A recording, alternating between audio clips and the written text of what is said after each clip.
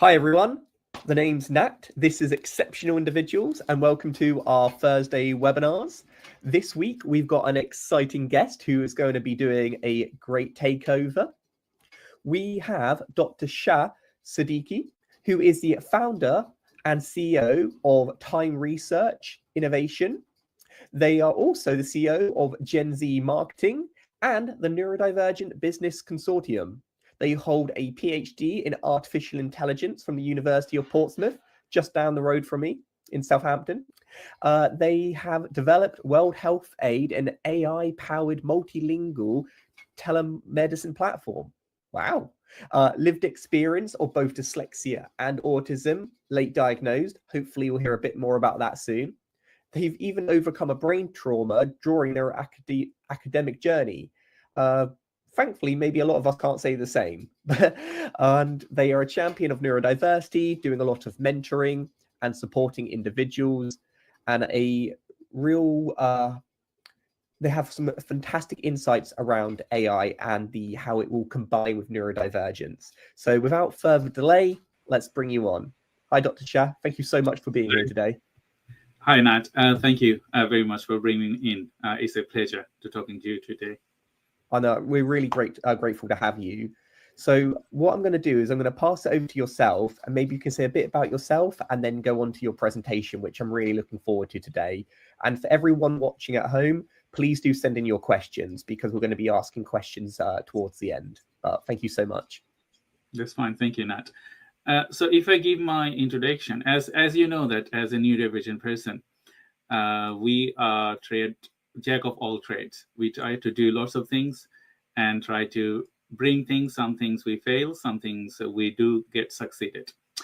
And my journey was similar like that way. So if I give a brief introduction from my childhood till now in few minutes, then you will have a detailed understanding my struggle and how I become successful and how I am working. So I was born in Bangladesh, a rural village, and then brought up in Dhaka. I was very odd child to peoples because I used to, I used to afraid of a lot of different things in my childhood. But my mother, she safeguarded me all the time. But I was very good at education. So later on my journey, I did very good on my GCSE college levels. But I was struggling all the time. And end of my college, I passed in 3 times because I did not know what's wrong with me. And then I came to the UK as an international student. I still have problems, toothache, and a lot of health problems. I did not know what's wrong with me. And later, 5 years, when I was end of my graduation, I had to go for a brain scan, and they recovered a brain tumor, and it was in the very late stage, and my brain didn't have enough room to, space the brain tumor. So I had to go for an operation, very, very in short time, and I had to withdraw from my graduation because I did not have that growth. Later, I was doing business and all other things, but I had to have a business exit in 2012. And that time, I questioned myself, what is my true value?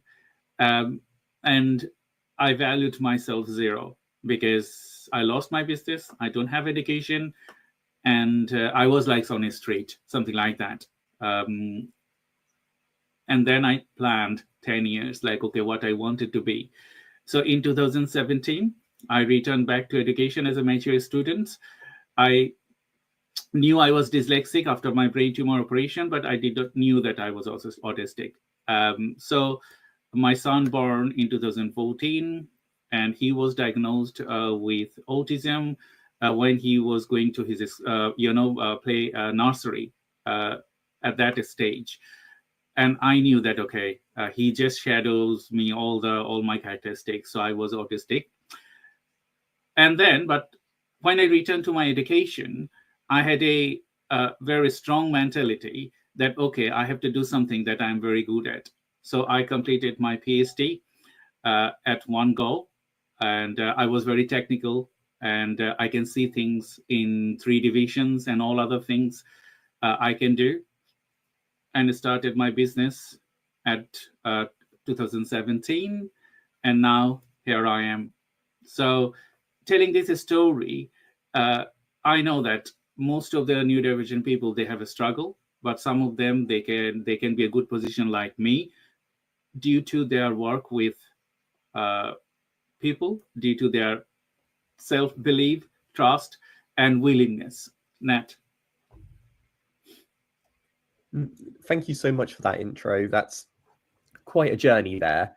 And I think, a lot of us can probably resonate with that perseverance and determination that being neurodivergent can bring and face.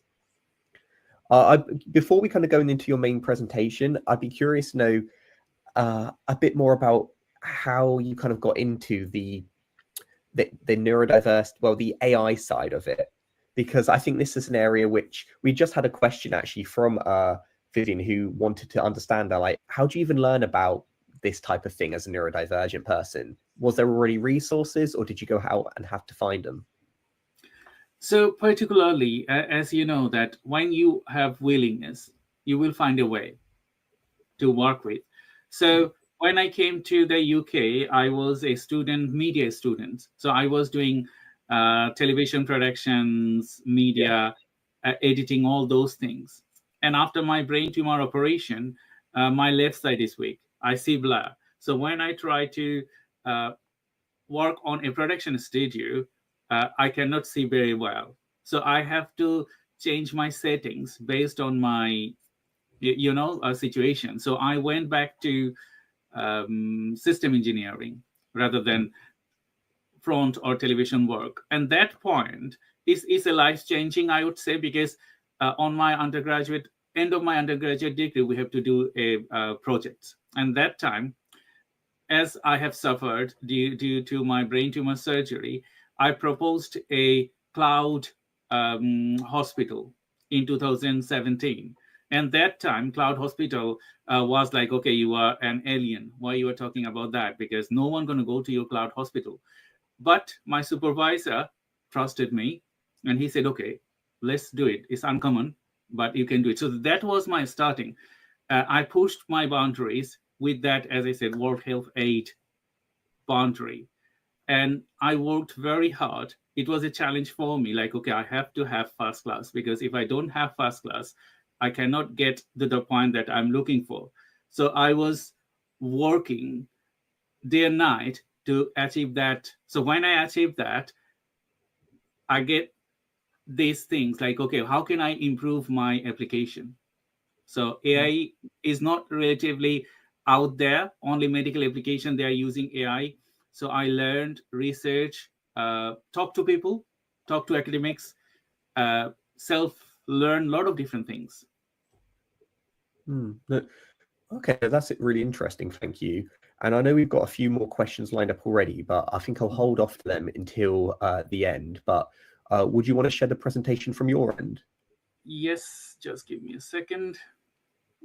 I've got it on my one as well for backup, but it might be easier for you. No, that's fine. Just going to share my enter screen.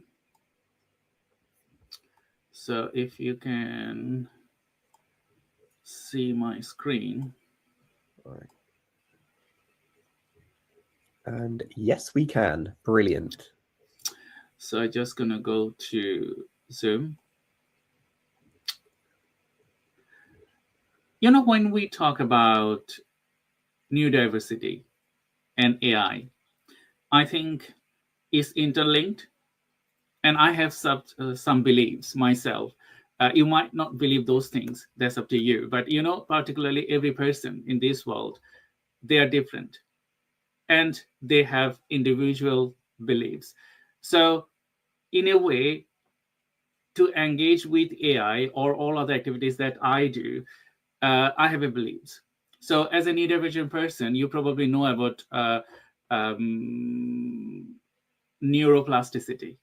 You probably know about connections. You probably know about a lot of different things. I think when you talk about neuroplasticity and you talk about AI is all about these things, like, okay, connecting a dot and many dots, millions of dots together and get a results out. And we are neurodivergent person. Some people, they say we are superhuman. I don't say that we are superhuman, but I say our mutation is different because we are muted in a way uh, that makes us extraordinary. That makes us that we can do some of the things very well, and some of the things we are very worst. So that's why we're different. So when we talk about neurodiversity and I connect individual dots. It might be different for you, individual person, because we are all different. But when I see things, when I dream things, or when I see the future, I can reverse back what I can see 10 years back and start a particular points to achieve that success. So that is my strength overall to get to this point. So when I think about I think about neural network. I think about my connection to the world. I think about a lot of other things that makes me stronger. And I have implemented all those things to my work. So today, with my presentation, I wanted to try to be very focused, and outcomes going to be uh, after this presentation: increase innovation capacity, enhance business performance, future ready workforce strategies, authentic branding and storytelling, competitive digital advantage, social impact and representation, inclusive AI ecosystem.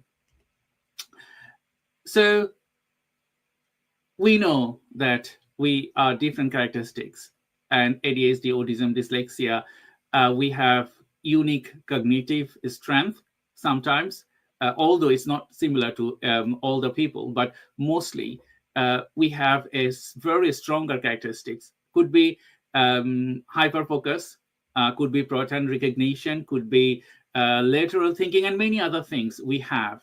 And with that things, if we work to improve those, uh, to get to an excellent way, we can make it. And another thing that I believe, like, we have lots of worst thing, and if we consider to improve all those worst thing rather than improving our excellent one, then we failed. So what I do, I have strong characteristics in critical thinking and all other things. So what I did myself, I become excellent on those things, and gradually I improve my other things later. So the role of AI in empowering neurodivergent talent. You know that there are different tools that we use. Adaptation I also use because I'm dyslexic. I also use Grammarly. I use AI. I use a lot of other things, and using those tools also gave me privilege to build new systems. And I'm going to be discussing about that later on this presentation. Why we need this? Because if you think about neurodiversity, or maybe a neurotypical person, uh, no one can be 100% accurate, and it's not possible in this world. So to minimize your gaps, you need a colleague, or you need a friend, you need a partner to work with you to make it to the extraordinary. And these tools are supporting us like that way. I can remember AI wasn't, ChatGPT wasn't there when I submitted my dissertation, PhD dissertation. So I have to work and research long for 4 years, and I could define and submit it. But now, when AI is there, those work I have done in 4 years, I could minimize it to 1 year. Why? Because I have tools and I have additional supports that I can make it happen. So that's why the work I'm doing now, it is speeded up. I would say 50% due to the AI and implementation, all other things. So when we talk about benefit of AI tools in language learning, is for myself. I use enhanced writing tools to actually make a sentence, because due to my brain tumor surgery, I lost vocabularies, I lost punctuations, and a lot of other things. So what AI does, sometimes when I write things, I even can't understand after I writing and read it through. So I get support from AI to construct my sentence, get my dyslexic error and all other things, and as well as punctuations. I cannot pronounce certain words because my muscles doesn't allow me to pronounce, like, okay, when I'm talking about a pepper, and you know that there is pepper, people call it sometimes a shit. And when I call it shit, it means a real shit. It's not a pepper shit. So it's just like those kind of things. And it's a struggle, I know. But as I said, when I add AI or punctuation tools or other things, it helps me to go to the next levels. Next thing, I wanted to talk about real world innovation. And I also wanted to share my screen. So I have developed many systems when I started my journey with AI software development and innovation. So part of that is that bot AI. So I work with, it's already been open here. So I work with innovators to create chatbots for businesses, implement them. We also work in many other domains here. So working with businesses to sort out data. And you know that generative AI is it out there, ChatGPT models it out there. But what we do, we improvise things, original knowledge with the help of large LLM models to get something different, to get something very much tailored. If I give a scenario like, okay, someone is looking for a chat buddy, and that chat buddy, they want to have knowledge of system engineering. So I want someone that I wanted to talk to, and it can tailor me all the system engineering knowledge. So when you talk to ChatGPT, it's not characterized, it's not model like you want. So what we do, we create original models, and we add and link it with large LLM models to produce a systematic software or systematic AI application. Then if I go to my second one, we also working on sustainability. So you know that sustainability is a key thing currently, and people have talk about sustainability. So one of my project that we are working with delivering sustainability, change, transparency. So we do audits, and based on that audits, the DPP, Digital Product Passport legislation, will be imposed from 2027 and in the EU. And when it is imposed, every government, they have to have a tag, either a QR code or RFID or NFC cards with these governments for its historic data. So data could be anything related to carbon emission, journey, and a lot of other things. I can go through with just one simple click. And what we are doing, we are capturing the historic data, and with AI, because you know there's billions of garments each year produced. So to track these billions of garments, we need to have a smart decision-making software. We need to have a smart system that can analyze data and level this data for our consumers, that, okay, they are buying the right products or not, or their carbon footprint. All the time we talk about these buzzwords, sustainability, but we actually ever think about that, okay, if you are buying a t-shirt or a textile garments, are we sustainable ourselves? We need to think about that. So we are preparing that as well. The next thing we are doing, we are utilizing AI for sales and marketing. So we work with data, and we analyze people's businesses, and we create end-to-end solution based on the business, market, and future growth. Combination of together, we develop systems. So in sales, we talk about growth and growth and growth. So if you are not data driven, you cannot produce growth. So we analyze systematic data, and based on that, with our methodology, we work end to end. Like, okay, if you wanted to attract 100 customers per month, we need to get to those 100 customers. They're actually looking for your product and services, or they were looking to solve their pain points. Without that, it doesn't work. So we work systematically with data. The last one I wanted to talk about is, as well as understanding people and their work. So we do regular communication with people.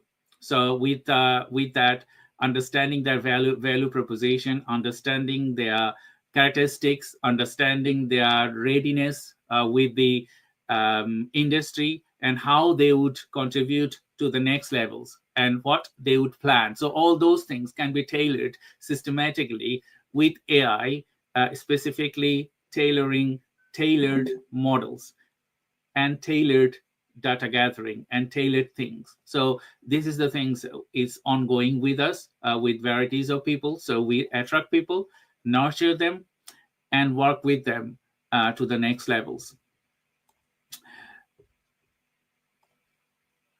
So the next thing, it's problems as well. When we utilize data, technology, if you don't understand that, there is a problem there. And we also need to how we can solve those problems. And it could be data privacy and all of other things. We have to have concern about it. And there is lots of leaks and malware and spyware attacks. So we need to understand that as well. And AI plays a vital role understanding individuals or understanding a signal. Okay, some user is coming to your site and how they're reacting. And based on that, how you can prevent the privacy issue or malware and other issues. So another question mostly asks that AI will replace people or human. This is also a question to you as well. We can talk about this in the conversation. And the next thing, what else is out there with AI? What it can change in the future? We can also talk about this on our discussion. It is important to select an AI tools that align with your specific and the profiles and learning objectives, because there are many AI tools, but are those really tailored for you? And can you tailor those for your specific purposes? We also need to understand that. Thank you very much. And this is my end of the conversation or presentation. And we can, if you have any question, Nat, we can jump into that. All right, brilliant. Thank you so much for sharing that. And I think it's shown a really interesting overview of how AI can be embedded in day-to-day and how a neurodivergent mind can add to those types of innovations. Now, if anyone does have any questions around the use of artificial intelligence and how it might relate to neurodiversity, please do share. Now, I came prepared because this was an interesting subject and there are definitely a lot of things that I would like to ask. So I'm going to kickstart off with, could you share some other examples where neurodivergent thinking can directly improve an AI system? Because we often see how AI systems aren't taking our minds into account, but when they are taken into account, what benefits are we likely to see? Because as I discussed earlier, that neurodivergent brain is critical brain. And when you understand your brain, your patterns, we also have a patterns, isn't it? Every person, neurodivergent person, they have a pattern. So sometimes I can think, okay, some people that develop a system, and if I would develop that system, I would think about different touch points. Like, okay, there could be improved, there could be improved, there could be improved. Like yesterday, I had a meeting with someone. Opus Clip, and I use Opus Clip to create shorts and all other things. And I spotted some gaps, and I wanted to talk to them. Like, okay, I think if you can improve this, because I'm a neurodivergent person, and it could be better if you add these things, and that Yeah. things. That is the thing. When you develop system, people doesn't think about it. They don't think about neurodivergent. They don't think about disabled people. They don't think about limited eyesight. I have all those things together because person with full disabilities. So when I work with an individual per person, I ask them, and sometimes they don't like me either because I'm talking about the gaps. And the gaps is like, okay, when I'm working and I wanted to work in full rhythm. So neurodivergent brain can improve AI differently, and we will take AI to the next levels. But to do that, we need to learn it properly.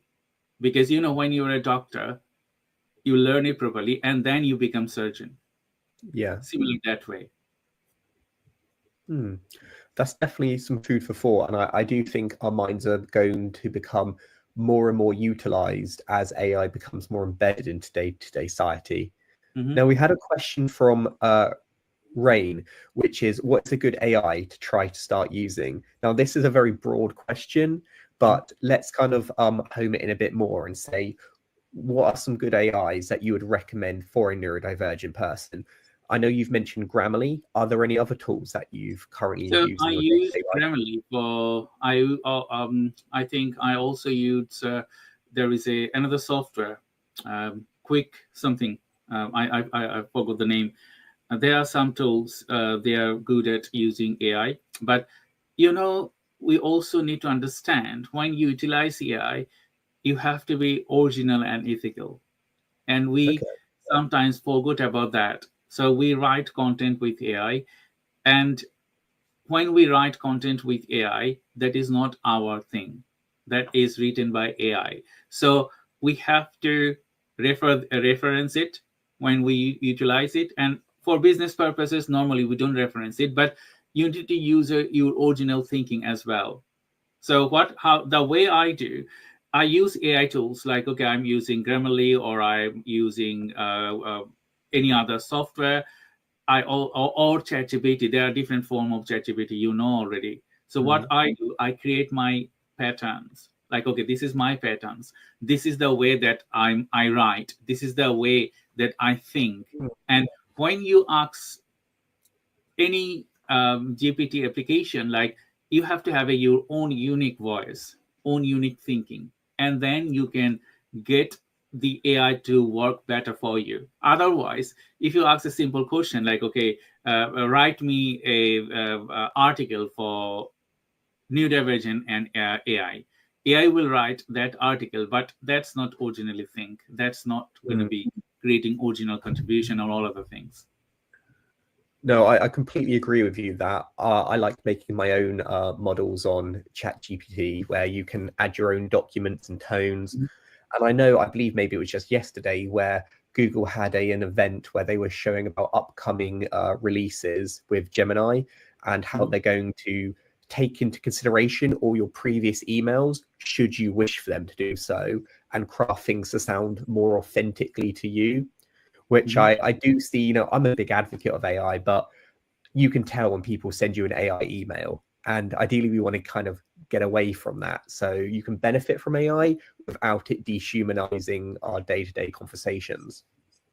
Yes, I totally agree with you. So that's why what we do, we use large LLM models because we cannot build LLM models because it's very time consuming and it's very expensive. We cannot do that. So what we do, we develop top layer models from scratch. Like, okay, this is the top layer models. Like, okay, if NAT, we're going to be researching about NATs. How do you write? How do you react? How do you do this? How do you do that? So when we develop that particular models, it will combine with the LLM models. to create exactly what you're looking for, exactly your characteristics, exactly your thinking, exactly the way you describe things, similar way. Sometimes just little things like I know chat gpt is very Americanized, so whenever I get it to reply to my emails it always says totally, and I'm like, I would never say that, I would say awesome. And it's just little things like that that do make a big difference. Mm-hmm. Now I want to move on a little bit to my next question, and we've got some more from the audience, and it's that how can we stop AI tools from reinforcing this neurotypical bias in their training data?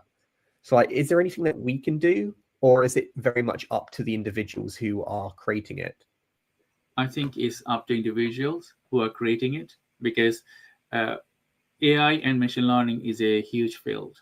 Okay, sometimes when you training a data, that means you training a data of the platform of other people's like ChatGPT or DeepSeek or Google or Microsoft Copilots. This is their platforms. So when Yeah. you training your data to a third-party platform, you have less,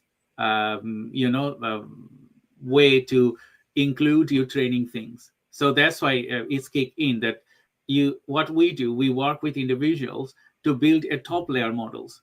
You can control that models 100%. So when you control that model 100%, and that tools will talk to the large LMM tools the way you want, the way you wanted to get this. So even the large LMM models will throw a answer.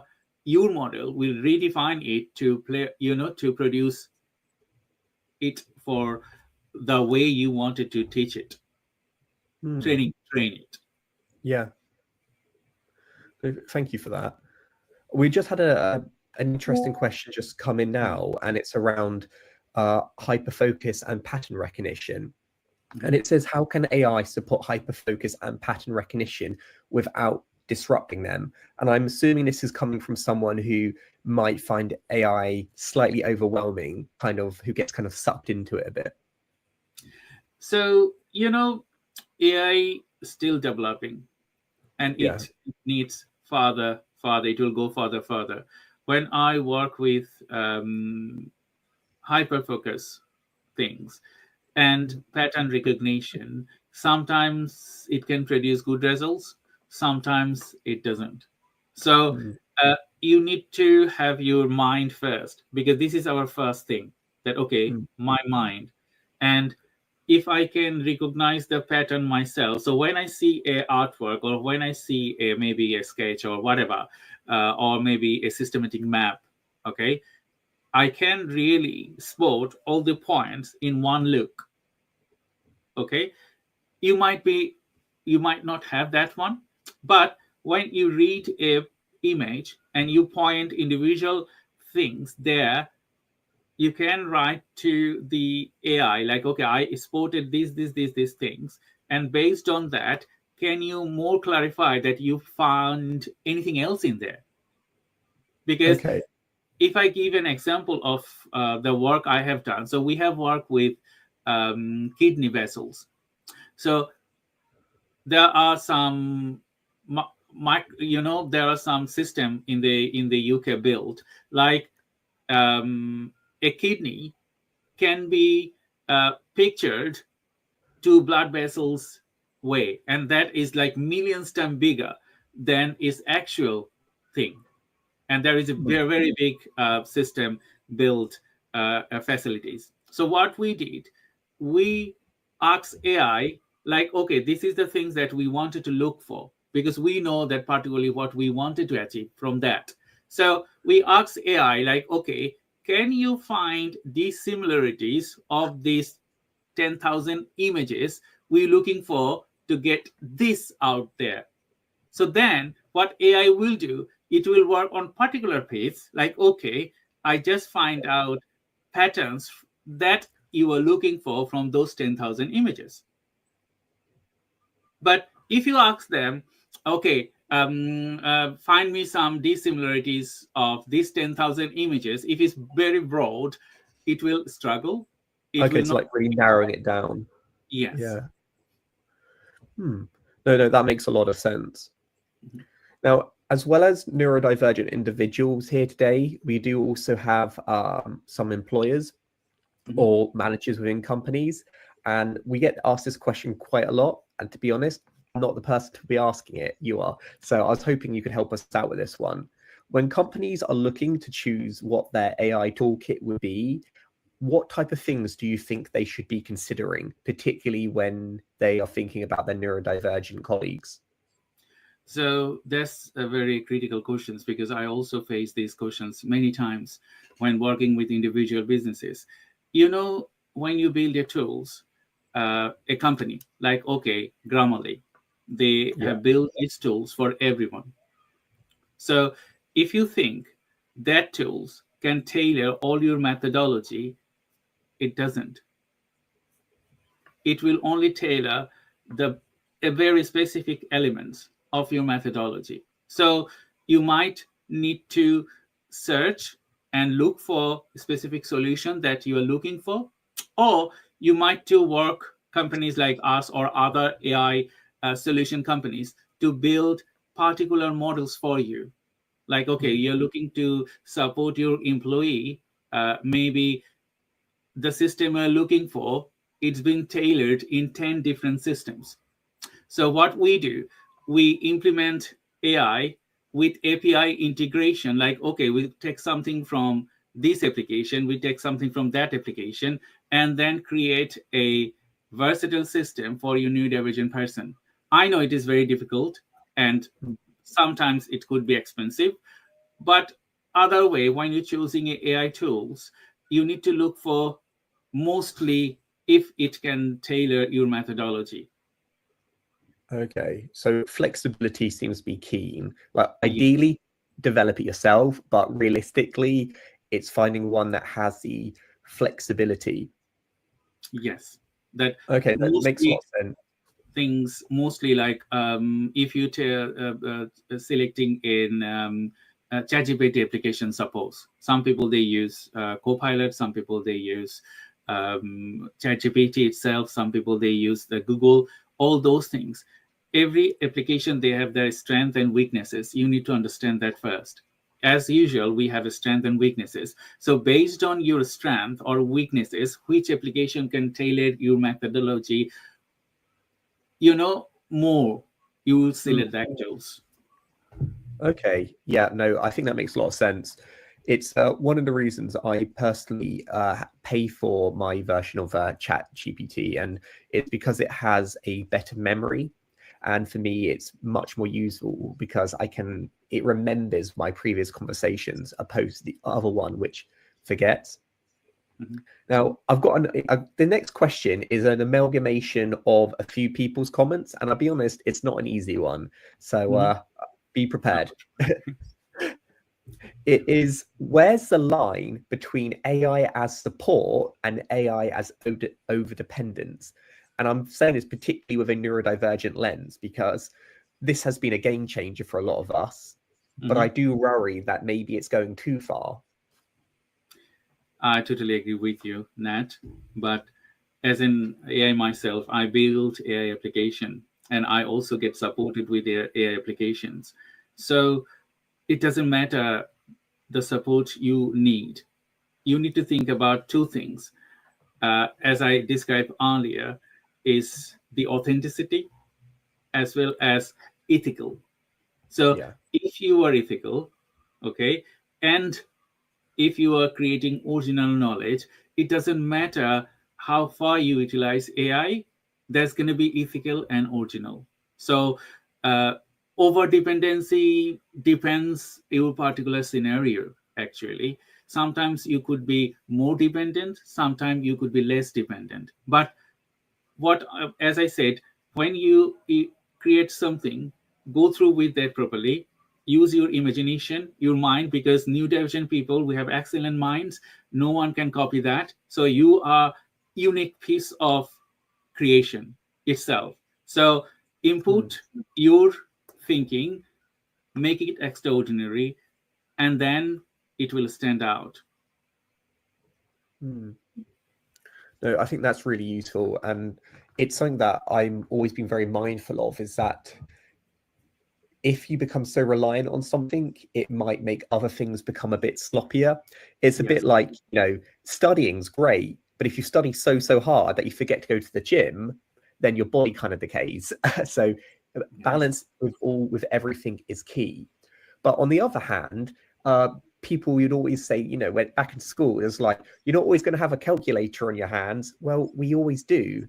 So I think expecting that AI is always going to be there and it's always going to get better, while also keeping up with the skill set, which we like the foundational. Now, we've had a lot of questions in the chat around data privacy, because I know this is a hot topic, and a lot of organizations, particularly in the public sector, have been kind of slow to adopt AI because they are worried about where their data is going. And when we spoke about personalization, it kind of got me thinking around, well, let's say you tell the AI your everything. I was diagnosed at this age, I had this trauma, I struggle with this. Is there any potential risks, or are there ways to mitigate potential privacy concerns? Yes. So when you ask ChatGPT, you see their privacy policy. So they keep your data at certain times, and they have to, because as a business, we know when we utilize people's data, we have to keep that certain times.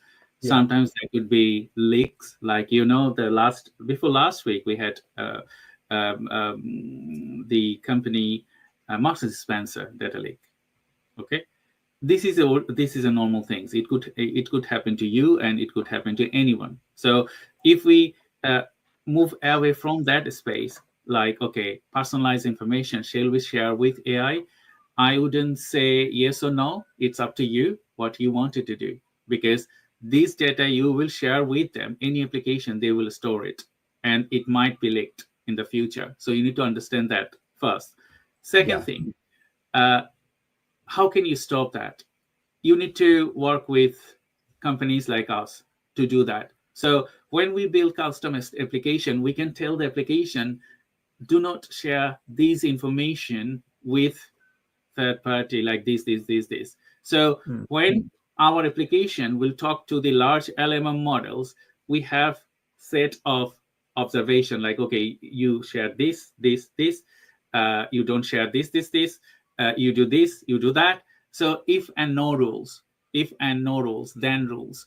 That makes us the application unique, and thinking about less way to depend on these kind of large language models. We have to still work with them, but we can prioritize that when you have systematic approach. So there's going to be risk whether or not we're part of it or not part of it, but we can take calculated concerns, I suppose. Yes, but now it depends up to individual people. Now, I've got the people have been really interested, by the way. We've had lots of comments in the chat, and a lot of people talking about different data in the UK and GDPR and all of that sort of things. I suppose it's still very much an emerging area, and organizations which have to be more risk averse, such as government departments, naturally are going to be slower to adopt. But I have two kind of final questions, unless another one comes in, that I'd like to ask you. One is more personal to you, and the other one is more forward focusing. So we'll start off with the one about yourself first, because I think that could be quite interesting. And then we'll do a more open one. So the penultimate one is, how has your own neurodivergence shaped your views on AI and ethics? You've chatted a bit about a general response, but I'd be curious to know yourself. Like, would you feel completely comfortable with telling AI everything about you in order to help you? Is it a fair trade-off, or are there still things that you'd prefer to keep private? So that's a very good question, because I work with AI all the time, every day.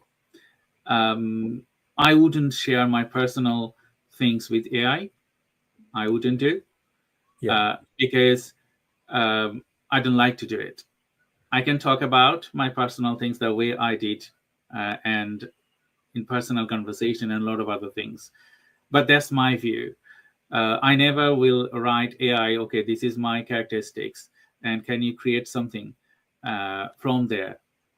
But we are training particular models. We are building now AI avatar for neurodivergent people.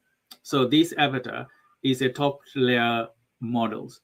So Right. what we are doing, we are injecting all personal information with this avatar, but we are not injecting this personal information with the third party. So in top levels, we have information there to understand and get talk to you like a buddy, talk to you similar like Yeah. way you talk to them like a friend, but you're not passing your information to the large new LLM models. And as a Mm. neurodivergent individuals, it shaped my views on AI, and ethics is important because my PhD ethics is a core thing. That's why I always tell people, like, whenever you do utilize AI, doesn't matter, it's endless, you can get it from AI, but be ethical, be mindful. Okay, if you need to do something, you need to think, okay, really I do need to do, because your brain has to be there. If internet is not out there, the what you can do, you can't access them, and your mind gonna be become ideal. Like, okay, what would I do? And neurodivergent people, we become imbalanced very quick. So think about that scenario, the switch off. Like, okay, the things is switched off. Yeah. If you do not practice, what are you gonna do? So if you combined your inner things and with AI, you are more stronger. But if you depend too much on AI, your brain will become ideal, and at the end, you will think, okay, I'm nothing. Mm. So I think that really goes back to the being over codependent upon it, Mhm. that while it's useful as a tool, it shouldn't be our kind of default. I Yeah, get this kind of view in my mind. If you ever watched the film Wall-E, when all the human beings are just kind of like bedbound and kind of floating around space, like I they agree became with too reliant upon the technology. that. Mhm. Whereas when used ethically and responsibly, it can have massive assets. The Mhm. way I always see it is that technology advances are going to happen regardless, and they're always going to be good as well as bad. But I think it's at this time while we are just crafting it is the most crucial time for us to have these kind of detailed chat. Mhm. And I suppose that kind of leads me very nicely on to the future. Um, AI is still very much in its infancies, but I would love to know if you could give your kind of opinion about where do you see it heading, particularly under the lens of neuro inclusion. Like, how might this shape to make the world a more inclusive place for all? So AI is helping neurodivergent people a lot. There is an endless support we are getting from AI. In reality, what I'm thinking now, to create um, cubicles in the future for health purpose. So maybe it could be a virtual cubicles, and that cubicles you can um, get help from there for your medical treatments and all other things. Hmm. You know, we're thinking about time travels. I don't know it will happen or not, but if we think about that, my son talk about magical potion to reduce your age, so you will not get aged, because he want me to be alive hundreds of years. Nice. Okay, and I think AI had that capacity to analyze data, millions of data, and produce a specific elements for you, and it will happen. Yeah. People are using astronomy, your people are using geography, people are using human cells. We uh, work on particularly phenotypes. You probably know about phenotypes. So Mhm. what phenotypes are you? And these phenotypes, how you can change your genetics mutation, a lot of other things in the future. Uh, this will happen, it will go further, but before we jump into that, we need to know, yes, we can get endless things. We have to be ethical. There's another thing that I'm talking about. With AI, you can create distractions. If you create a bomb, if you create something that will destroy human, we have to be mindful about that. And neurodivergent people, you know that majority of the neurodivergent people, if you go to see the crime rates, is there. Okay, because we are very clever. People don't understand our strength. They see that us as like, okay, we are good for nothing, but we create a lot of different distractions. We have to be mindful about that. So inclusivity in relation with neurodivergent people, you have to be mindful what you do and grow this to the next levels rather than destroying. It could be an add-on, like, okay, supporting some other people, like an hand making prostate hands or prostate legs or something like that. I'm thinking, I talked to my son, he's 11, that in the future we might change our body. Okay, we have a new body and we just change our body, and it will happen because we are thinking about it. That's why it will happen. But it has to be ethical. Like, okay, when we change our body, does it need it to change it? Yeah. So kind of what I kind of got from that is that the future will be whatever we can think it to be. If you think it, it can become it. And having a neurodivergent mind can allow for more creative possibilities. Mm-hmm. And I think having that diversity of thought can also help keep us in check. Because if you think one certain way, you end up with a bunch of yes people, like, yep, yep, yep, yep. Where neurodivergent individuals are much more likely to go against the grain. And as you say, not always be like, whoa, I'm not so sure on that. So we are kind of our own self-correcting mechanism, which kind of keeps us in line. But honestly, I think this is a fascinating subject area. And I am seeing more and more companies which are naturally adopting AI because it is the future, taking a second look at the neurodivergent applicants that they have previously kind of looked away from, and now thinking, wait a sec, we actually very much may need that alternative outlook. I totally agree with you on that. Yeah. So I just want to say thank you so much for your time today and sharing your knowledge and your presentation. So thank you so much and hope to stay in touch. Yeah, thank you everyone for your questions. And if you wanted to connect me, please connect me on LinkedIn. I'm social media. I'm mostly engaged with social media. I also run my own webinars and all other things. If you need something, feel free to talk to me or talk to Nat. We are connected all the time. And thank you. Definitely. Thank you. Thank you, everyone. And hopefully see you next week where we're going to go back to our traditional interactive webinars. Thank you so much again, Dr. Shah, and see you all again soon. Have a great rest of your Thursdays. Bye-bye.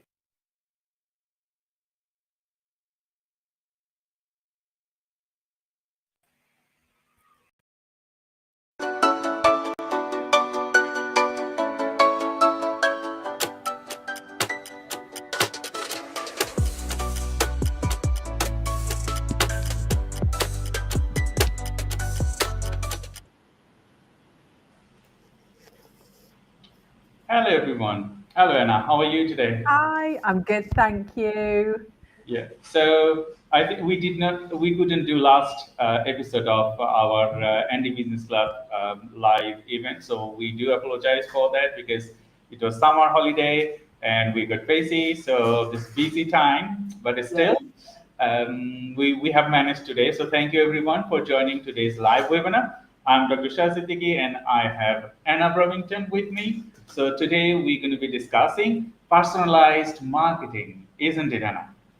Yeah, absolutely. And in particular, like AI, the AI side of it, which is a hot topic at the moment. One of my personalized marketing is one of my favorite things because every stat tells you, particularly as the younger generations come on, that that's what people want. They want stuff that is tailored to them, that is not random. So this is going to be such a good topic. I totally agree with you because, before AI kicked in last couple of years, people used to struggle, something like that. As a neurodivergent person myself, I also struggle in different ways. But when we got the AI, some of the things that we think that okay, it's like multiverse, it's just like multi things that our brain, three-dimensional things, all those things came alive. What do you think? Yeah, absolutely, absolutely.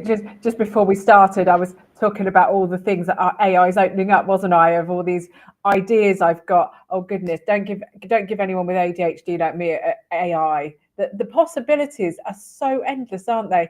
Of what you can create and do with it, because it's just so broad.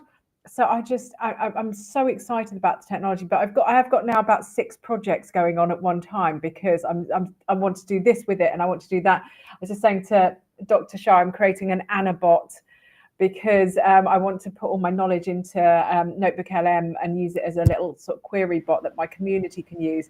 And it's things like not just helping me, but helping my customers as well, how I can use it. But because it's so broad, it's quite daunting as well, isn't it, Dr. Shah? I totally agree, because I was talking one of my business partners, okay, and he was saying that I have lots of ideas, okay, and when you write it down, my ideas is dumped on a piece of paper, so my brain is empty, so I can generate more. When AI kicked in, I also had the same thing, that lots of ideas, but when I dump that on I cannot do it on a piece of paper because I'm dyslexic. So what I do, I dump on a Excel documents or a digital document.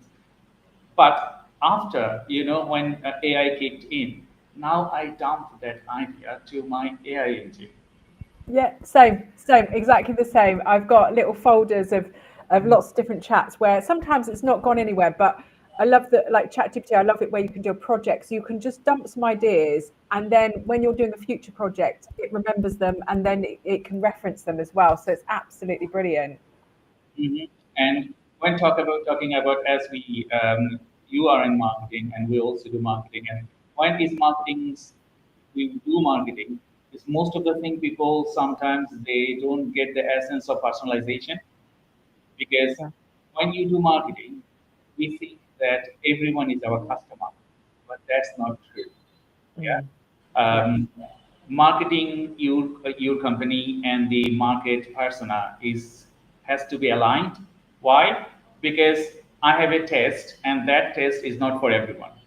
That test for specific people, they will nurture your idea to the next levels, and that's why you need personalized marketing. How do you feel about that? Yeah, no, personalized marketing is one of my favorite things, because exactly that, because people, when they try and market to everyone, like I feel like the marketing becomes very generic. So I used to work with a brand that serviced lots and lots of different industries. They were a digital marketing company, very big, well-known one, and they serviced lots of different industries. So it was like lawyers, accountants, plumbing, construction, all everything, cleaners, everything. And then they're sort of, they had a very broad, but there were pieces within that which were comfortable, and sort of like the size of the amount of marketing, beginners in marketing. And what they did initially is they put ads out for, come with us and we'll start off with marketing and get you going on your journey. The problem is, like, it was just pictures of people, just random people. So it could be a plumber or a lawyer or something things. But the thing is, what we do is we really resonate with stuff that looks like us and sounds like us. So if you're a lawyer and you see a picture of a plumber, you're like, oh well, I'm not in the trades. It doesn't resonate with me. It doesn't, that ad doesn't resonate with me. Whereas if you see a picture of another lawyer and a testimonial from a lawyer popping up on your marketing, you resonate with it. And there's a lot of, I can't remember what the psychology is called, but it's around these sort of groups that we associate in life with. There was a really good example of, I think it was HMRC, where when they were trying to get people to pay their tax on time, what they started doing is saying people in your like area, or it was your postcode, paid their tax 20 days early. And because that was our sort of one of the groups that we belong to, which is people local to us, we were like, oh, well, if everyone else does it, oh, I better do it. Yeah. And the same with lawyers. You know, if you're a lawyer, you belong to there's a sort of lawyer. So I'm ex-marketing. I'm in the groups like mums and marketing. I'm mum and I'm marketing. That's two of my groups, like my little groups of who I identify with. I'm neurodivergent, so that's another group that I identify with, and we've got to find people's little who they identify with and what their groups are, and sort of show that we are for them. I mean, it's like you wouldn't put pictures of young people if you were selling retirement housing, would you? You've got to find your little segments and that. I totally agree with you because, when someone starts present days, there are many marketing companies, thousands, even more than that. And everyone has a different niche. But, working in the marketing for last 20 years, more than 20 years, when I started as a newcomer back in 2005, 2006, I thought that, okay, I'm for everyone. I'm going to serve the world, change these things. But, after working 20 years, I found my niche thing. Like, okay, no, I'm not for everyone. Okay. I'm just for particularly these guys or these guys or these guys. And I would only support these guys because they will understand my mentality. I will understand them properly. And when the matchmaking is done, we will serve each other very well, isn't it? So today, as personalized marketing, we're going to be talking about AI, how they can improve your personalization, how you can search for your new clients, okay? How you can be very focused and then create your momentum. We have a message from John, and he said, always an interesting topic, as you know, Nana. I'm becoming more worried and cynical about where this is all going. Oh, so John and I had a talk. He's been talking about things like Sora and AI in video a lot recently, with how real some of these things are getting. So things like deep fakes and etc. How AI is being, it's getting amazing. It is really getting amazing, but there's this worry of it can now replicate your voice. It can now replicate you on video. It's starting to. We are seeing sort of like maybe job shifts and job changes and things like that. And I think John is right to be worried, because there's always huge change with things like this, and we've got this is why they're trying to start putting checks and balances in now to make sure it's like a safe change, how we can identify when things are real or fake, etc. Because this is it's a huge shift and we're moving very fast. There's a really interesting story in Matthew Syed's Rebel Ideas. I know I quote this book quite a lot, and it talks about the Industrial Revolution and things like that. And it talks about when we moved from steam power to electricity. And they expected it to be a quick move, but it wasn't, because people were really cynical about electricity. So actually they stayed on steam power, and it actually delayed sort of like the evolution of what we do for quite a long time, because we didn't embrace it. And I think there's this line between embracing stuff and being cautious, because I loved AI, but do I trust everyone that's developed an AI system? In the capitalist society that we've got, probably not, because there are people that use things for unscrupulous things. Even pre-AI, there's hackers, there's cybersecurity problems. So, everything we have to proceed with caution. But I think that's where education lies in. I don't know about you, think, Dr. Sharp.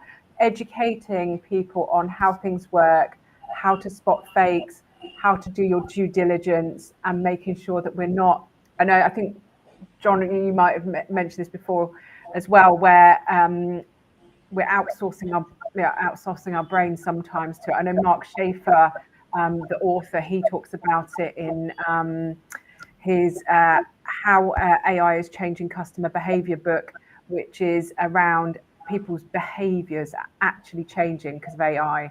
So, there is some education bit, I think, there, definitely. But that's why we do these, isn't it? To sort of teach people how to navigate these topics. I totally agree with you, because we have done last year, we are doing this year, and this year also we are just finishing this year in next 2 months, 3 months time. And we talk about marketing, we talk about personalization, we talk about ND mentors, ND special business people, entrepreneur, and all those things we talk about. And the core motivation for us to engage people, to support them with understanding of knowledge, how diverse people are and how they are changing. I have found few things working with people after the AI kicked in. People normally, some of them were very afraid. They didn't know what to do, and some of them utilize it in a way it shouldn't be like that. Some people, they utilize it better. Okay, Yeah. so we talk about, I think, one of our programs, that you can utilize AI, but you have to have human thinking on that. You have to have personalization in there, because AI, they understand what you are doing, what you wanted to tell them to do, but they don't understand the heart bit, isn't it? They don't have that. So when you write something, personalize it, to make it yourselves. As an academic myself, we always tell people that you're going to be always stealing things from other writers, but recognize them, refer them to your literature.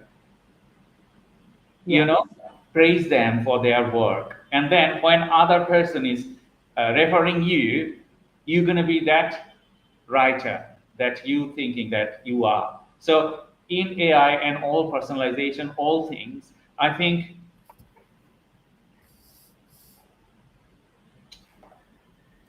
okay, I have a technical issue. Oh. Okay, are you there? Yep. Yeah, so I just had a glitch here, because I just wanted to share that I'm not in the UK. I'm in Bangladesh. So in Bangladesh there is load shedding and all those things, but I think we will cover there. I had it just glitch here, so I was a couple of seconds out. But as I said, so when you do things, personalize those things for you and for your clients, because otherwise, AI will have no meaning. Yeah, and I think the thing is with this stuff, if I did a talk a couple of months ago on amplifying inequalities, the hidden bias in data, and it was around being cautious of how we interact with AI, making sure we're not amplifying biases, and things like that. And a lot of the stuff you can do to sort of make sure it's a bit safer. There's things like making sure you're prompting well, making sure that information you put in is really useful. I'm a big fan of putting my own information into AI and using that, because I know that it's high quality, I know that it's truthful, I know that it's accurate.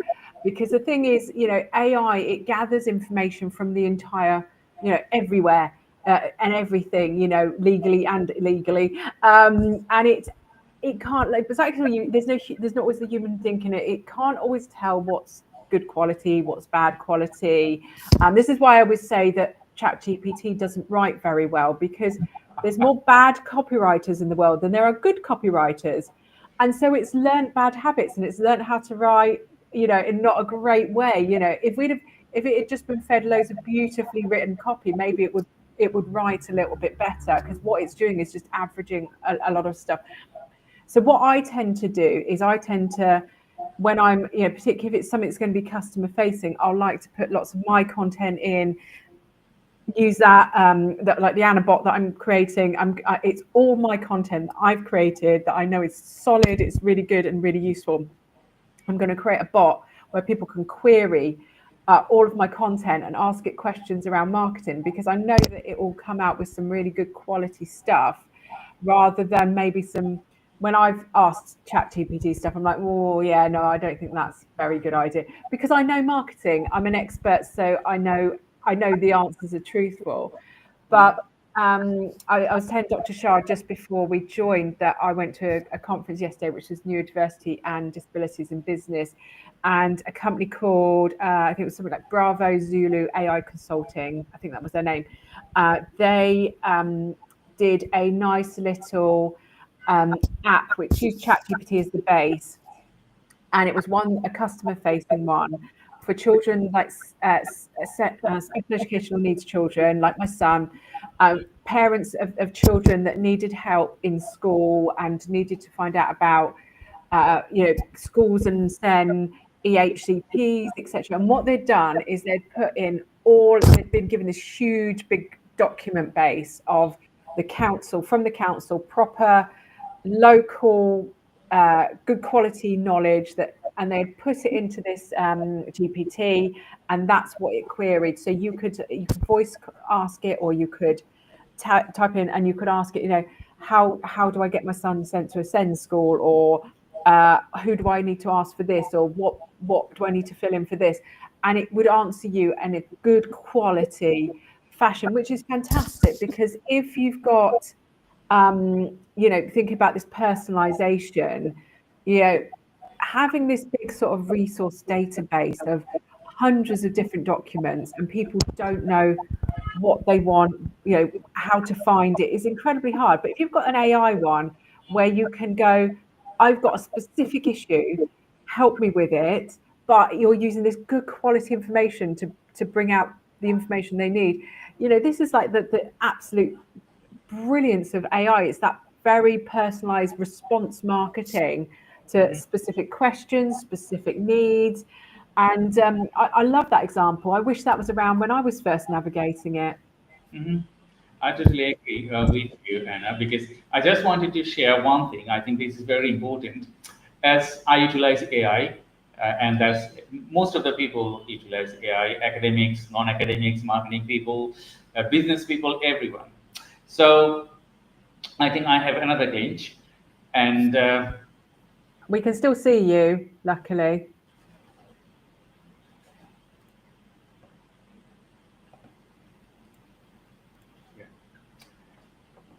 I think I have another glitch. So sorry for that. So as I said, most of the people usually use AI, and there was some research that AI can write better than academics. Sometimes in a way it is true. And one thing that I experience, like a case study, I want AI to find me some case studies on specifically technology. Like, okay, find me some case studies on technology, and can you suggest me how can I write a case study on that? So what it did, it found me the case studies and write me the way that I wanted to present it. When I'm reviewing it, I said, okay, can you share me the reference that you have mentioned there? And it said, there is no reference. I said, why there is no reference? I made it up. I love that. Oh, bless its heart. So I said, I told you to find some case studies because I need some case studies and I wanted to use them, but you made it up. No, it will not work. There isn't anything that you can make it up. Okay, so find me a case studies of this subject and don't do anything. Just find me some. And then it gave me like a couple of case studies of the real subject with link and proven link. And I have to go each and every link to see, are they right? Yeah. Okay. And then I think some of the people of the audience they're watching today, they might experience the same thing. So and I have seen some of the posts on LinkedIn and Facebook, and okay, they are saying something, and at the end, it's not the right thing. So they just did that, copied it, pasted it, and posted it. So as today we are discussing personalized marketing, I think you need to understand when you create personalized marketing, whatever you write with AI, investigate that is right point, or that is the right thing that you're talking about. I think we have a comment from Thomas. Thank you, Thomas, for your comment. So, is AI and the use of AI marketing platforms leading small business owners down a rabbit hole and away from their starting point and the why they got into business in the first place? That's a very interesting topic, Thomas. Thank you very much. I think we would talk about that. We love to. What do you think, Anna? Yeah, do you know what? It is really interesting, and I think it's the problem with AI is that it's like with anything business, it's what you put in, is what you get out of it. And this is why recently I've been doing a lot of talking around the topic of vision, mission, and values and goals. When I do marketing, and looking at like things like Simon Sinek's Why. It's if anyone hasn't read it or watched the TED Talk, I highly recommend it. Simon Sinek starts with why, and it's exactly what Thomas is saying around like why we're getting into business, what's our purpose, because otherwise, a bit like going back to what we were talking about earlier, being too generic, we're for everyone, when actually we're not for everyone. For example, with me, like my personal business, Create and Kev, is my thing is that I'm helping founders that are hands-on in their business, particularly STEM ones, that they wanted to start a business because they wanted to do what they loved, which is coding. It could be, accountancy, whatever it is. It's they want to do what they love. They don't have any business skills. They hate business. In fact, when I did a voice of customer research recently and looked at what people think about it, and they were like, I hate marketing, all in capital letters. They said there's nothing worse than marketing my business and finding customers. They're very passionate about it. If someone like someone like a Richard Branson, who maybe owned a business because he wanted to run a business, he's not my customer at all, because I don't want people that have the business skills and want to run businesses. So I'm very much in all my language. That's who I'm helping. It's people that are hands-on, that don't know business, that really hate it, really quite passionate about their struggle with it. And because I'm a techie from my background, ex-programmer, I like STEM businesses as well. And so I'm really quite niche in who I'm helping. And the problem is, the thing is, because I know who I'm helping. When I use AI, I use it with that lens of who I'm helping, because that's what I'm experienced to do. So when I use AI, I get really targeted quality stuff out of it, which aimed at my audience. I've trained it on, my purpose, my vision, everything. So I find it very niche. It comes out very niche for me, particularly when I'm in my business folder. If you don't know your vision, purpose, and I think this is the problem, sometimes people aren't sure of their why, or don't know how to articulate it, or aren't considering it. So when you use AI, you go, write me a blog on being an accountant, or write me a blog on, content marketing. You don't put an audience in. You don't put what their pain point is. There's no information. So you end up something so generic, which exactly what Tommy said. It takes away from your why. Who are you? Who are you targeting? And that's the problem with AI, because it will do what you ask most of the time, unless you ask it to give you questions.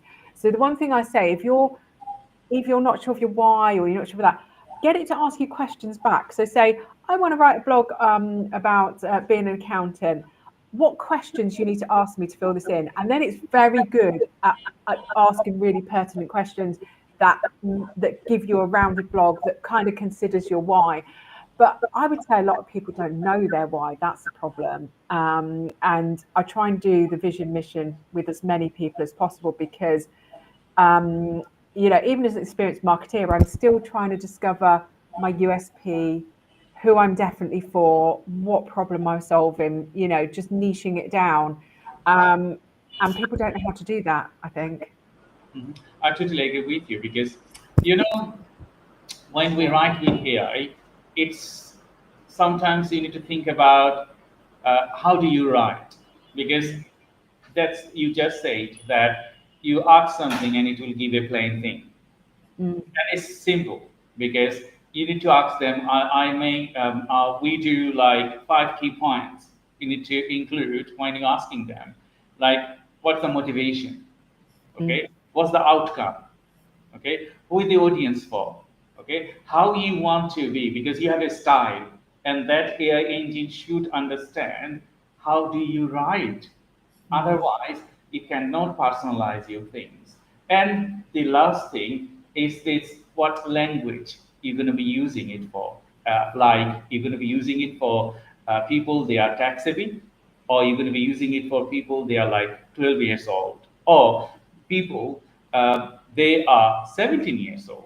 Because those are the things, if you don't direct AI to write specifically and giving them enough resources, because we develop AI systems and whatever we develop, we prioritize the AIQ making, like, okay, how AI will conduct its work, referring to the different key points. Like, okay, my business, like if it's accountant business, you cannot include there something that is non-accounting thing.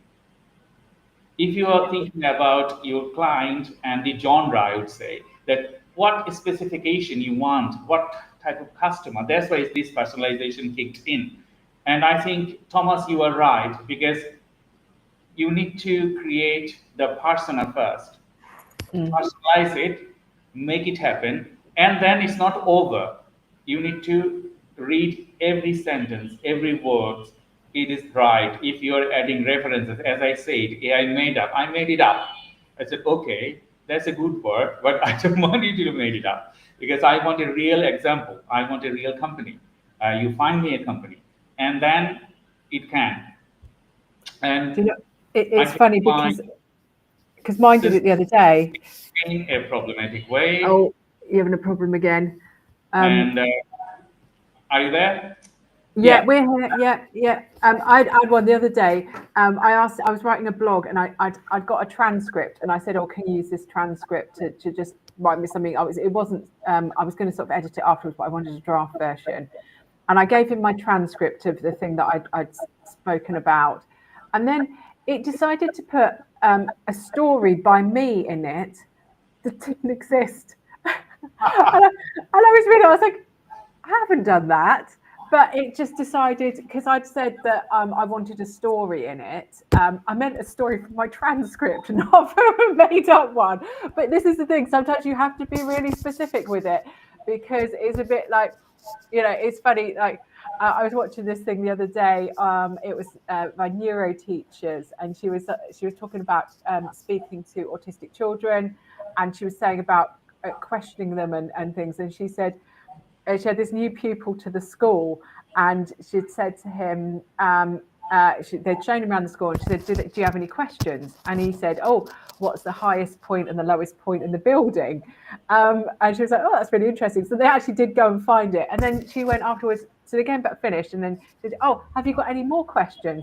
And he said something around like, what's going to happen to all the bees, because he's really into insects. And she said that wasn't his problem. I just asked him, had he have any questions? She hadn't put any context behind it or any reasoning behind it. And this is what we do. Sometimes we make assumptions when we're speaking to people that they know what we're talking about. And AI is very similar. We think we know what it's going to talk about. So we tend to make our prompting too open-ended, don't we? And not enough information in there, when actually we should be question it, giving it information and making sure we're not making assumptions. I mean, when I did my my talk the other day, you know, AI does, you know, it has a lot of biases in it. So things like when I asked it to do an image of a startup founder, and it showed me this like late 20s guy, glasses, sort of bit of beard and everything. And then I asked it again to create me another one, and it gave me the same guy. And then I opened another chat window and asked it to do me a startup founder, and it created another one. And then I used Gemini, and then I used Copilot, and they all created me almost the same identical guy. And it had made an assumption like that startup meant technical, and that and that I wanted like the sort of like what everyone perceives a startup founder to be. It made loads of assumptions of what I hadn't asked it to do. Where a startup founder could be a coffee shop owner, or it could be, you know, a plumber, it could be anyone, but it sort of made these assumptions because I hadn't told it what I was thinking. So we have to be really careful when we're prompting, because it's not a mind reader, although it sometimes tries to be, and you know, and sometimes we can be folded in a sort of lulled into this sort of false sense of security that it knows what we want, but actually it's guessing, and actually we need to you know, make sure it's not guessing, I guess. I absolutely agree with you. Like as Tom said, that people are or getting down to the rabbit holes and away from their starting points. I think that's true, because they are so dependent on AI that they think, okay, they can do everything. But as a person, you are good with something and you are not good with other things. So if you are not good with some other things, I think that should be handled by a professional person. They good at. I think this motivation, if someone they are a new innovator, or they are starting their business, yes, and they're starting with, if you don't have funding, you can have jack of all trades, but this jack of all trade will not develop in next day. It takes ages, even weeks and months or years, to become successful, specifically in any trade. And if you cannot do it, you have to seek professional advice, professional people to do that work for you. Some people, they are multitasking, but you have a limit. I understand. I'm multitasking, but I have a limit. So I used to do a lot of marketing beats on all those things, but now I cannot do it. Why? I'm concentrating to develop my skills to the next dimension. So if I wanted to consider to the next dimension, then I should work on that, not to do everything. And that's not possible. And it's not possible. So thank you, Tom, for your questions. I think viewers, they're watching today, they will understand it.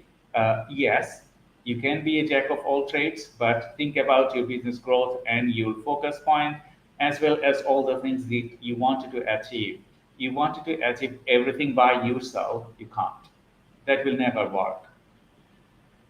Yeah, and do you know what? For me, AI it's my stopgap between, it's that gap between doing everything yourself and being able to hire people. Mhm. That's the, you know, for small business owners, that's a really good place that it sits, you know, because although like AI helps me a lot with times, you know, it will help me with research, it will help me with loads of areas, and since it's been there, my work, you know, it has definitely eased my workload. It's, you still have that mental load because you still have to prompt AI and think about stuff and do everything yourself. So like, I don't feel like it's a replacement for growth and, you know, hiring people and getting staff, etc., because AI can't do everything either. But it's one of those, I feel like it's going to be that change where, because you can't get much grants and funding these days, it's somewhere where that you'll be able to, it's that awkward gap where it's that gap between you on your own and you can't afford to hire anyone. So AI is that sort of, maybe, you know, will help you grow. Instead of getting a grant or funding, which would maybe lead you to get your first hire, you use a bit of AI to be almost a second person, so that you can sort of then leapfrog to that sort of hiring people. Because, you know, from my perspective, if you're, you know, wanting to grow your business bigger, you know, what you can do is then, once you start hiring people, I mean, they can use AI as well. You know, I'm not saying don't stop using AI, but it means you can then start concentrating more on the why, outsource some of these tasks to humans that take that mental load off. Because I think that's the one thing that AI doesn't do. You know, as a business owner, you need to still know what you need to do, your marketing, your sales, your this, that, the other. It sits in there all the time. And you can't, it's really hard to outsource all of that. You know, you can use AI to execute those tasks, but actually knowing everything you need to do tends to still sit in your brain. You know, I still know, I've got to market because I've got my new community. I've got to do this. I can't outsource that. But if actually I've had another person, I probably could outsource my brain to them. So I would say, like, don't use it completely as a reason not to hire people, because you might want to outsource that brain some of your time, so you can go on holiday or stop answering your emails at 12 o'clock at night. But it's that real great bit, that growth section, where you're like, I just need to get enough money to get an extra person. That's sort of how I use it. I express the same thing. So Thomas, I think we have answered your questions. To everyone, today we are discussing AI for personalized marketing. And if you have any more questions, please feel free to ask us.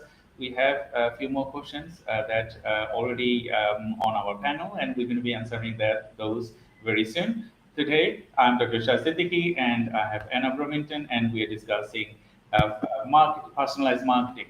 And we're going to be answering all of your questions if you have any. We are nearly end of our session, but we have another 15 minutes so on, and we're going to be discussing more on how you can create personalized marketing. So next question from Muhammad Farguddin. How AI changing the way brands understand and predict customer behavior in real time? That's a good question. Do you know what? I'm doing a data analyst course at the moment, HTQ in data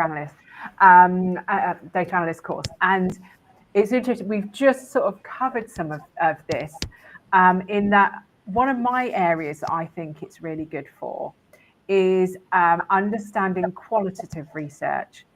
Because, you know, quantitative research has always been reasonably easy to understand. You can plug it into a dashboard, you can see all the data and graphs. But for me, it's changed the game on qualitative research, which if anyone's listening doesn't know, so quantitative is like the numbers and figures. Qualitative is more the, you know, the statements, the customer reviews, things like that.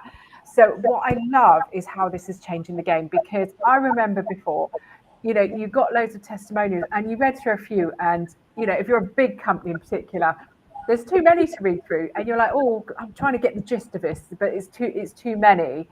But that's where the gold really lies, because when people spend time leaving a review or some feedback, it tends to be having those little gold nuggets in them. This is why one of my favorite things that I do for small business is I do customer interviews, because you get the little, I wish they did this, or, you know, I have a real problem and it's this, or there's something that always comes out in the conversation. And I find in like the reviews, the comments people put, that's where real gold comes out.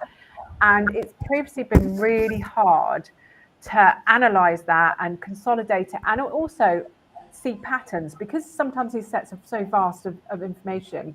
I mean, one thing we used to do when I used to work at Game is we used to have to narrow it down, because this is pre-AI really, is what we would do is we would just have a diverse customer panel, which was maybe like 20, 30 people, and we would use their insights. But then once again, it's a small pool, because that's how you coped with that qualitative research. But now, you know, you see it on Amazon, at the top of the reviews, it says, customers, this is a summary of customer reviews. And, you know, lots of people have connectivity issues, but they like the price and they like the look of it or something. That sort of stuff is becoming amazingly useful. So that's where I think that, you know, understanding, predicting customer behavior, I think that side of it is really coming into its own, because with that stuff, people are telling you how they're using products, they're telling you what they want from services, they're giving you the insight that you wouldn't get from just a tick box or a bit of information data. So that's my thoughts. I think it's brilliant. Yeah, because as a data scientist myself, we play with data, and without data, AI is nothing.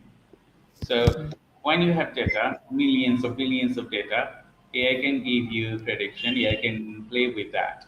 So when you talk about customer behavior, like Anna mentioned, qualitative and quantitative research, and as well as lots of data that it can skip through. As a human being, you can maybe read 10 or 15 or 100 reviews a day. But if you have a website and that website has millions of customers, targeting, like you have product, you have messaging, you have a lot of other things, you have reviews, people are clicking same time, maybe a million people clicked at the same time in different pages or same pages. Without AI, you cannot track them, you cannot it's not possible with a human. So AI is making these hell of things very easy because it can track millions of data and millions of things. uh, like if you go to Facebook, if you browse something, maybe you are browsing something, a blender, and if you come out from there, you go to a website and you will see the AdSense blender there, and it could be anything. It in a second it captures you, and if you're visiting somewhere else, captures your IP, and if you are going somewhere else, it's showing you like, okay, you are interested on that, so why don't you see it? So you can see that milliseconds it can capture human behavior. Doesn't matter any platform that you go, like big corporation, they have AI embedded behavior bot and system, so that like if you go to Google or YouTube or any other big corporations, they will capture your behavior, and that behavior will transmit to other applications as well. If you go to maybe you are going from Google to Facebook or Facebook to Google or Microsoft, they are all interconnected. They are all interconnected. So everything they do is just like analyzing your data, just like analyzing your behavior, what you want, what you're looking for, if you're sad, if you are happy, if you need something, if you are making a big argument, they knows everything. So The one thing yeah. The one thing I really like as well is the fact that sometimes in marketing you can have lots of data that's from different sources, can't you? And like, for example, like if I have customer reviews and then I've got like how people use the website, and sometimes it's really hard to compare the data to see if there's a pattern between the two or a connection. But things like AI can really start bridging that gap, because they might see people commenting that like they didn't like the website and they struggled to check out, and then you can AI can also look at the data on how people use their website and see how that actually they stopped on the pre-checkout page or something like that, and it can connect both of them together, can't it? So it's this sort of being able to spot these huge patterns between stuff that maybe to us doesn't look linked but actually is. Mm-hmm. Yeah, I think Muhammad, you have your answer, because AI is really changing the way brand understand and predict customer behavior in real time. They can do it, and we also, as a AI developer, we develop systems where we specifically tailor methodology. Like, okay, if a customer entered to the market, entered to the site, if it's an e-commerce site, then if they are adding something to their basket, and then how you can clear that basket on that money, you need to emphasize, you need to understand customer behavior, that they check out that baskets. There are millions of people, they added things to the basket but they never check out because they don't have that they don't have that willingness, or they don't have that thing. So we specifically tailored methodology with working with brands, like, okay, we will safeguard like how you can more sales, how your basket is more towards the payment solution. So without AI, understanding customer, understanding those things, you cannot do it. Yeah, and I think also, from past times when we used to personalize things, sort of going back to the personalization side of stuff. Mohammed's sort of talking about real time. When we used to do personalization, we couldn't react to it like as nuanced as you can now with AI.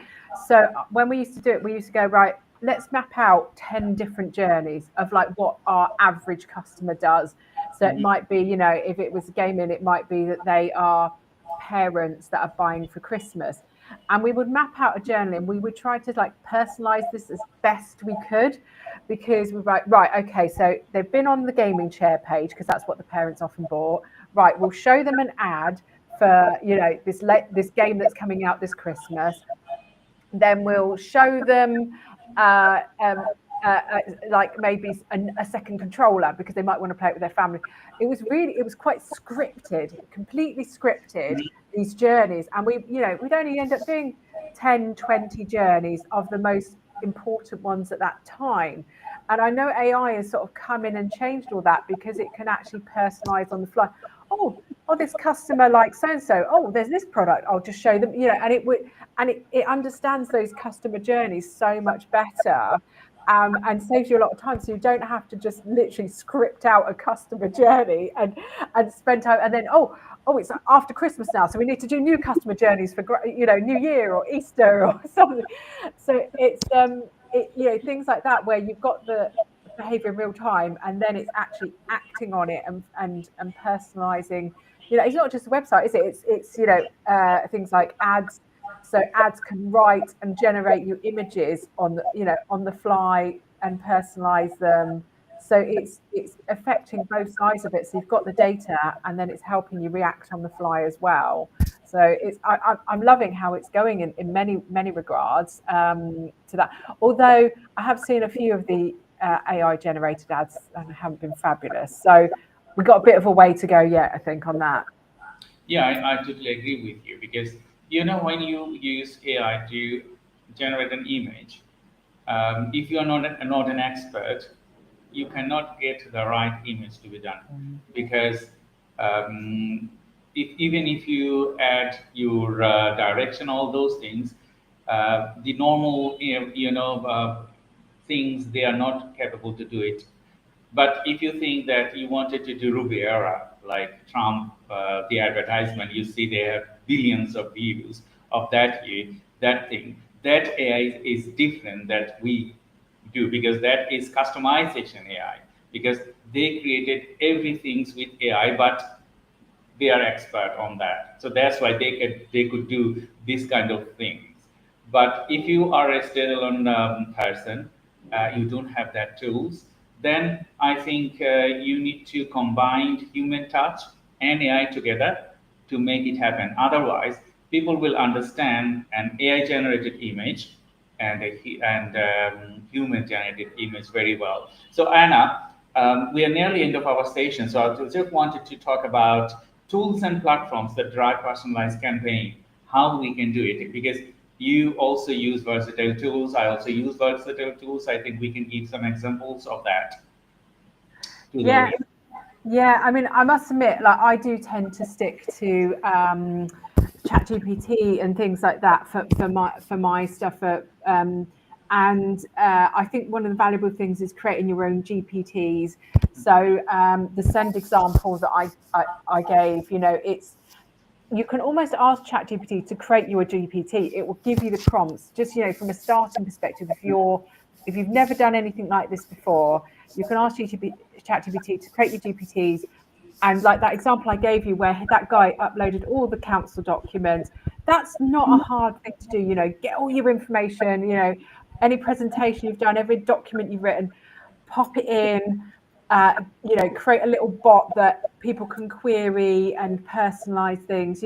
I feel like that's a really nice first step for a lot of people, where not everything's personalized, but you've offered a little personalized widget or space for people to be able to get some of your knowledge and start understanding it. And then, like for other examples, like if you are doing paid advertising, do check out things like some of the sort of options on social media, Facebook, and that of how they can do, you can do personalized marketing, because if you're just a small company and you haven't got a team of graphic designers and copywriters, that might help fill that gap a little bit.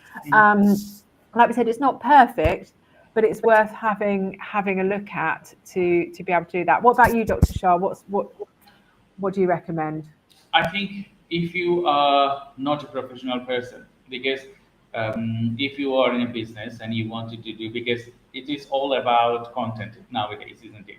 Because the social media, and there is not only a single social media, it's multiple social media. If you talk about LinkedIn, if you talk about Facebook, if you talk about Instagram, these three mediums is more likely graphic design and graphic things, and as well as videos. If you think about TikTok or YouTube, that's totally different world. So I think to start with, if you don't have that bandwidth, you can do some low-paid graphic works with. There are many systems. I don't want to mention all of them. If you write ChatGPT, search, find me some low-paid graphic design AI system. It will list you a lot of system over there. You just go over there and try to find it. Is it appropriate for you? And then if you are semi-professional or full professional, like you have expertise on graphic design and content writing, all those things, you can improvise those things, because most of the time we use Adobe software, and as well as other mainstream software. Canva is a good thing because they have tons of things over there. So you don't need to create anything by yourself. You can copy them and then you can personalize it and you can use them.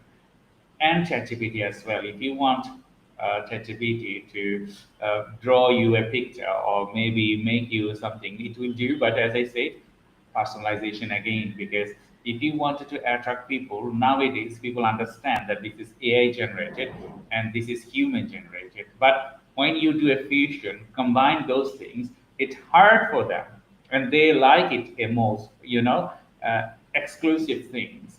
And that can steer your personalization journey for marketing to the next levels. Yeah, I think it's going back to what Thomas said as well, isn't it? That why, when you're picking a tool, make sure you know why you're doing it. What's the purpose and what's your goals? It can be, I get shiny object syndrome. Oh, I'm terrible at it, and I'm using all those different systems and trying them out, and actually, what is it you need to do right now? Is it marketing? Is it organization? What is it that's important to you? Because you can try lots of different systems out, but actually you need to start moving forward and growing. So I would be really careful, what are you doing? Why are you doing it? Who's it for? And ask all those back to those basic questions, because they're really important, because we can easily as business owners get sidetracked. I know I certainly can. But I know that it's not just exclusive to us ADHDers either. There's all this exciting stuff going on, and we can easily spend hours tinkering our website instead of sending marketing emails out. So just be careful. I totally agree with you, because not only you could post just for posting. No, don't post anything to your social media if that is not a habit. And you also need personalization, because you can try, if you are not regular on LinkedIn, you can try posting now and then. You will not see that your account is growing. It has to be a habit, continuous habit. Like, okay, Monday, Wednesday, Thursday, Monday you post about attract. Wednesday you talk about nurturing, and Friday you talk about attracting people. So converting people. So attract, nurture, convert. And in between those days, you need to make it personalization, like the people you meet and those things. People want to know that what you do personally, who do you talk to, and how do you talk to them. Those information, if you don't include on your LinkedIn or any other social media, then the account will not grow. It's just like a thing that you can practice yourself, because most of the people, they think that, okay, if I post, my account will grow. No, if you post now and then, your account will not grow, because LinkedIn also has an algorithm like any other medium. They have a specific algorithm to get you out there. And if you are not regular, they will not prioritize you. They will prioritize those people. They are regular and they have depth. That's another thing. And the why, as we said, you have to have a why. Like, who is it for? It can be everyone. It has to be someone just your business that you wanted to do your business with. That it has to be. Yeah. Yeah. Yeah, So absolutely. we are nearly end of our session, Anna. At the end, do you want to share anything to the audience? No, do you know what? I think that AI is a really interesting journey, but you don't have to do it alone. Like, there's loads of us that are AI enthusiasts and we love talking about it. So, if you're sitting there doing AI, and have a look at different platforms and you don't know what to do, then, definitely reach out to us. Or, there are lots of little AI groups around, communities where people are loving talking about it. I'm a big part of Mark Schaefer's Rise community, where we do loads of AI in there and future thinking. So find a few people that are interested and share stories, because that's how I've learned a lot about AI. Talking to friends like Dr. Shah or through my communities, and I pick up stuff all the time and go to events. There's loads of AI events on everywhere all the time. Go along and find out. I mean, we've got someone here coming here to the centre, and he's just going to do like basics, like how to respond to customer reviews with AI and things like that small businesses might not get time with. So have a think about like how you could not do this alone. I totally agree with you, because you are a particular business for a particular reason. Think about what you wanted to do and what you wanted to achieve for yourself and for your clients. Because if you wanted to achieve for yourself, you're not going to get any client. It has to be a combination of both, that you succeed someone and you get the benefit out of it. Because you have to see people with other people lenses. Otherwise, it's not possible. Like Anna said, because we discussed it last time, that you need to see you from behind the jar. If you're in the jar, that's John Asperian, who asked the question earlier. That's what he that was where I first heard the saying, can't you see the label from inside the jar? So yeah. So you need to see what your audience are looking for, and not everyone looking for. Targeted, niche, wide, and then utilize them to grow your network and see who is the right people. You might go to here and there at the beginning. That's okay, because otherwise you will not find niche people. You can go with them, meeting, booze, drinking, socializing, all those things you can do to get your desired things, like the pain point and how you can serve them to, overcome their barriers. Then, as a business person, you will get your success. Otherwise, no. love it.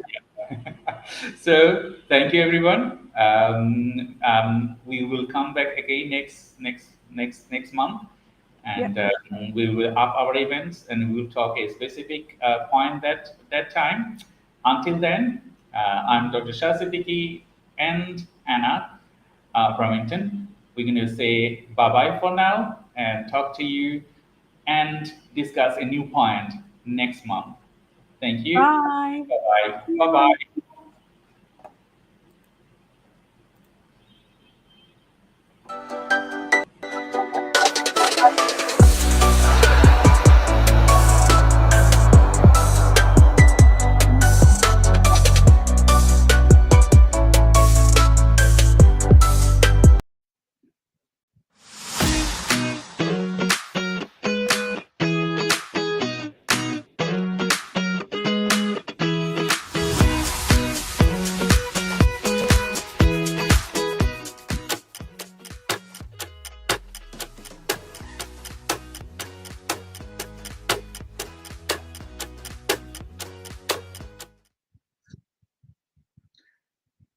Hello, everyone.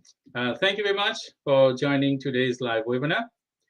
I'm Dr. Shah Siddiqui from Zenzi Marketing Agency, welcoming you to enjoy our live webinar today. As usual, we have a very special guest to introduce, and we're going to be talking a lot on how to grow the local economy and contribute significantly, because you know that we are in the south coast of England, and there is a huge growing economy here, and we wanted to talk about that as well. And we have very specific guest, and I will add him to the stage in a minute. But before I add him to the stage, I thank you again for you being supporting for a long time. And as well as if you wanted to ask us any question, feel free to ask us through the comment box.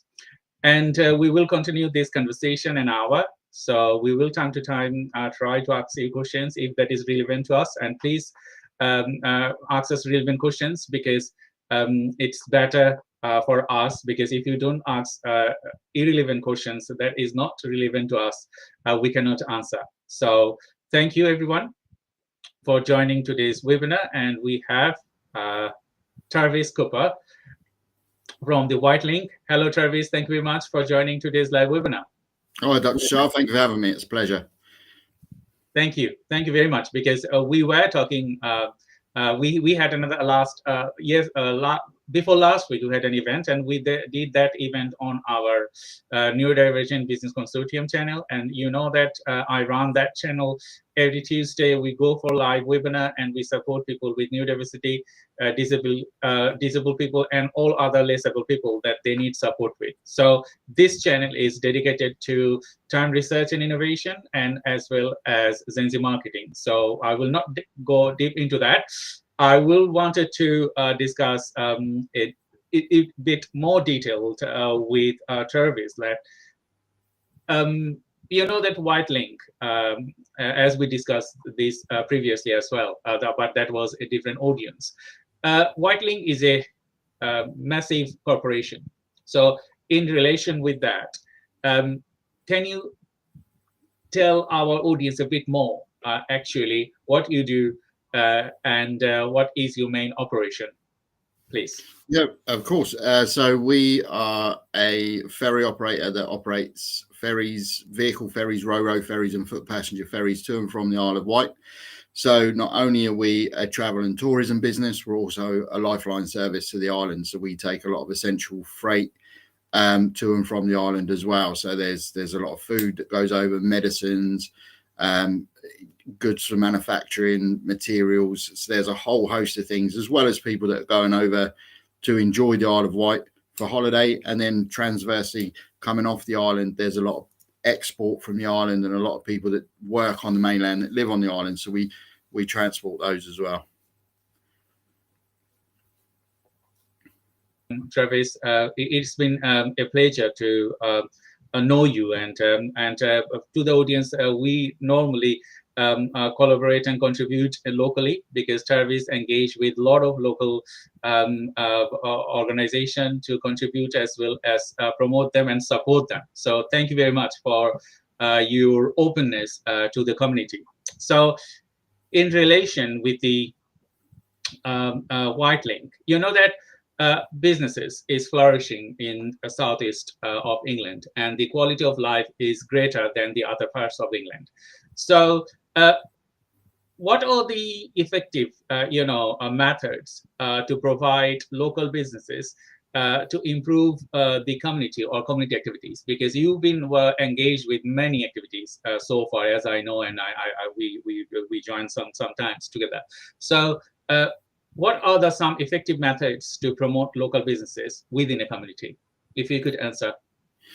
Well, yeah, I think the first thing is local networking events. We attend a lot of those. We've hosted one, and we hope to host another. We always look to the local community to try and do business where possible. We won awards for using local suppliers on the Isle of Wight for our retail offering. And in fact, we've got 72% of the produce in our retail outlets comes from Isle of Wight or Hampshire. So we try and keep it very, very local. We're big fans of that. We really are. Yeah, that's a good point, that you do support local people as well as locally produced goods from Isle of Wight to the mainland. Is there any barrier when you work with this organization for the community aspects or business aspects, or if you have barrier, how do you solve them? Well, that's a good question, actually. I would say the biggest barrier, if a lot of people know the ferry operators, is a lot of people are put off by the fact that they've got to cross the water and they're concerned about price. So what we do is we work with local businesses, and if you're looking to do business on the Isle of Wight or from the Isle of Wight to the mainland, then we offer a whole suite of business products, which means that the cost of getting to and from the Isle of Wight isn't prohibitive in any way. And it means we don't want that stretch of water to become a barrier to business. That's exactly what we don't want. So we're there to try and connect people and to promote both sides of the water to do business with each other, which is what we as a commercial department spend a lot of our time focusing on, just to make sure that we can offer those products that suit businesses and mean that they want to do business. That's really fascinating, the way you informed, because in this I live in Southampton, and I see that big ferries on the shore, as well as the different type of ships, and their work is going on. My wife works at a still order company, so when a visitor is coming, is flourishing their businesses. So she is very happy when someone is coming from the offshore, because I sold like this much, I sold like this much. So that's a good thing, isn't it? Because you are holding the economy and growing it to the different levels. So my next connecting question would be, yes, you have barriers, as well as you solve those barriers. Are there any government initiatives to support your work, or you have to self-fund all of those activities? Well, we don't really look for any kind of funding like that, as far as I'm aware. I mean, take that just from my commercial department and my commercial knowledge. So the local government, to grow and help support the local businesses, is through a lot of networking. Councils know their areas and can bring companies together, as they often do, which is kind of how you and I met, really, was at one of the local council's networking events. So they're really good at that, and they can help by making us aware of funding opportunities, and of course makes policy decisions to buy local whenever they can. So it's really that they do a lot of connecting businesses. I mean, we've been connected through Portsmouth City Council. We hosted a Portsmouth City Council networking event on one of our ferries, which then connected and showed people actually that going across to the Isle of Wight isn't as, I would say, scary. It's never scary, but it's just, some people think, well, it's so far away, or how do I do it? What are the mechanics? And a lot of people got off of that networking event and thought, actually, the Isle of Wight is somewhere that I could look as a potential customer base, which is exactly what we wanted to achieve. I totally agree with you, because I was on that event, and I enjoyed a lot, because Danielle, when she was asking me, Shah, can you introduce your people and can you tell you a story? And as a strategist myself, academics as well as marketer, I intend to like this and love this kind of events, because I can tell people who am I, and what is my capacity, and how do I help. So that events, the ups and downs, going to Isle of Wight and coming back from Isle of Wight, it was really fascinating. It was really fascinating. And seeing people, that is not only an experience that you get for lifetime, it's lots of business opportunities as well. I did not know that before. I did not have any clue. Yes, I've been to Isle of Wight 5-6 times, because I like and love the ferry journey. And I told you last event that I still remember my 1-year-old playing on the deck, and it was so safe, and the way it's still on my memory. So I intend to take friends, families. Okay, if you wanted to go, come over. I will go to Isle of Wight, because I want some excuse to go over there. So that's great. Now I'm doing businesses there. So thank you very much for a great for providing great experiences like me and other people's. We're going to talk about that a little bit later. So my next connecting question would be, what role does Whitelink play in driving engagement and growth with local businesses? So again, we look to source very locally. We look to buy off of local suppliers. 49% of the produce that we have is from the Isle of Wight. So just shy of 50% of the produce we have is actually from the beautiful Isle of Wight. As I said, 72% is from Isle of Wight and Hampshire, and 28 out of 37 of our suppliers are within a 30-mile radius of our ports. So we're very keen to engage, and I mean, we could name some like the Garlic Farm. A lot of people might know the Isle of Wight Distillery. People might not know the name of the Isle of Wight Distillery, but I'm sure everyone will recognise or maybe have in their house a beautiful bottle of mermaid gin or mermaid vodka. And it's linking and working with those businesses, working with Brailsford Farm, which is one of the few remaining dairy farms on the Isle of Wight that actually raise Jersey cows as well. So their milk is absolutely fantastic. So we look to buy off of these suppliers. Our sandwiches on board are from a local Isle of Wight based sandwich supplier that bake their own bread and make all their own produce. So we're very, very big in trying to keep it as local as possible, because at the end of the day, we are a part of that community, and where we can have a positive impact on it, we try to do that as often as possible. Thank you, Jervis. It's been a real pleasure to talk to you today and to the audience. I hope you are enjoying today's live webinar, and please support us and support our work and support local businesses. As you know that we are in south of England, and we support local businesses, as well as we intend to bring people from the local businesses. Either there is SMEs or big corporation like Whitelink. We always prioritize local businesses. So if you want if you have any question, feel free to ask us to the comment box. We're going to be talking more on developing local economy, and you know that every SMEs or every businesses in South Coast are creating positive impacts, and Whitelink is one of those companies that everyone should look into it, like, okay, how they are growing and how they are playing a vital role with the local economy. Because when you are a big corporation, you employ thousands of people, and that's also contribute to the local people, local economy, local businesses. So it's not like that one specific business is there and they are earning money. It's like one business is driving sales and growth to many other businesses. So that's the way it works, and that's why Isle of Wight is Whitelink is contributing so much to the to growing the local economy.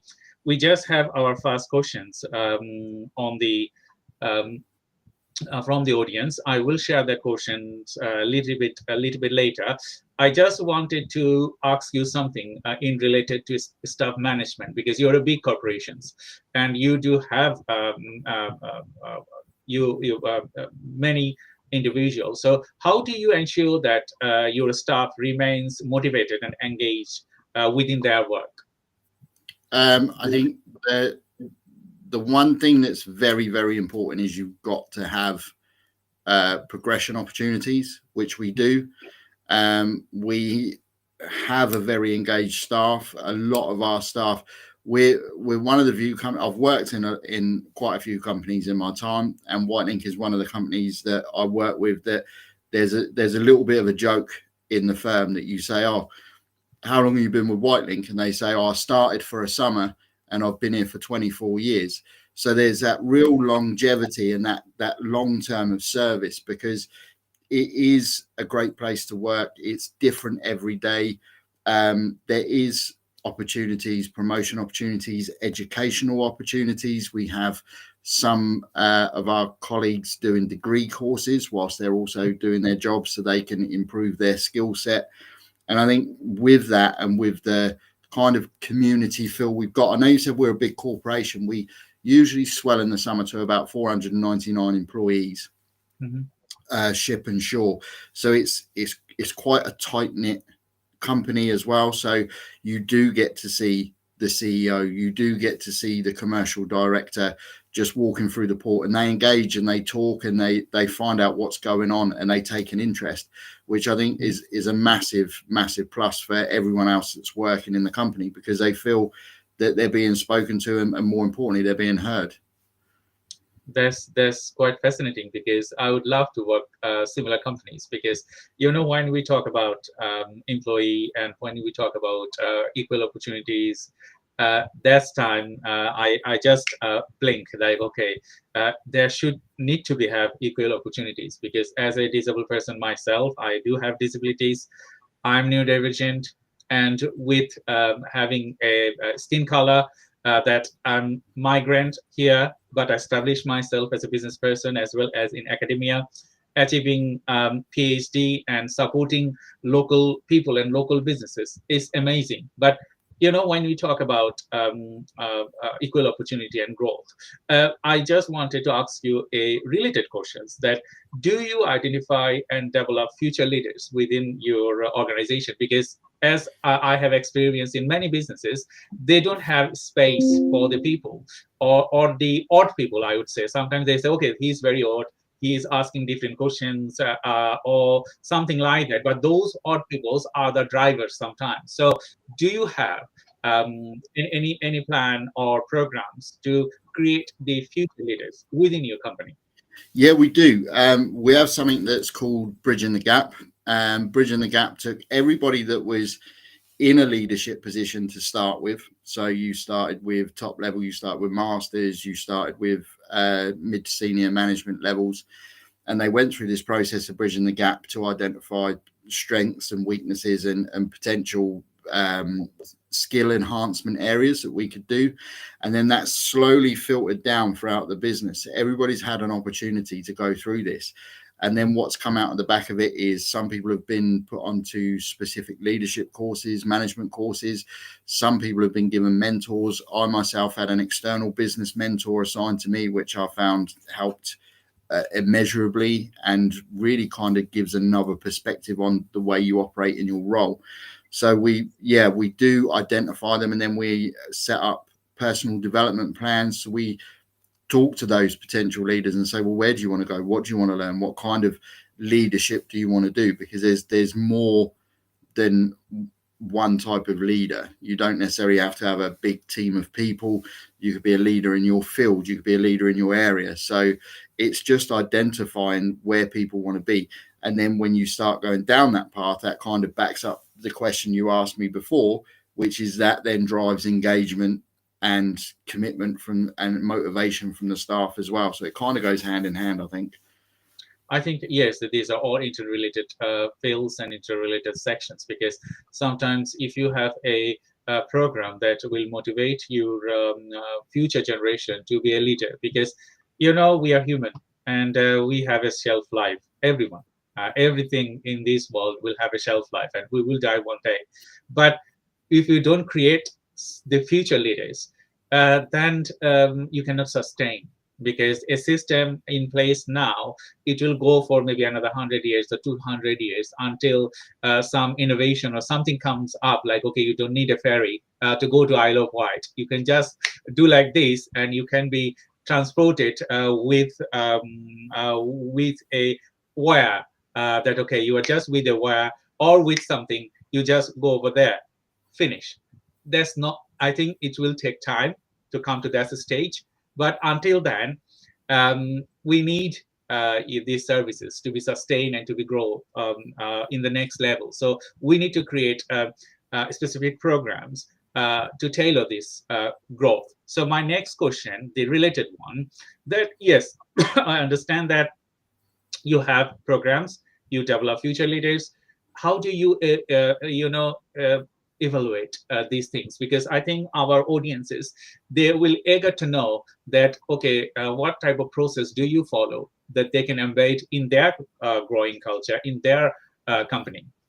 Yeah, so we use a growing and development framework for some of the leaders, which is you set yourself objectives that are then agreed by a senior manager.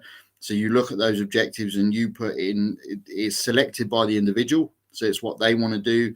We try and focus around growth, business change, sustainability is another one.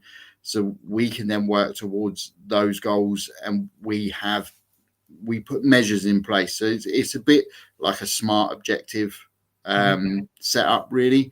And then with the other leaders that have come through Bridging the Gap, like I said, there's personal development plans. Again, it's speaking to those individuals. And I would say, I know it's a bit old business school, but SMART objectives work. They're great to have. They're great to put in place. So long as they're agreed by everyone, and you know where your measures are, and you know where your triggers are, so you can see how well you're doing, so it's not subjective, then I think that's the best way to do it.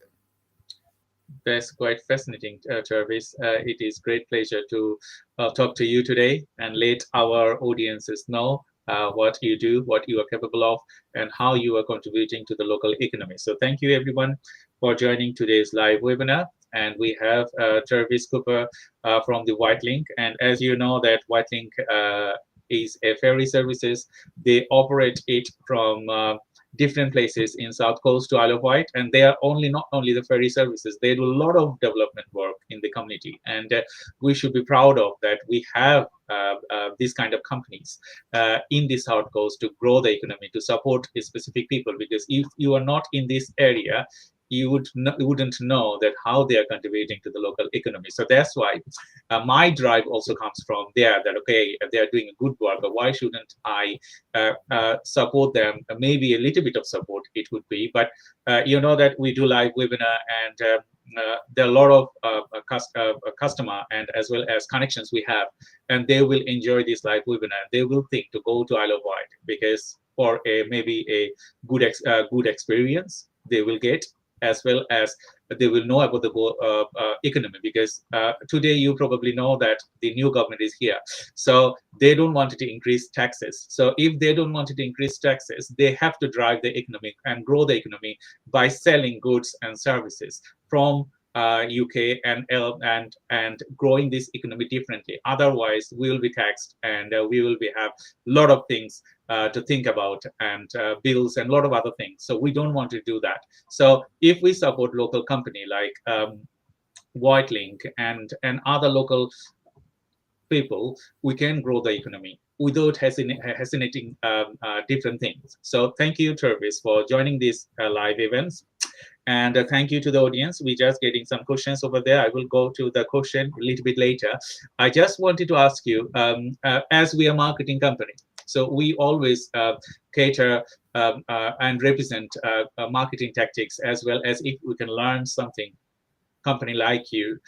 You know, there are effective ways to do marketing, and there are strategies to do marketing. So can you tell our audiences that what are the most effective channels you use to reaching your target audience, and how much do you need to budget to reaching each target audience?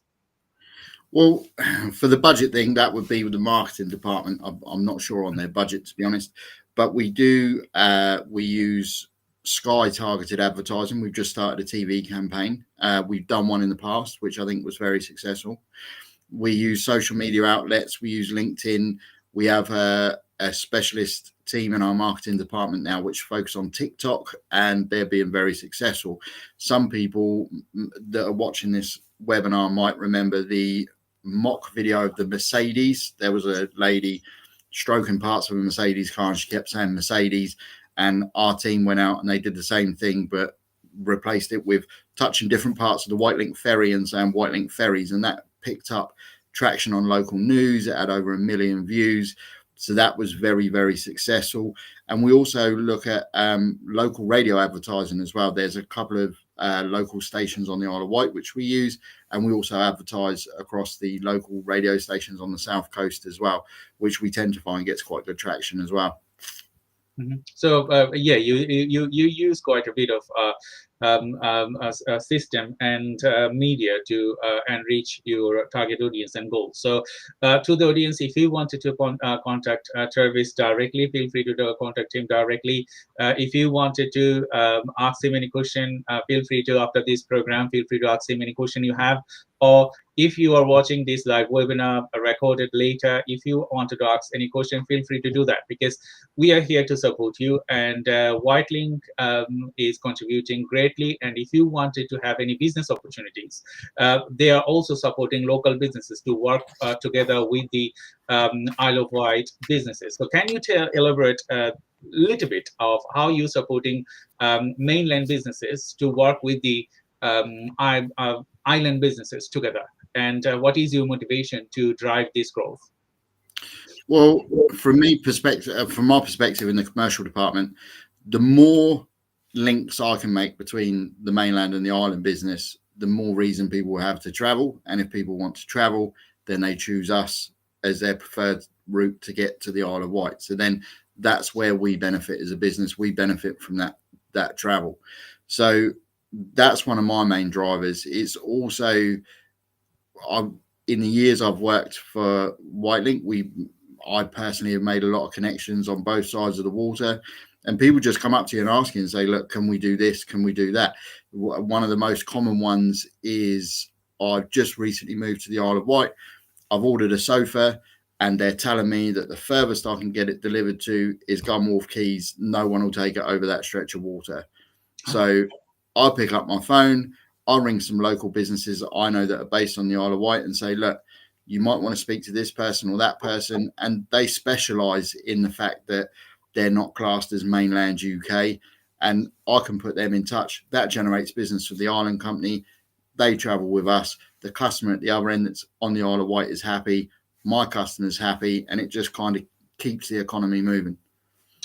That's great example, because when you are the main drivers to grow the economy, the specific elements or puzzle pieces. So when I work with businesses, all the time I say that, okay, your business is a business canvas. You all know that, but on that business canvas, you have individual puzzle pieces. So if you wanted to make the business canvas very nice, very tidy, then you need to know which puzzle pieces will go where.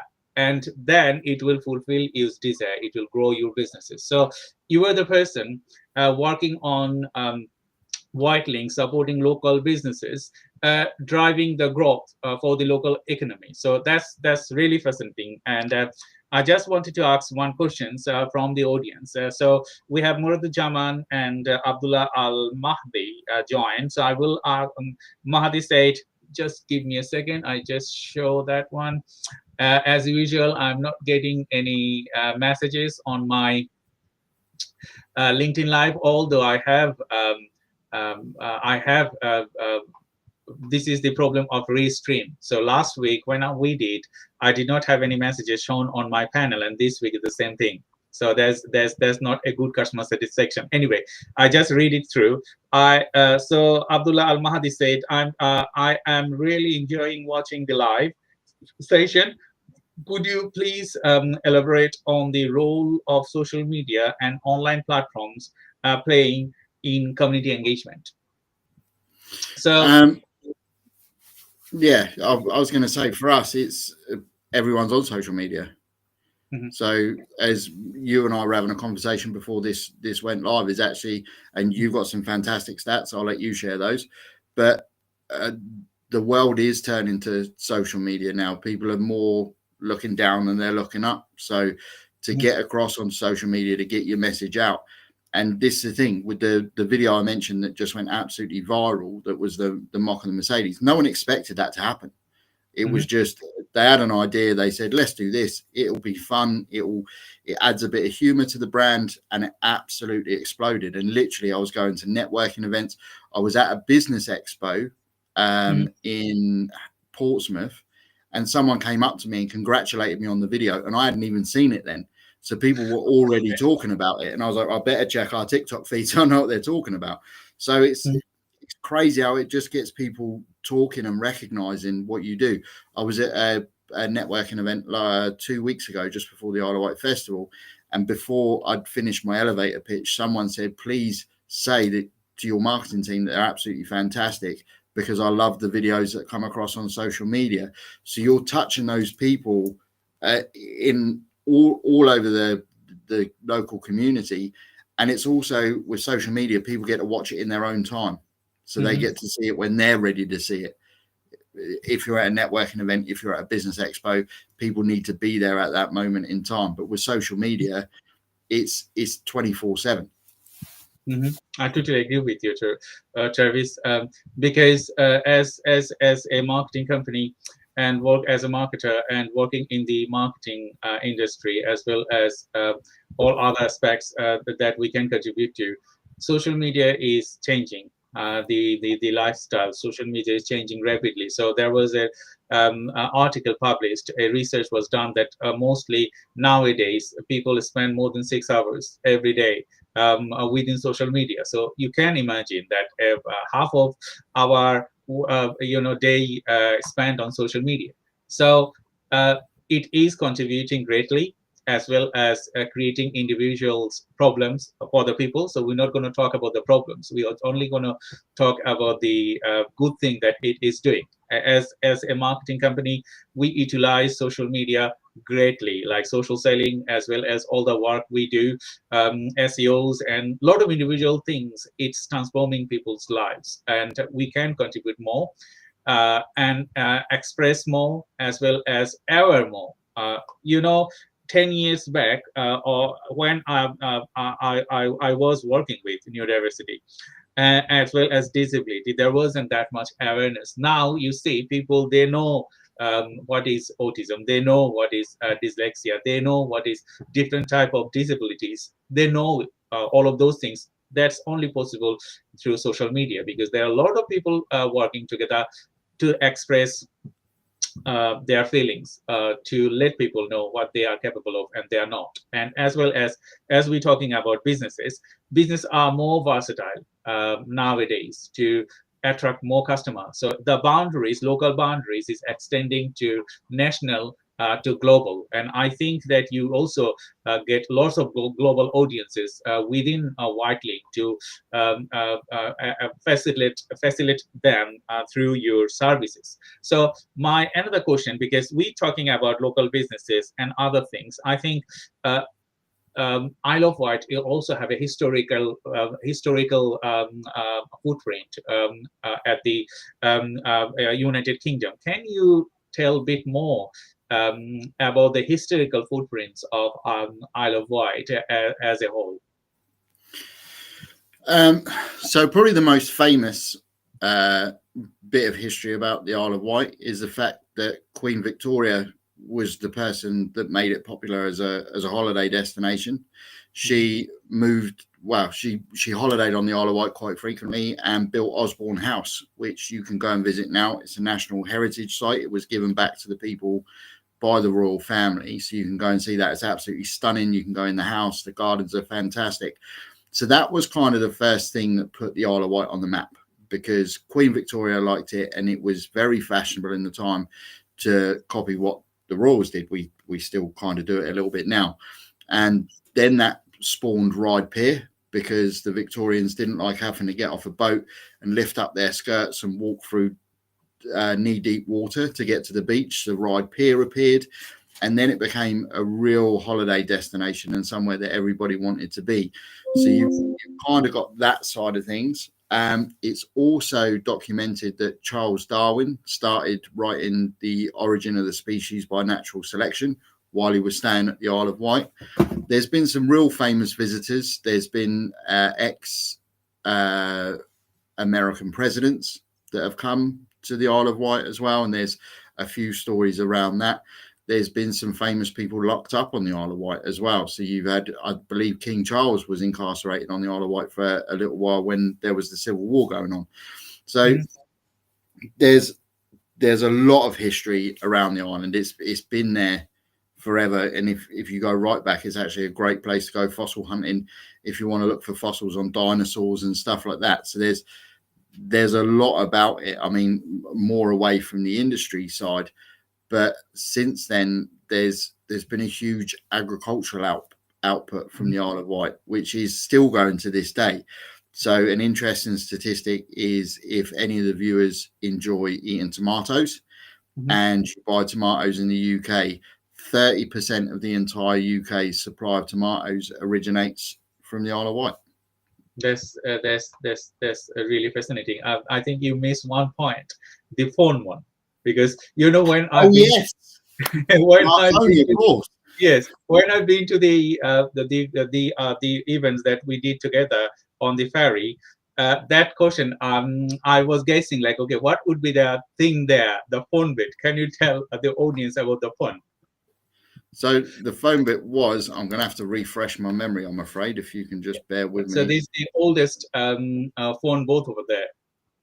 Yes, it is. You're right. It is the oldest telephone box in the UK. Is situated on the Isle of Wight, and it's still there to this day, actually. And I can't remember the date it went in. I'm sorry. That was part of the quiz that I did as the Portsmouth City Council networking. But yeah, you're absolutely right. Yeah. So there are a lot of things happening in Isle of Wight. It's not like that we are talking about businesses today, although, but there are historical things that you should consider when you visit Isle of Wight. The dinosaur bits, I went there with my son, and he was like moving around everywhere and checking the dinosaurs and a lot of different things, and the historical view, as well as the natural beauty is different, because you can't imagine. It's an absolutely stunning place to go. It's also worth mentioning as well that it also has a fully active heritage railway. So there are steam locomotives that run on a specific part of track. It's a 3 or 4 mile bit of track as well. So that's in operation through the summer. They have fantastic events at the Isle of Wight Steam Railway. But yeah, it is an active heritage railway that's won awards. But you're right. The natural beauty, it is an area of outstanding natural beauty, the Isle of Wight. And on a day when it's sunny and the recent weather we've just had, if you were visiting the Isle of Wight, you could literally be anywhere in the world. I think the memories, it's implemented in different places. I can remember that the railway you told, just you informed the audiences.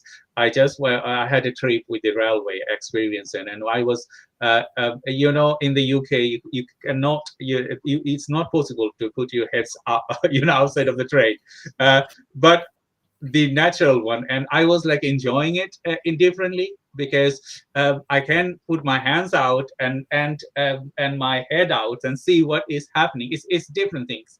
Another thing I would mention here, I'm a fan of Princess Diana, and when I went to the freshwater falls, and I just saw I think they have I think they made the individual jewelries for the royal families and others. Yes. So you can see the displays and you can relate.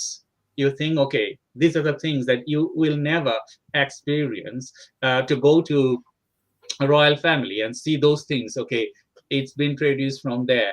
So that's another thing. And there are lots of good memories, lot of good things that you can experience when you go to Isle of Wight, and as well as the businesses. So we will not go in details of the other things. We just wanted to return to talk about businesses. So to the audience, if you want to ask us any question, please feel free to ask us through the comment box, and we will try to answer your questions. And we cannot display the question today, as our UI is not working properly. We will solve that problem for the next live webinar. And we have Travis Cooper from the White Link, and we are talking about contributing to the local economy, and talking about Isle of Wight and the mainlands and their services. So in relation to my next question, so we have spoken a lot of the individual things so far. We wanted to talk about customer service and successes to the next segment. So you know that you work with customer, and you have lots of tons of, I think, compliments from your customers. In relation with what step do you take to ensure a positive customer experiences? I think it's multifaceted, if I'm honest. So it starts with the customer journey. So the first touch point you would have with White Links, you can book your ticket on the phone, you can go on the app, you can use the website. So that's the first step. The other thing as well is because of what we do, we operate a connective service, a transport service from the mainland to the Isle of Wight. one of the huge things we look at is reliability and punctuality. And I think our punctuality and reliability are close to 98, 99% at the moment, which is fantastic. Because at the end of the day, if you're looking to go away somewhere and you want to get away, you want to leave when your ticket says you're going to leave, and you want to arrive when the time says you're going to arrive. So that's another step. And then on top of that, we layer on top everything else. So you've got our retail offering, which again is stocked with a lot of local produce. We have the first hybrid electric ferry to operate on inshore waters, which is an absolutely stunning craft. That was the one we did the networking event on. So we try and make sure that every touch point is an enjoyable one for the customer, really. The staff are trained to a very high standard, all very friendly, all very efficient. So that's kind of what we do, just to make sure that it is as good an experience as possible. We cater for people with pets, we cater for people with children. And then if you look on the business side of things, that's probably where the reliability and punctuality comes in more, because if you're running your own business and you're trying to connect with the mainland and the Isle of Wight, then you need to make sure that the service you offer your customers isn't impeded by the service we're offering you. So we make sure we nail that as best we can to make sure that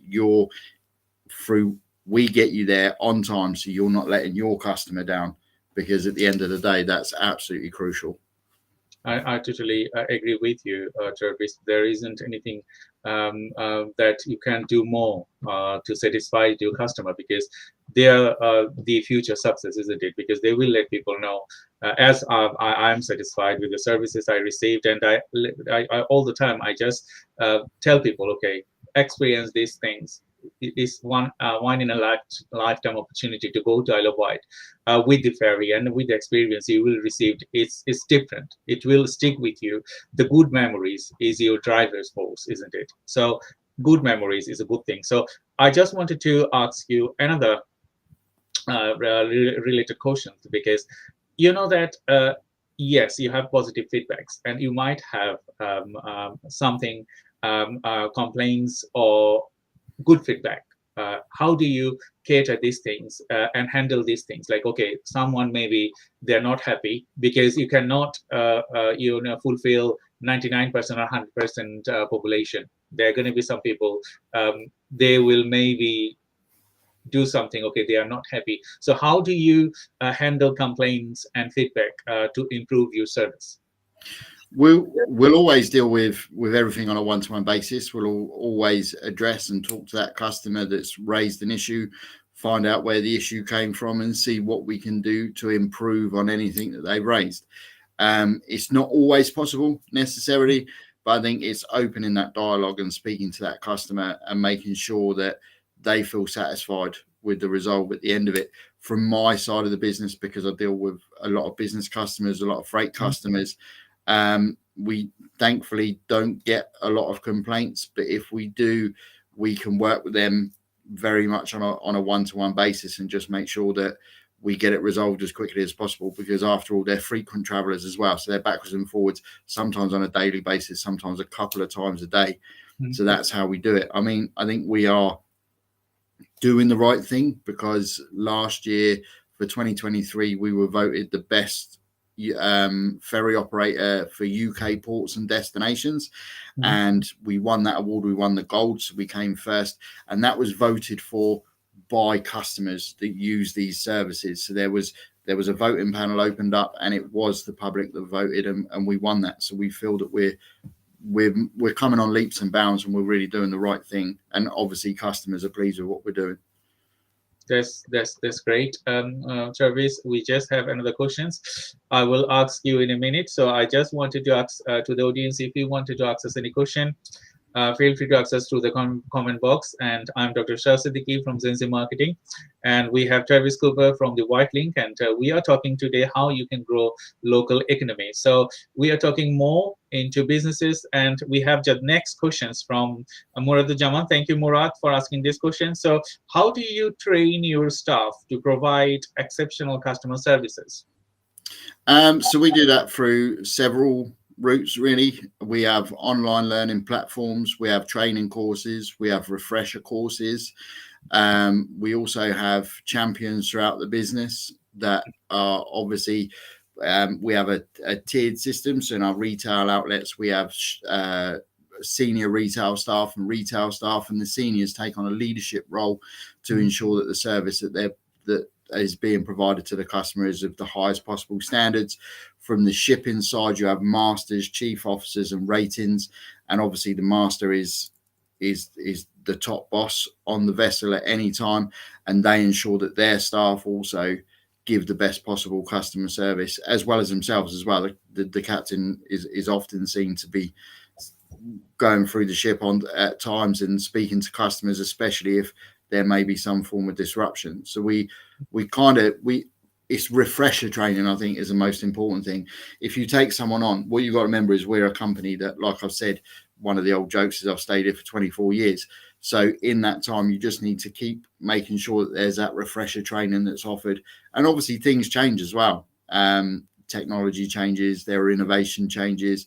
So it's making sure that the staff are on board with those ideas and understand why changes are being brought in and how it's positive for the customer journey. So it's just topping up on that training, I think, is the key point, is make sure that you just keep refreshing. I totally agree with you, Travis. And thank you very much for your contribution today to our audiences. And thank you to all the audiences that you're enjoying this live webinar. Please support our work. And if you wanted to ask Travis any specific questions related to Isle of Wight or supporting local businesses, feel free to contact him directly. And you can contact him through social media as well as LinkedIn. So we just are nearly end of our session. We just have less than 15 minutes to talk about more on contributing and developing local economy. So on the next questions, I wanted to ask you about community engagement, because I know that you are engaging hugely to the community, and we can only improve local businesses through community engagement and working for them and working with them. So what are the benefits of engaging the local community for businesses, and and the related question, another question I just wanted to ask you, that how do you how do you influence local businesses to be more community focused? I think that's more organic, to be honest, the second part of the question, because if you are shown to be doing it yourself, then others tend to follow suit. I think there was a very much a trend shift during the pandemic when everyone was in lockdown. I mean, we carried on operating. We were considered key workers because we were a lifeline service to the Isle of Wight. But there was a lot of talk then when people were getting shut down, people had to close their doors, that there was a real sense of community that came out of that. And that sense of community, I'm glad to say, has kind of carried on post-pandemic. So people realize that actually it's a great thing to support local business and buy locally, because the power of community is huge. And if you yourself are seen to be engaged in the community, supporting local businesses, it builds a level of trust, and people tend to look towards your brand more favorably. So you're not doing it for kudos, you're doing it because it's the right thing to do. But by doing that, it builds that trust, and people know who you are, and they don't. Big businesses have a risk of just being labelled as like they're not necessarily us. We're an SME in the community, but you look at other big brand names and they're kind of just they're just this huge brand and you don't know much about them. So to see that there are businesses trading with other businesses doing local business, I think it's huge, because it builds a network, and it just means that people trust your brand a whole lot more. I totally understand that. So in relation to my next question, so I just wanted to ask you, that how can businesses create meaningful community engagement and initiatives like you are doing? Because you need to collaborate with people, and they have to have a right mindset, because when businesses or community, they don't have right mindsets to contribute greatly, you cannot work with them. So how do you create meaningful community engagements to initiate the growth? I think that's through introduction, through the power of introduction, for businesses that might not be as connected across industries. Then it is things like business expos, networking events, because anybody that attends those does have that mindset and is looking to engage with local businesses and do business locally. You can't necessarily change the mind of everyone. As we've said, that's the same as customers. You have good feedback, you have bad feedback on occasion. So I think it's more finding the right space for your business to be, so you're surrounded by a lot of other like-minded businesses, because you'll get a lot more traction through people that are already prepared to be engaged than trying to change the mind of that one business that doesn't want to be engaged, if that makes sense. I totally understand. So we have the next question from Asama. The related questions that how can local businesses leverage these drivers to achieve sustainable growth? And we haven't touched sustainable development and growth, because I think on our last program, you mentioned specifically that how you are driving the growth of sustainability in relation with net zero and others. Can you a little bit elaborate on the work that you are doing and how local businesses can leverage these things with their culture and grow sustainability in the community? Yeah, I mean, there's a lot of things that we do, and if you look at it in isolation, it might seem fairly small. And this is a thing that businesses, I think, have to look at and realize that step one isn't going to be a massive step. So your step one isn't going to get you carbon zero, but it's taken those tiny little steps, and each step forwards is a step closer to building a level of sustainability. So we no longer have any plastic cutlery or plates on board. We use solar power at our shore-based office in Gunwharf. We recycle 99% of our waste is now recycled or not sent to landfill, which is huge. We look at fully recyclable cups in our retail outlet. We're investing in oyster farms in the oceans. We're looking at seaweed farms as well that offset carbon in the local waters where we are. And we've got a hybrid electric ferry, and there's lots of other things as well that we're doing or we're in talks to do. We have a salary sacrifice scheme for employees to get an electric car or a hybrid electric car, which is then improving their journeys to work and reducing their carbon footprint. So it's interesting, really. To drive sustainability, you've just got to take the first step. Because step one might be small. Putting LED lights into your premises or timer lights, so they're sensor lights, so they only turn on when someone's in the room and they turn off. Seems like a really small thing to do, but you just start adding it on top of everything else, and before you know it, you're having a huge impact. I totally agree with you, because when you talk about sustainability, it's not the one company that could make the world sustainable. We have to work individually and from our own spaces. Like, okay, I want to be part of the sustainable growth of the economy or a sustainable growth of your specific domain. Without that, it's not possible to grow. So thank you everyone for asking different type of questions today. And I hope that you are enjoying the webinar. We are just nearly end of our session. So at this session, we're just going to be winding up. And I just wanted to ask one question to Jervis, that if someone wants to experience Isle of Wight, I know that you're driving local economy and you are driving local growth and local people. What are the things you do to attract national and international audience? That's a good question. So for the international audience, it's more based around travel and tourism. We invest, as do other island companies, into the Visit Isle of Wight group, which is done by a levy system, the DBID, and they go out and they promote the Isle of Wight on our behalf and on other tourist businesses' behalf. So they attend trade shows, travel shows overseas to raise awareness. it's also, we touched on the historical side of the island. That kind of sells itself. We do get a lot of overseas tourists from America, from Germany, from mainland Europe. Holland is another huge destination that people come from just because they want to experience the history that's on the Isle of Wight. So that's a huge driver in itself. It does sell itself a little bit, which is fantastic. Thank you very much, Travis.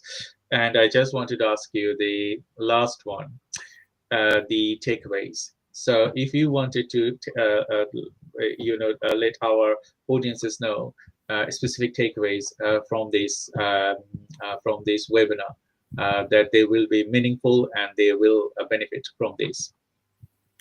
I would say the biggest takeaway is, as me and you have said, we met at a networking event. Networking is critical, especially in the local community.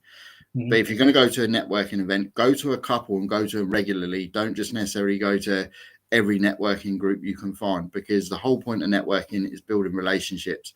And when you start building relationships, you then build business relationships, and that benefits both you and the other people that you're doing business with. So I would say, and as I said on the last webinar, is just scratch below the surface a little bit.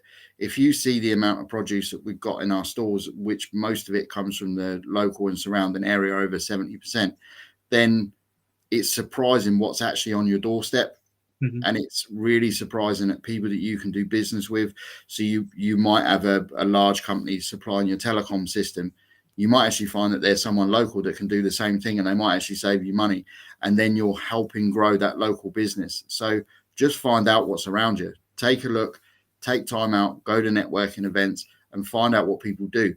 And then people can find out about you as well, which I think is huge. It's totally agree with you, Travis. And thank you for supporting today's live webinar. And I think we can have more webinar in the future to support local businesses, as well as let the national and international aspects that, okay, we can contribute, and the contribution we will create local jobs, and as well as a lot of individual things. It's not only local jobs or improving the local economy. It's a lot more that specifically a business can contribute. A business like you, a business like me, and others, whoever working in the Southeast, as well as in the other parts of the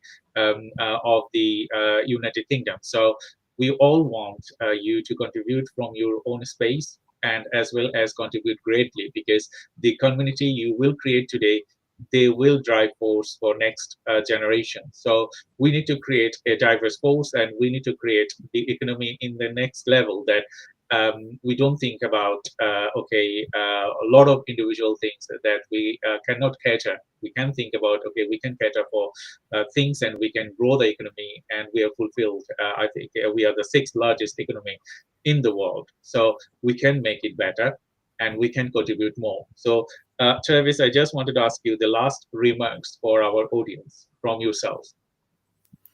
For me, it's just been an absolute pleasure for you to have me. Hopefully there's been some information there that's shared that some people have found useful. And as you said, if anyone wants to reach out, they can find me on LinkedIn. Happy to accept an invite. And if there's any more questions, then happy to answer them. Thank you, Travis. And to our audience, thank you very much. Please stay on the line. I will just say bye-bye to the audience, and then I will say you bye-bye.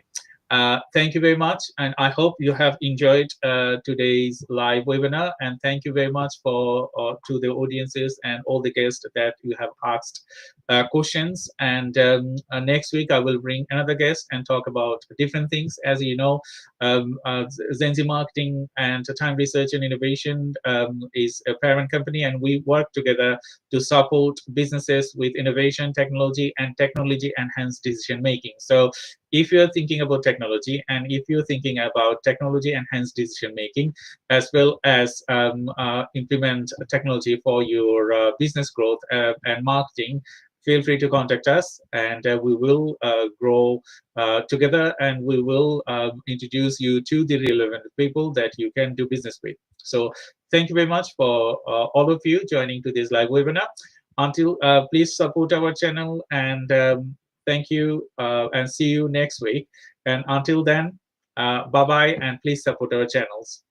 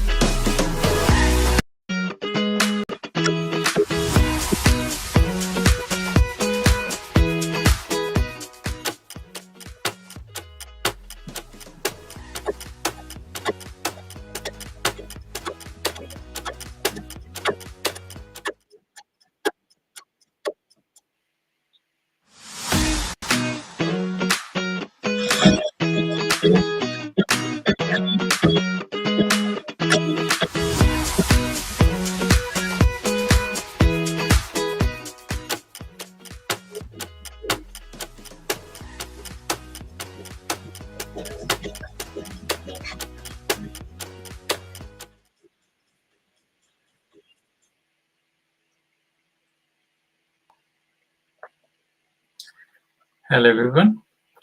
Thank you for joining today's live webinar.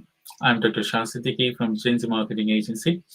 And today we have a very special event. We are celebrating the International Women's Day, the Women's Celebration Week. And we have a very special guest today, and to talk about specifically women's, and we're going to be talking about diversity and inclusion in the workplace as well in the community. Our guest is on its having some technical issues, and when it is done, I'm going to be introducing her with you. I haven't done Women's Day in the past as an anchor. I was invited to many events, but this is my first ever International Women's Day event anchoring today, and I hope you will like it. And our guest is ready, so I'm just going to introduce her and invite her to the stage. So she is Arzia Abbasi. You probably know her because we did past few events on our channels, NBC, TRI, and this channel. So Arzia, thank you for coming and joining this live event. In fact, one thing that Arzia asked me if I could do these events, so it's full credit to her because without her as a man, I wouldn't thinking of doing an International Women's Day event. But here we go. We are here. Arzia, how are you? I'm fine, thank you. After all the technical problems, I'm glad that you can see me on screen and it looks okay. Yeah, we didn't. We just have 1 minute delay, so that's okay. I think the viewers they are okay with it. So, you know, every year we celebrate. There are different type of events. If you talk about Women's Day, Men's Day, this day and that day, and actually, what I have seen specifically, as I'm very much observed. The Women's Day, Men's Day, and Neurodiversity, celebration week or day. There are lots of work going on, but actually, when I talk to people, they still have that problems. They still have the inner anger, like, okay, the community is not ready, community is not doing enough, this and that. You are working in the community, working with women, specifically Asian and non-Asian women's. What do you see? Are we overcoming our barriers, or still it's lag? We've got a very long way to go. So even today, I've been to a few different meetings and a few different events today, and even today, people are saying that they are being discriminated against all the time. And it's not just on gender. People are being discriminated on their race, their religion, their postcodes, their sexual orientation. There's so many. It's called intersectional factors. So all of our personal factors, like our gender, our race, our religion, our status, our education, our professions, all of these factors contribute to how we are treated. So compared to, say, a white lady, I will be treated worse off, and I have been all the time, compared to, say, my white friends. compared to a man. I might be discriminated against on that. If I have ADHD, if I have trauma affects, if I have a history of domestic violence, if I am not highly educated, if I don't have a professional job, there are so many different things that we are mistreated for. It shouldn't happen. You know, we are all human beings. We should be treated as equals. We should all be given the same opportunities. You know, if, for example, we're going to a professional and we're asking for help, why are we not getting the help and support that, say, my white counterparts are getting? What is it about me that makes other people want to mistreat me? And I actually last week I went to an event or a meeting or something, and there was someone from Saints there. He might be watching, I'm not sure. And I actually said to him, I said, is there something on me? Is there like a sticker on me? Is there something on my back? Is there something on me that says, kick me, hurt me, bully me, discriminate against? Because I don't understand. What is it about me or other women like me that is making people treat us like this? Mm-hmm. I totally agree with you, because, you know, when I see different people, or when I talk to different people, due to my work, I intend to talk to many neurodivergent people, yes, different age, color, and nationalities. Over there, their emotion and their thinking are different, totally different. And when you talk about specifically like discrimination, some of them, their eyes are very big. Okay, is it happened still in the UK? And then I said, yes, probably you do not see the other side of the discrimination. Yes, it's improving. That's thank you. That's very good. Like on the other day, there's going to be I don't know that people will laugh at it. BBC featuring Rishi Sunak, and asked him, "Are you British or English?" He said, "I'm English," and people laughed at him, because how come you become English? You are Asian born brought up here. That's the question. Who we are, what is our what is our identity? That is a mystery. Do you have anything to add on that comment? Well, what you were saying about people not believing that discrimination still exists. So I recently had a conversation with someone about this, or a couple of people about this, and they said racism. Surely racism is better now. And I said, growing up in 1980s in St Mary's, it's known to be is a lot of racial tension going on between whites and Asians and blacks, and all the different colours and races and things like that. And it was really, really bad when I was little. But since 9/11, since all of the major things that we've had, like COVID and things have got worse again. I don't think it's getting better. I don't think there's more awareness. I think, if anything, people are even worse now. I think maybe the 90s was a bit better, or the 2000s might have been better. But certainly in the last few years, last 10 years or so, I've noticed it's just really, really bad. And it's almost like subtle, everyday things are happening. Everyday discrimination, everyday racism, everyday intolerance towards other people. And sometimes, like you say, people don't realize. So, for example, people of the Black and ethnic minority who maybe English is a second language, so they don't pick up on certain things that are said, certain words that are used, certain ways that people look at them or talk to them. I notice, because I've been here most of my life, so English is like my first language, and it angers me when I feel someone is treating me differently just because I'm not white, or just because I'm Muslim, or just because I have ADHD, or just because I'm a trauma victim or something. It really makes me angry. I don't know why in the 21st century we have to be subjected to discrimination, to racism, to sexism. Why can't we all agree to be different and to accept each other's difference and to celebrate each other's difference? Because it's what makes the world a beautiful place. It's a true fact. Even if you look at the recent USA history, the women and the men, fight. They have selected the men, not in women.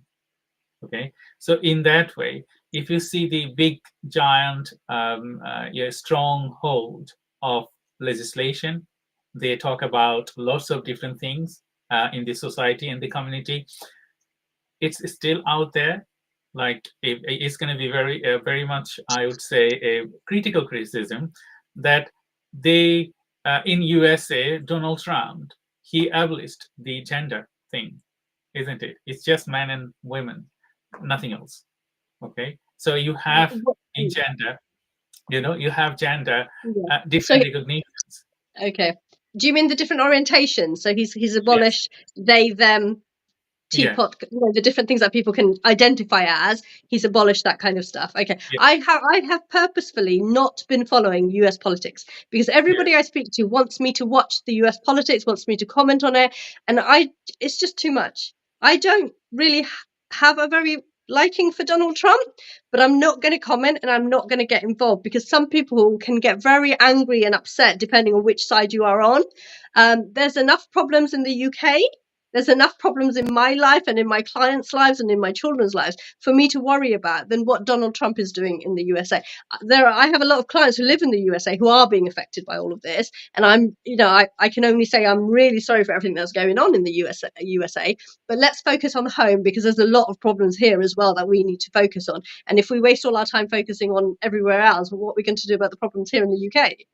Okay, Arsia. So we're going to be concentrating now on breaking the barriers. Okay, how we can overcome social and workplace challenges. What you think as a Asian born brought-up person here? What do you think the barriers actually out there? I think people approach other people with their own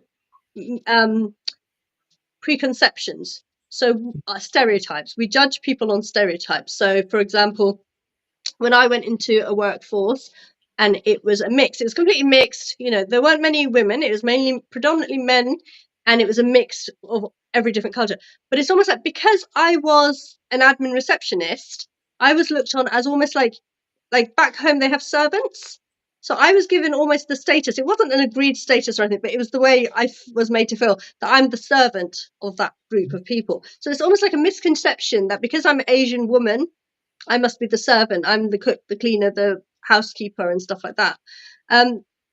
It's our stereotypes of people is how we then treat them. Mm-hmm. So, for example, I think just before we went live, we were discussing about. So no offense to anybody if these words are offensive to anybody or anything.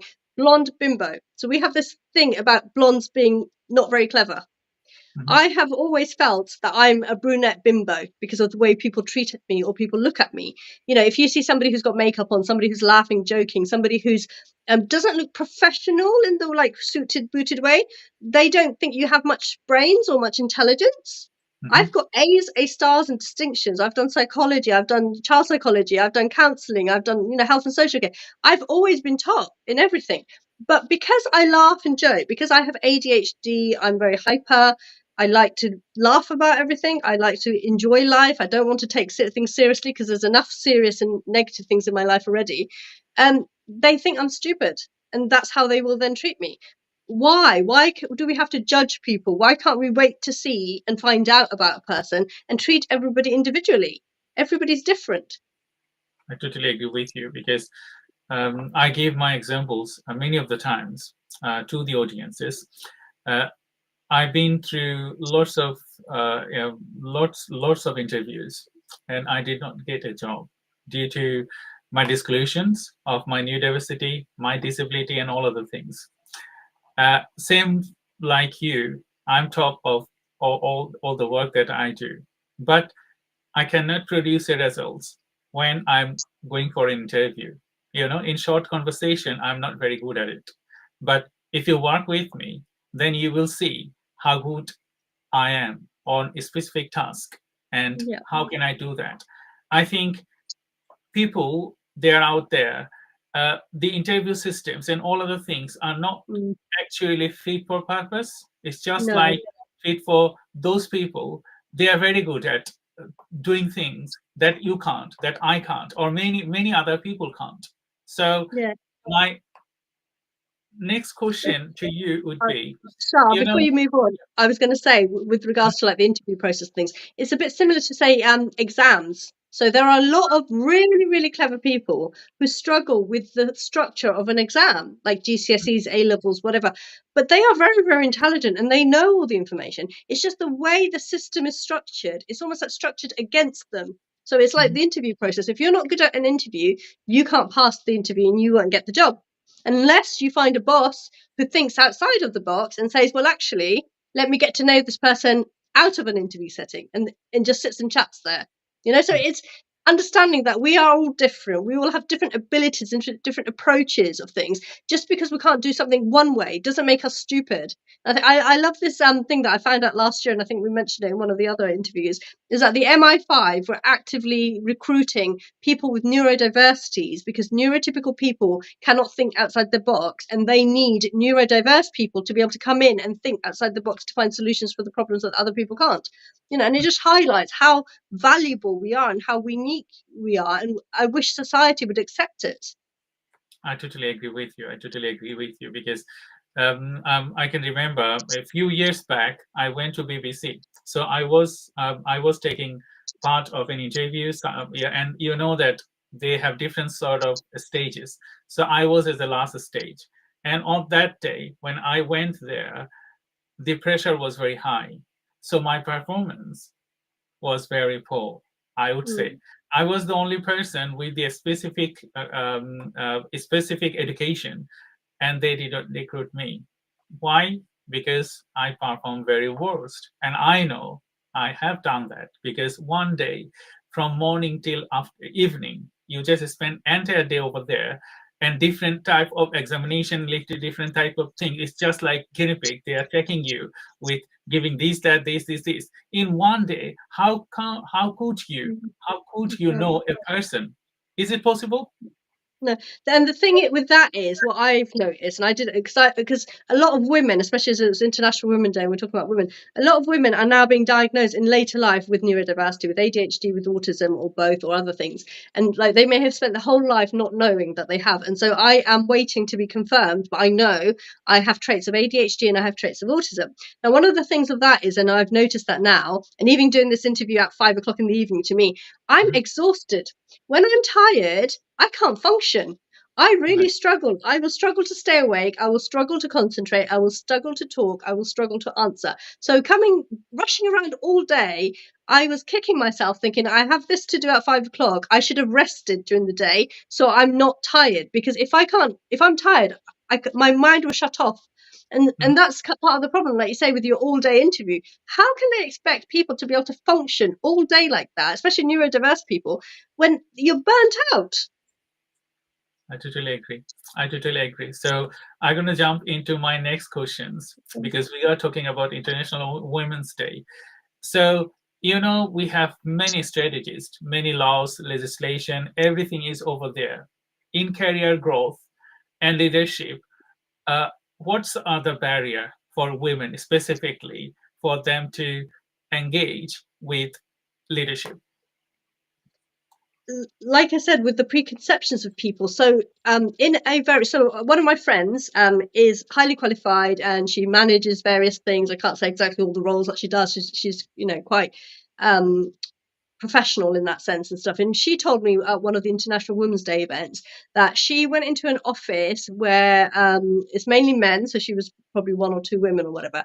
And she went in there and she's actually senior to nearly all of the people there. But they assumed she was a receptionist or an admin or a secretary or a PA, somebody low. So they actually one of them said to her about getting tea and coffee.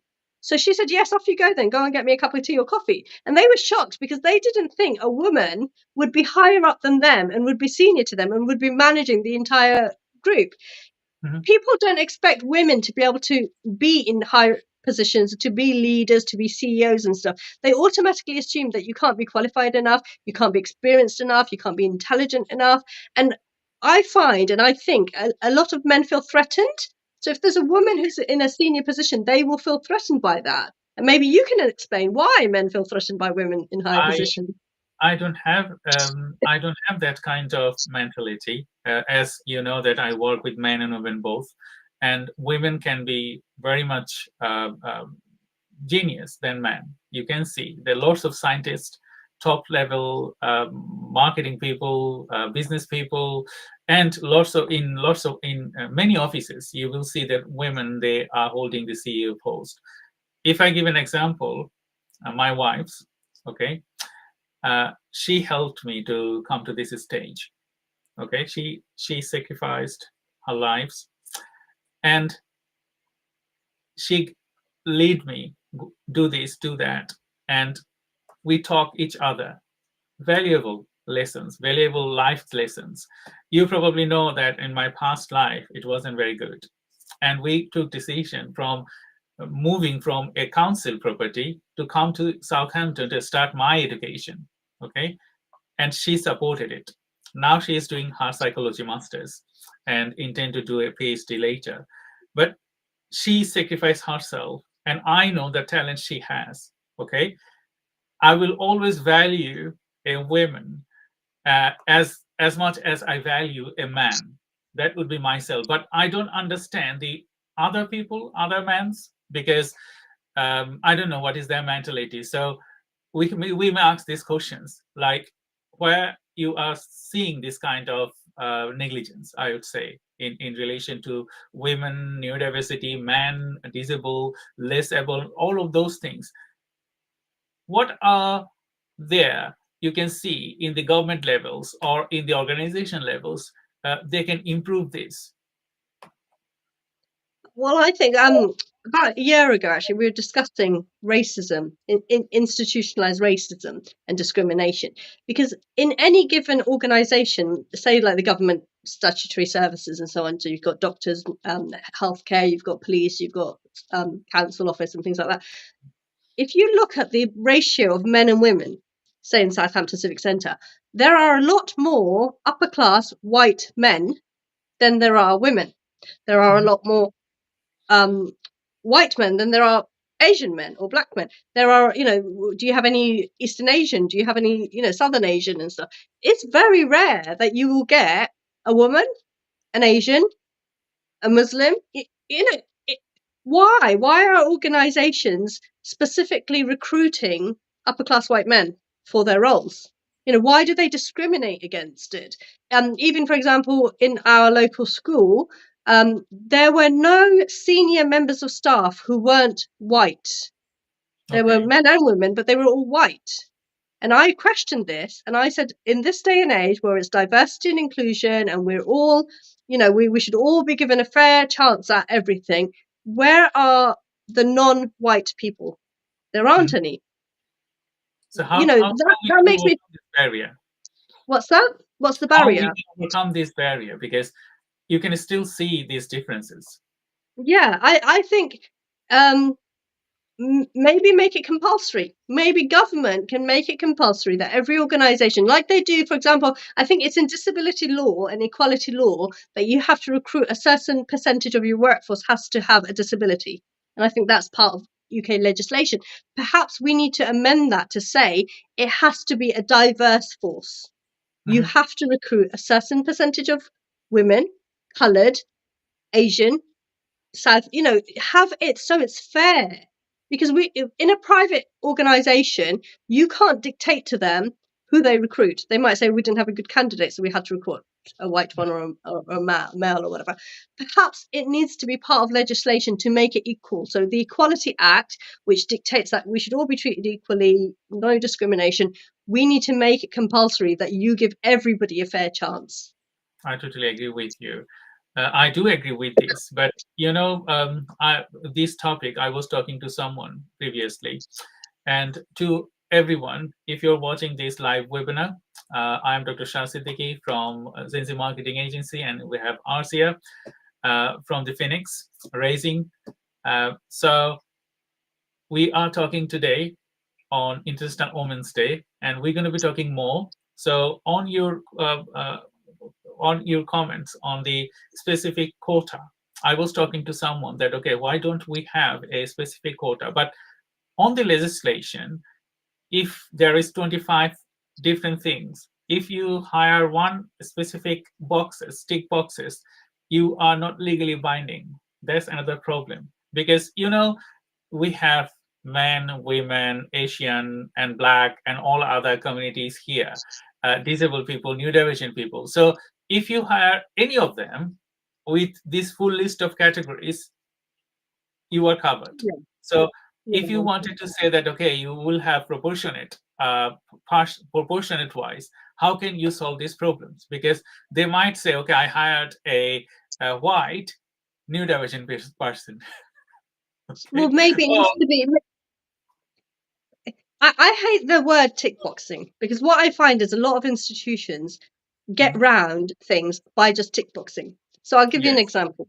Okay, my son's school, in order to show, I believe, in order to show that they are supporting children with neurodiversities and additional needs, they give them a pass to go to a wellbeing hub if they feel overwhelmed for 5 minutes.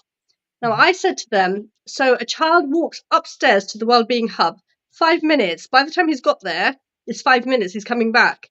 So if a child has a meltdown, is overwhelmed, is like feeling really unwell or whatever, how can 5 minutes help them? Because I know from personal experience, if you have a PTSD meltdown, it could be half an hour, could be a whole day. You don't know how long it's going to take before you get back. So I actually said to them, is this part of a tick box exercise that if anybody asks for statistics and anybody asks, what do you do for neurodivergent or additional needs children? We give them a wellbeing pass. We have 20 people on a wellbeing pass. Children can go out. They're not seeing that it's only 5 minutes and it's literally go out the door, it's time to come back, let's come back. I find a lot of people can find loopholes in legislation, can find loopholes in anything really, just to get out of it. So it's really difficult to monitor this kind of thing. I think trying to enforce this kind of thing would be really difficult. I don't know what the answer is. Maybe our audience can make some suggestions as to how do we get around this problem. I totally agree with you, because when you discuss and research more about these things, you find all the loopholes, and we need to fix those loopholes, and as well as fix people. Like, okay, if you are a person and you can hire someone, you have to hire with your thinking and with your better mind, I would say, not like worse mind that, okay, you're going to be hiring all those people that you like or love, okay, like, the leaders, what they do, they only took those people, they praise them. On those people, they criticize them, or critical criticisms, they don't hire them because they don't like them either. So we're just going to continue our conversation. Before I go back to my conversation, to all the audiences, we are doing an in-person event on next Thursday from 10 a.m. to 12 p.m. at the Fairham Innovation Center. So this is the events we are doing from Andy Business Club, and we're going to be talking to all the in-person attendees. What legislation do we need to change for neurodivergent people if they are accepted to the community, workplace, education, businesses, and all other things? So please stay tuned and look in my profile and Anna Bromington profile. So if you wanted to join, feel free to join us on next 13th at the Fairham Innovation Center. So thank you, Arzia. It was a really interesting conversation. We wanted to go to our next segments, fostering inclusive work environments. Okay, we understand that there are gaps out there. They need to be addressed. Yes, we have come across lots of developments. We thank you to the British people that they have made this adjustment for us, because I came from outside of the UK. I didn't born here. You can, and as well as I'm Asian, okay? But I lived half of my lives here. So this culture and this country is my country. If I go back to Bangladesh, I cannot stay there because I think that I left something in the UK, okay? I have to go there because that's my place now. So in relation to fostering inclusive work environments, what else we can do? Maybe the role of business, supporting women leaderships and neurodivergent, or policies or mentorships for specific business purposes. What we can do? I think, say for example, let's take neurodiversity. I don't know if that word has been around for longer. I've only heard it for the last 2-3 years, maybe, being used, and it's used a lot now. You hear it everywhere. Whereas a few years ago, 5 years ago, I never heard the word. I didn't even know there was a word like that existed. And I think we need to educate people more. So, for example, when you think about ADHD, you think about a little boy at school jumping about and being really hyperactive and not sitting down and not being able to concentrate. The amount of adults, men, women, that have ADHD that haven't realized they have, the amount of, say, women, it's International Women's Day, the amount of women that are being diagnosed. So it's educating people. So, for example, just came to mind, right? I went to a radio station and I was going to do a show. for this radio station. And I wanted to be really honest, because previously when I've been elsewhere, I haven't told them my history. I haven't told them any of my affects. I didn't know I had a lot of the affects and things, but I saw that caused problems later, that I hadn't told them about these things. So I'm going to be really honest. So almost in the first meeting, I just blurted out everything. The person that was interviewing me or checking me or whatever went like, whoa. And he said, it's all very well people being open about all of their issues, if they've got neurodiversity, if they got like trauma affects, if they got PTSD, whatever. It's great. No, he didn't even say it's great. He said it's all very well that people are very open about their things, but nobody teaches us how to deal with it. Mm-hmm. And I was thinking, what training do you want? I'm trying to be honest with you and tell you that I have these issues in case there's a barrier later, to make sure you know from the beginning that I have these. But it's not that I can't perform. It's not that I'm not going to be good at my job. It's not that I'm not going to try to do my job as best as I can, like everybody else. I just want you to know that I might be a bit hyper one day. It's because I have ADHD. I might have a bit of a trigger. I've got PTSD, whatever. But that negative reaction I got from him then made me doubt. Maybe I shouldn't be honest. Maybe I need to carry on masking like I have been all my life. It's almost like we can't win. If we're honest and open and tell people, they think, whoa, no, like you said, they're not going to hire you. They don't want you to work there. You're a weirdo. But then there may be lots of people that have worse things than I do, but don't tell you. And then later on, you find out this person has got worse conditions and things. So what is the answer? Are we open and honest, or do we mask and pretend we have no issues, and then we go to work and we can't do our job the next day? You just don't know what you're expected to do. Unfortunately, the way I am, whether it's because of ADHD, whether it's because I have PTSD, whether it's because of my history of trauma, I'm very honest and open. I hate lying. I hate pretending. I hate masking. I hate not being myself. I need to be myself to be happy. And that, what I'm teaching myself and what I'm learning more and more is, if someone can't accept me how I am, then I don't want to work with them. I don't want to be there. So I actually told this person that I don't want to work there, because I can't go in every day feeling uncomfortable, knowing that he's having an issue with me and he's making me feel uncomfortable and he's making me question who I am. There's nothing wrong with who I am.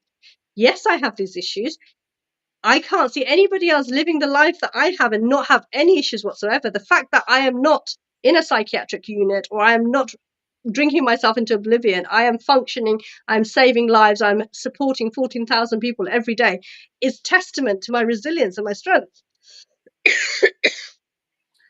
I totally agree with you, because when most neurodivergent people, I have seen that they, some of them, not all of them, most of the neurodivergent people, they can't mask, but some of them they can mask, and I think it's a good way to hide it. Why I'm saying it's good way? Because I suffered myself. To be open to people, I suffered myself, regardlessly of my color, regardlessly of my brain, regardlessly of my capacity. It doesn't matter really. I suffered because I was open about my conditions. I was open about what I am. So I think it's better if you hide it and then later you disclose it. And it's another thing. I was talking to some other people as well, and they said, no, we hide it. Because why we hide it? Because we've been treated as negatives in many occasions, and that's why we did it. But usually shouldn't be the way. That's what I'm saying. So what I believe, and what our discussion is, I believe today, is, why do people have to hide who they are? Why do we have to mask who we are? Why do we have to pretend to be something different? We need a society, a community, a workforce, an environment that we can be open about who we are. We can feel comfortable who we are, knowing that we won't be judged, we won't be discriminated against, we won't be mistreated, we will be given equal opportunities and everything, and people will accept us as we are. And I love this quote, which I use quite often in my group and with my clients, is, to love someone exactly as they are is the loudest way to love them. If you can accept somebody for everything they are and everything they're not, with all their quirks and shortcomings, that is the best way you can love someone. I totally agree. So thank you, everyone. And thank you all the viewers you're watching this webinar. So if you have any question, please feel free to ask us to the comment box. If it's not, we're going to be continuing our conversation. We're going to be ending our session really a little bit earlier because it's Ramadan and I'm fasting. So it's iftar is 6 o'clock. So I need to prepare for the iftar. And if anyone watching this webinar, Ramadan Kareem to everyone, Muslim and non-Muslim. And we are talking today for International Women's Day, and we will continue our conversation to the next segments. You know, we talk about STEM, okay, and as well as business and entrepreneurships. In relating with the women, we can see there are less women there rather than men. So in respect of our family, if we say, okay, family, what we need to change for more women to go to science, technology related subject rather than arts or cultural subjects? I think as a society and as a culture and community and stuff, historically, there is a lot of gender bias and stereotype. So for girls, it's pink, for boys, it's blue. For girls, it's dolls, for boys, it's cards. So I think when it comes to occupation and the working force and the work environment, it's the same. So women are geared towards and encouraged towards home economics and those kind of soft professions, whereas men are more geared towards science, engineering, medicine and things. So it's changing people's stereotypes. Say, for example, parents. So I've got 4 boys. I've always been open with my 4 boys. Whatever they find interesting or enjoy or want to do or have a talent for, I'm happy for them to do it. At one point, my second son wanted to do breakdancing. Now, as a Bengali, you will know that Bengali and Asian and Muslim people do not encourage music and breakdancing. That's no career. I said, if my son is happy and he's good at it and he wants to do it and he can make a career for himself and he can pay for his bills, he can do it, because I'm not going to be there to live his life for him or to pay for his bills or whatever. He has to do it. So I think we need more openness and more willingness for parents to accept their children as they are. So neurodivergent children, you know, a lot of parents might not realize their children has a neurodiversity if they have autism, dyslexia, or ADHD and stuff. So we will always try to conform our children into these boxes that, you know, children should do this, children should do that. We don't value and we don't celebrate their differences, and we don't celebrate that they may enjoy doing something completely different. Like my son likes to dig up mud and dirt and stuff. Now, as a parent, it's like, oh my God, he's getting muddy and dirty. But actually, he could become an archaeologist from that. I don't know. You know, it's like looking at the bigger picture. You know, he wants to be picking up stones and sticks all day. Well, I don't really want a house full of stones and sticks and his pockets and everything dirty, but he could make an amazing career from that when he's older. Maybe I should encourage him to and celebrate his differentness. You know, one boy was he loved football, and as Asian parents, we think sports just a fun thing. Yeah. Let's put towards engineering, medical, and lawyer. But he could become a top football player and earn millions and millions of pounds. He was actually a very good football player, actually. So I think more people need to be open. More people need to stop stereotyping. A girl can't play sports. Well, why can't a girl play sports? Boys shouldn't be doing cooking and the feminine things. Why can't we encourage boys to, you know, there's just top chefs who are cooks, you know. It is gender bias, it's discrimination, it's stereotypes that we need to challenge as a society to encourage more women to go into the fields like engineering and science and things. And then it's the workforce as well. So, for example, you have women in, say, the army or the police force or the predominantly male environments who are then harassed, who have sexual harassment, you know, who are bullied, who are picked on, who are treated as less than. We need to challenge those stereotypes. We need to challenge those mentalities, those toxic environments that do not allow women to thrive in any industry that they choose to. I totally agree with you, Ursia. It's been a pleasure talking to you today. And we just have 5 more minutes as we're going to be ending our session in 5 minutes' time. So, end of this session, I just wanted to ask you what message you wanted to give it to the people, women, mothers, sisters, wives. They are watching this webinar, maybe now or later. what message really you wanted to give it to them, to think about the International Women's Day, not for 1 week, they think about the entire year, entire lives?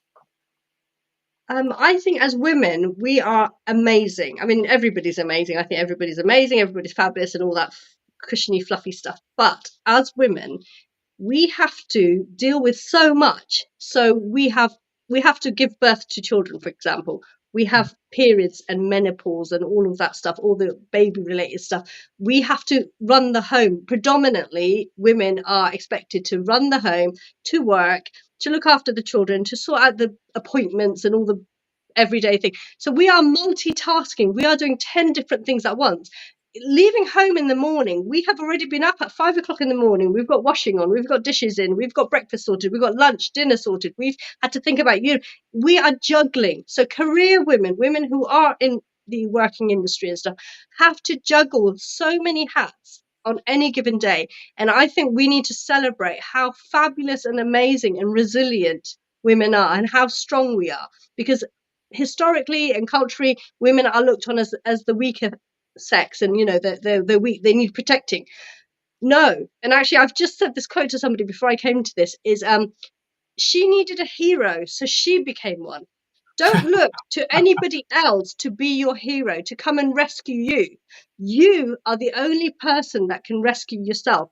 Because if you don't believe in yourself, if you don't trust in your own powers, if you don't believe that you are worthy of love and respect and, having the careers and having the promotions and earning the money and things, nobody else will give you that respect. You have to have confidence in yourself. You have to love and respect and feel worthy, then expect it from anybody else. So I think, a lot of people come out of toxic relationships and toxic environments and they don't feel they deserve anything.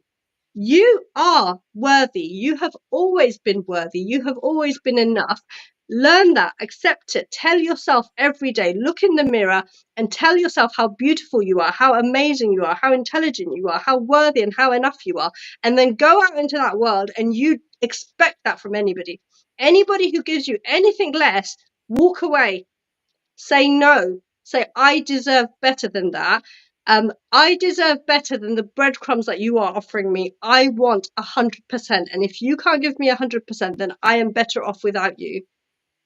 I totally, I would say, is a $1 million advice. I would say I was driving on the other day, and in Southampton there are buses, and on the back of the buses is written $1 million journey in 1 hour to Isle of Wight.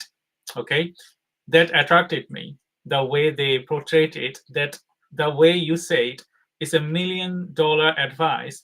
If you don't trust yourself, nothing will happen. I give my example all the time. I don't want to go into detail, but I have seen my worst time and my good time. And if I did not trust myself, and if I did not push myself in a way, I wouldn't be this me. I wouldn't be here. So thank you, Arsia. Thank you, everyone who is watching this webinar.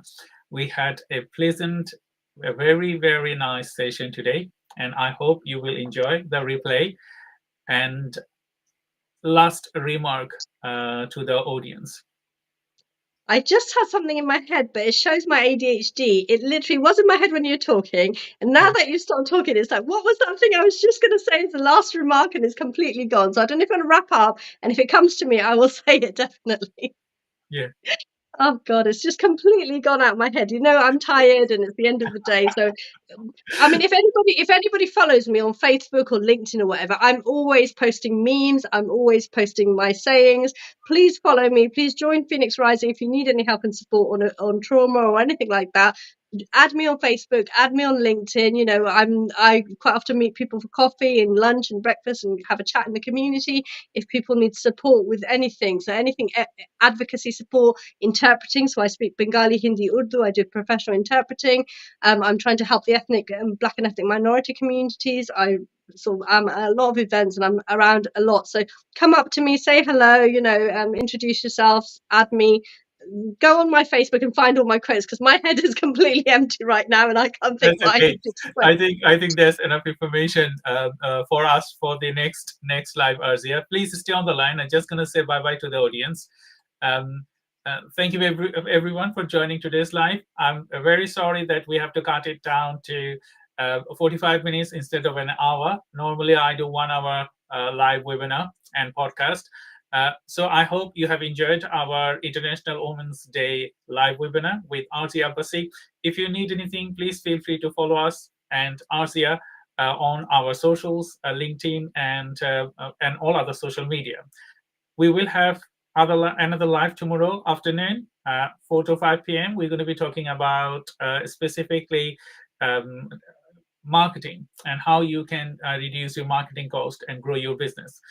I also will have some more lives. As you know, I do regular lives every week, and I will welcome you all other lives that I'm doing. Until then, stay tuned.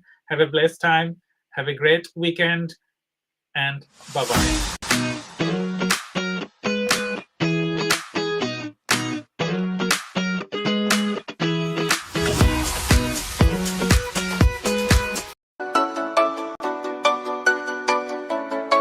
Hello, everyone. Thank you for joining today's live webinar. We have a little bit of technical issues, but it's been resolved. So as usual, we have started our live webinar.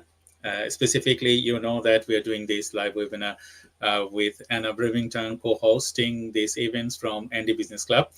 And it's 2 years we are doing it. It's a long time, isn't it? Yeah, that is a long time. And it's just flown by. It's flown by. Yeah. It feels like we only started yesterday, but hopefully, or in those 2 years, we've helped some neurodiverse founders. Yeah. So this year, in December, we're going to be completing 2 years of our ND Business Club. We have a vision to support ND individuals, entrepreneurs, and those people they wanted to work and as well as do business. And we have produced more than 20 episodes of individual webinar. And we will, you can find it on our YouTube channels and as well as on LinkedIn as well. And if you find something useful from here, then that will be our achievements. So Anna, today we're going to be discussing business development for ND founders. And earlier, we recorded a podcast, the business curve podcast that Anna is doing, creating the curve. Yeah. We talk about ND founders and the gaps and how we can work with them. So today, I think, Anna, we extend that conversation to the next levels, because when we talk about ND founders, until they find out their gaps, it's too late. Yeah, it is. I mean, I'm an ND founder. I remember thinking, why can't I finish a project? And why can't I keep procrastinating? And it's funny that actually my business sort of stalled quite significantly because of my ADHD traits, but I didn't know I actually had ADHD because I've only just been diagnosed 3 months ago. But I sort of found out a couple of years ago that I may have it. And my business is 4 years old now. So, I started going through those bits of why am I doing this to myself? Why is things not going quite right? And I didn't realize because I didn't realize I had ADHD, and because of that ADHD, there were gaps in sort of not my skill set, but my behaviors maybe, and areas that for running a business you need. I'm very ideasy. I have loads of ideas, but those ideas kind of sometimes just go and disappear into the ether and nothing happens. Whereas I'm always jealous because Dr. Shah is he's not just a thinker, he's a doer as well. So he gets stuff done and he organizes everything and it's brilliant. And I'm like, actually, I think I need some of those skill set, because when you're in business, if you're always thinking and not doing, nothing much happens. So often I'm actually surprised when something does happen in my business because I get in the way all the time. Yeah, I think creating the curve is a huge milestone for you, and you have completed so many episodes till now. And we started 2 years back on the Fairham Innovation Center that will start and the Business Club, and from there we gradually crawling down and completing each of the episode and those things. And now after 2 years, we can see that yes, we have done significant progress developing these podcasts and talking about individual problems, solving indie founders. And we also learn from there because, everything that we do, there is a learning curve as well as a teaching curve that you teach people. And you also learn from them because every person is different and every task is different because the task is modified with the person that you're going to be helping with. And specifically, we wanted to discuss today what biggest growth challenge Andy Founders faces today. So, do you think, as I'm Andy Founders, similarly, I did not know my problems. I had lots of problems, and I did not know before. I knew that I'm autistic. I knew I'm dyslexic before, but I did not know how to support me or how to get supported from the community and so on.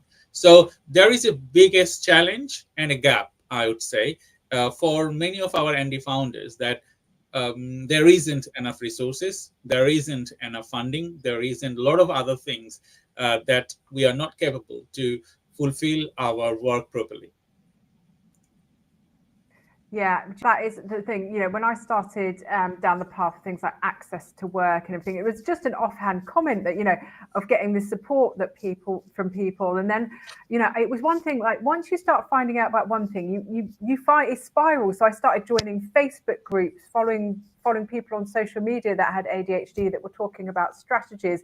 And then I started listening to podcasts, and it's weird because once you start going down saying, oh, actually there is some support out there, there's a lot. But the one thing that I didn't find a huge amount of was business support. So this is why I'm glad that we've started what we're doing, because it was lots of live support. I think it's Alex Partridge who does the podcast and the book Now It All Makes Sense. That was very much about life, and it's supporting me a lot in that way. But when it comes to business, I think there's not as much support, or it's not talked about enough, from support like what we do, but also, we've talked about on previous episodes, access to work, PIP, some of these areas that can help. Even I do a lot of work in sort of grants and funding, and there are grants and funding to help disabled business owners as well. I mean, not loads of them, but there are little bits around, and you can sort of accumulate sort of like some help here and there. But actually, unless you go digging for it, it's really hard to find, isn't it? Yeah, I totally agree with you because, I did not know about access to work. I did not know a lot of other grant and funding, but mostly what I have seen when you work with Andy individuals, they have a huge knowledge about a lot of different things, but they don't have adequate knowledge on how they can get supported from government, how can they get funding from local government or any other funding opportunities. And I think mostly ND people, they are introverted, so that's why they don't want to go and mingle with different groups and different people and different organizations. So that's why initially they suffered specifically because I am a receiver of access to work. The support I receive from them is huge because some of the things I'm very good at, but some of the things I need support. And if someone is supporting that and as well as paying that, that's a great add-on. And it also starts my work to the different levels, because the work I used to do usually before the support was aided to me, I can compare that and now, like, okay, I can do more work now because I don't need to think about my spelling mistake. I don't need to think about my scheduling. I don't need to think about what I'm going to be doing next. So if someone is doing that for me, that's a great add-on.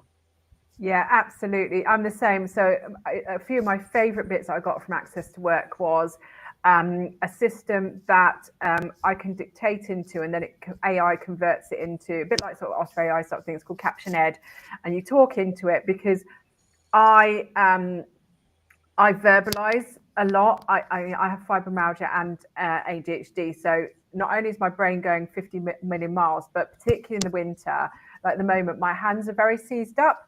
And I struggle to type.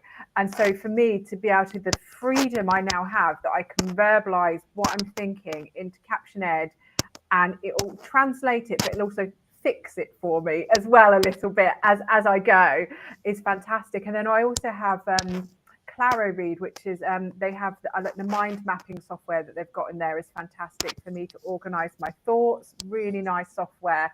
And also it reads back to me as well. So I can use it to read web pages. So if it's too long and wordy, it reads back to me. And it's just sort of simple tools that are just give me a little bit of help here, there, and everywhere. I also, outside of Access to Work, I pay for ChatGPT, and that's really good for. We talk about that quite regularly about these AI processes that they are really good for putting your ideas in, helping to stimulate your brain, get it going, and sometimes step away from the overwhelm. So I use those, and then I've got some admin support who, because my biggest area is organisation. She's been great. She's helping me organise my podcast. So contacting people, making a process that I can follow, and all this sort of that to most people probably seems like quite simple stuff, but to me these small bits are actually stopping my business growing at the rate it should, because it was getting in the way, and there was all these sort of little gaps along the way that were the problems that I had. I don't take ADHD medication at the moment, so my brain is still full of bees. Although I'm thinking about trying it when I've been put in for the 10-month wait or whatever it is to try it. So my brain's always full of bees. So what I like to do is just take the little bees out and give them to my assistant, and she'll help organise them for me. As I know someone says that ADHD is like having all your tabs open. Imagine being able to just give a few of those tabs to someone else to organize and take away that mental load, because I also have fibro as well. I get quite low energy, so trying to overcompensate for ADHD plus getting tired through fibro, that energy depletes quite quickly, and then I end up in pain and difficulty, and particularly it's quite seasonal as well. So in the winter my arms and hands get really painful. So all of this just helps me work a little bit faster. And it's not the solution to everything. I think some people it might solution, but the thing is, I still got ADHD and I still got fibro, so it's not taking the pain away as such, and it's not taking the ADHD away, like the negative sides of it. But and I still have to do things like I have to tell my assistant that I need something done, which can be hard for me. So it's not the perfect solution. I don't think there is a perfect solution, but it's just sort of like that equalizing things a little bit, isn't it? It's just helping.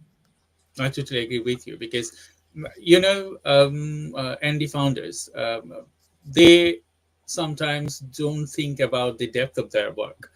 That's one thing. Second thing, I work with a lot of ND founders that they cannot prioritize their work. There's another thing, because most of the way that we have brilliant ideas, but what ideas do we want it to carry on at that time, and based on the business as well, because the geography you are in, the business domain you are in, as well as the customer you're going to serve. So if you have a brilliant idea and you want to grow that idea to the next levels, either you have to have funding, or you have to have like proportionate decision making. Like, okay, you have a brilliant idea, but that idea is not appropriate for the time being. Maybe that is appropriate 5 years later. But what you should do? Should you just wait, or we would do something to grow that idea to the next levels, and then it comes up with working along with multiple projects on those things. And I have found that most of the ND business people, they have like huge ideas, and they don't work with a business coach, I would say, like you and me, to prioritize those ideas to the next levels. They don't do enough research. We go by our heart, not our brain. That's one thing, because when you go for your heart, you love it, you're going to do it. But it's not like your brain, what really the situation, or what really the atmosphere or the community want from you. And that times we struggle a lot. Yeah, and I think it's sometimes, because I think we talked about this on my podcast, but it's around, as sort of neurodiverse people in the world, the world isn't designed for us, and we have a lot of stuff in our brains all of the time, and knowing where to focus and concentrate when we're trying to deal not just with the business but with life in general. If you're, I see my son going through life of, it's too, he struggles to do schoolwork. He's really bright, really switched on, but actually he's fallen behind behind what the average is in school. And it's not that he can't do it, it's because the classroom's too noisy. There's this.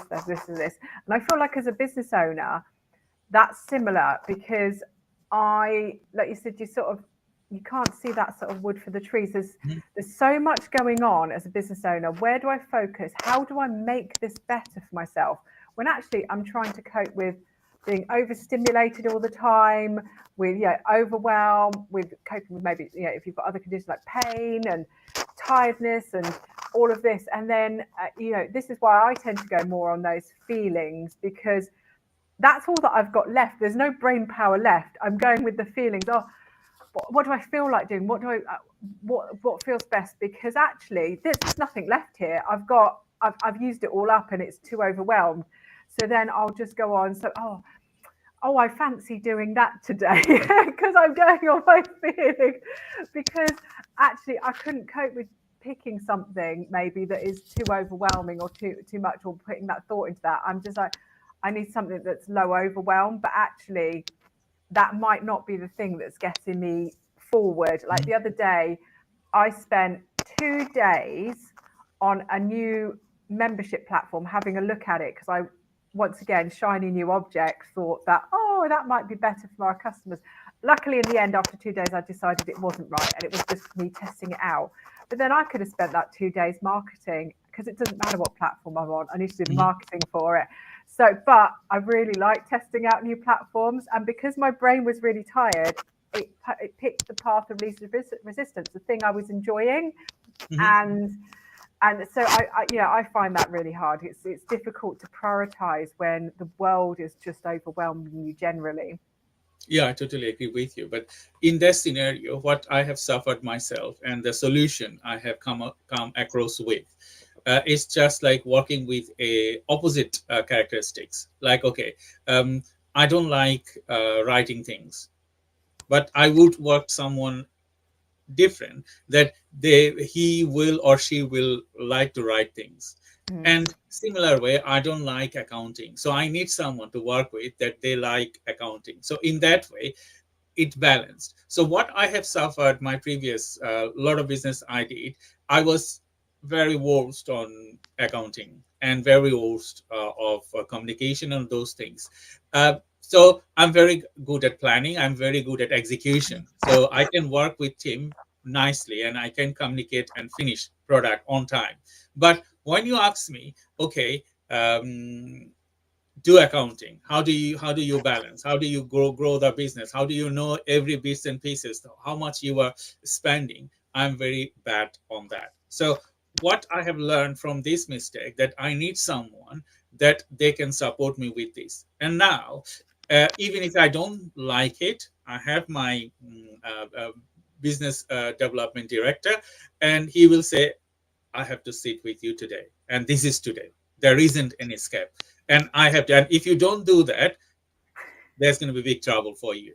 So these things, it's equally prioritizing these things. Like, okay, you need to listen to someone, that the gaps you have will steer your work to the next levels. Like, we are human, and as an Andy person, we have different development needs and as well as goals. So when you cannot prioritize those goals, you need to find someone to grow with you, to work with you. It's just like sharing the stake with someone that will give you bigger opportunities. Yeah, it's that gap analysis, isn't it? You know, my new assistant, she fills all the gaps. She's much more of a doer than I am. She's still creative because I still need someone with that creative bent, but she really likes marketing. But she's one of the people, like, for example, I have loads of ideas for marketing and they just stay in my head. But she's like a platform specialist. She's used to putting like TikToks up, Instagram up, you know, different social posts. So she's good at planning and scheduling that content. So what we can do is I can download my brain on what types of content I want, and she can start scheduling it in. And then all she needs to do is say, Anna, make this video, or Anna, write this bit of content, because that's what I need. I need that accountability, sort of what you're talking about, the accountability. That's why I started the podcast, because my podcast is every month and it goes live, every week, and it goes live on a Monday. And I know that people listen to it on a Monday morning. So if my podcast isn't there, that's letting them down. And so that accountability keeps me going. I've just released my 30th episode. I mean, it's the first time I've ever done 30 of anything. So it's quite surprising. And I've managed to get it. So yeah, and I take it one step at a time. It's like 1 year, then I'll get to 2 years. You know, we've been going 2 years now. It's just that step by step, but actually that accountability side is where that's where I thrive. If someone is expecting something and you can't get out of it, then that's my sort of key thing. And the thing is, once you know that, it's like, how do you benefit from that? How do I make that accountability into every step of what I'm doing? For me, sometimes not a checkpoint isn't enough.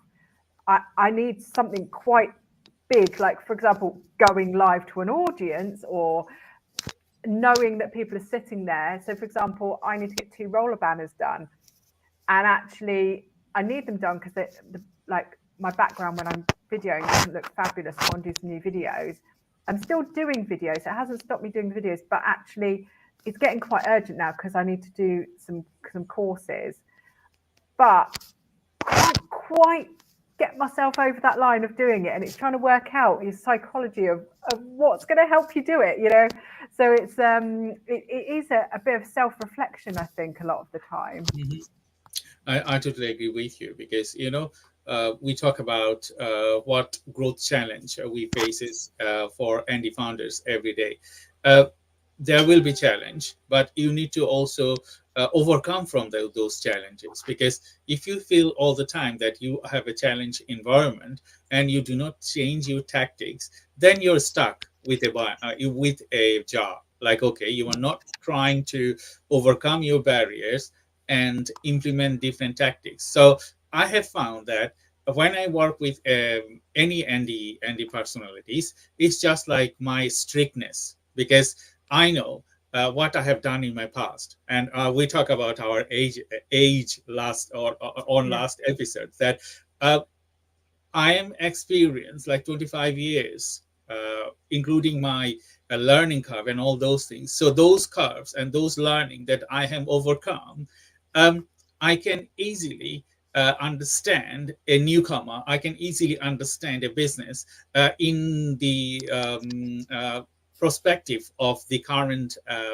situation. Like, okay, if they need social media, if they need a video, if they need a business growth, or if they need a versatile software. But things with a newcomer, it's not like that way. They think that, okay, they know everything, they can solve everything, but it's not that the way the business works. You cannot solve things in 1 or 2 days. You need experience, expertise, or you need to hire people to solve those things that you cannot do. Yeah, you do. And it's that sort of what you were talking about earlier, about that sort of balancing everyone in the team out. You know, I love people that are new to a role where they've got all that energy and fresh ideas, but then you need the balance of people that are experienced. And then, like you were saying, and I think we were talking about this on my podcast, where you were saying about, you know, focus on a couple of skills per each person, you know, because what we're doing, you know, you said about we expect everyone to have all of these skill sets, which is this huge range of skill sets, which actually becomes overwhelming. And everybody can't be good at everything. And it's hard in small businesses where you don't have many people. But, you know, for example, I mentioned earlier, I'm quite creative. And people get the best out of me if I'm being creative, ideasy, innovation. You know, in my business or in any place I work, I always have, you know, you have to do admin and planning, but we have to admit that that isn't my strongest skill set. And the thing, like you were mentioning on the podcast, that, well, you know, let's just admit that that's not your strongest skill set. Let's fill the gaps. They have someone that's really good at planning and stuff, and then someone who's really good at creatives, and you know, they work together really well. And because the thing is, the last thing you need is to try and, if someone's really good at creativity and things like that, the last thing you want to do is spend your time going, oh, actually, I want you to do loads of admin and I want you to do loads of this stuff, because but that's not what they're good at. You know, you're trying to hire them for something or force them into a box that they're not good at. And actually, that will take away, if they're spending all the time doing stuff they hate, that, you know, I know if I'm doing loads of admin, actually my creativity dulls a little bit because I'm overwhelmed. I'm straining myself to do something else. So I love this idea, this concept you're saying about sort of gaps, partnering people up with different skill sets, concentrating on a couple, because, you know, there's not many people, I don't know any that are absolute experts in creativity, admin, planning, you know, all of these. I mean, I think as neurodiverse people, we're quite broad in our skill sets a lot of time, but even us, we have our specialities. And I always find that's always been my struggle, where someone said, oh, you've got to be good and do this, and this, but also do your main skill set as well. And it doesn't always work. You're not getting the best of people, are you? No, you can't do that, because as I say that earlier on, you're creating the curve. Like, you can have main characteristics, main expertise, maybe 1 or 2 or 3, sometimes even more, based on your experience and your age as well, because you need to, age plays a vital role of your learning curves. Because otherwise, if you are 17 years old and you think that, okay, you are doing business for 15 years, that will not support you, because you may started your business at 12, and then now you are 17 years old. Yes, you have some learning curves, but the age is different, because with age you fulfill, you learn, and it's just like trial and error, isn't it? You learn something, you made mistake, you rectify those, and you succeed. So you know that there is a saying that the more mistakes or more failure you have, the more success you're going to be. Why? Because you learn different things. You learn steps. You learn how to make it right on the second time. So that's the way I think the Andy founders, they should think. Like, yes, you have great skill sets, and that skill sets maybe in particular domain. So you need to find someone opposite that you can't do, or maybe it will take you time to learn those skills. So you can find someone and learn those skills with a period of time, 2 to 3 years, and then you can say, okay, I have one skill set, so I'm a good developer, and then I have learned with someone, and then now I can say, okay, I'm a very much a good organizer. I was an organizer before, so I have another skill set ticked. So that's way your skill set will grow. So do you know what? It's funny, because I started this business, I think I was about, I was just going to say, I started my first business. You really resonated with me there. I started my first business around 24, 25. And actually, I sit here now going, if I knew then what I knew now, my first business would have been totally different, that age thing, because the amount I know about business, I'm on my 4th business now. I'm a bit of a serial business opener. And if I opened mine was a web agency. And it was early days. So this was sort of 2024. Sorry, not 2004. And I had a web agency because I started life as a programmer. So really early, so there wasn't as much competition back then. But I was really experienced. I didn't know anyone that owned their own business. No men. Exactly what you were saying. And it was very me, and I ended up closing after a couple of years because it was too much, you know, for someone so young to, when I had no one to really talk to about it. And but if I'd known now, you know, particularly how big the web became and how popular it came with, you know, I could have had a huge agency, but it wasn't the right time for me. I was very young, and it was difficult. You know, now, like my business, you know, at the moment I've just pivoted it because I'm still, you know, 46, still working out what works with me and my ADHD, and actually my new pivot works really, really well. So I'm finally at age 46 found something that I love doing, and it's teaching and training and having a community. But yeah, it's that learning as you go along. What you said just so resonated with me, because what I know now compared to 25 years ago is hugely different. I totally agree with you. So we have a few more questions from the audience. Thank you everyone for joining our live webinar. And you know, I'm Dr. Shah Siddiqui, and I have Anna Brewington from ND Business Club. And we're going to be trying to answer some of your questions, because we have a lot of other things to discuss with this webinar. And we are nearly halfway through. So I get one, the first one: how ND entrepreneurs balance innovation with structure? You mean business structure?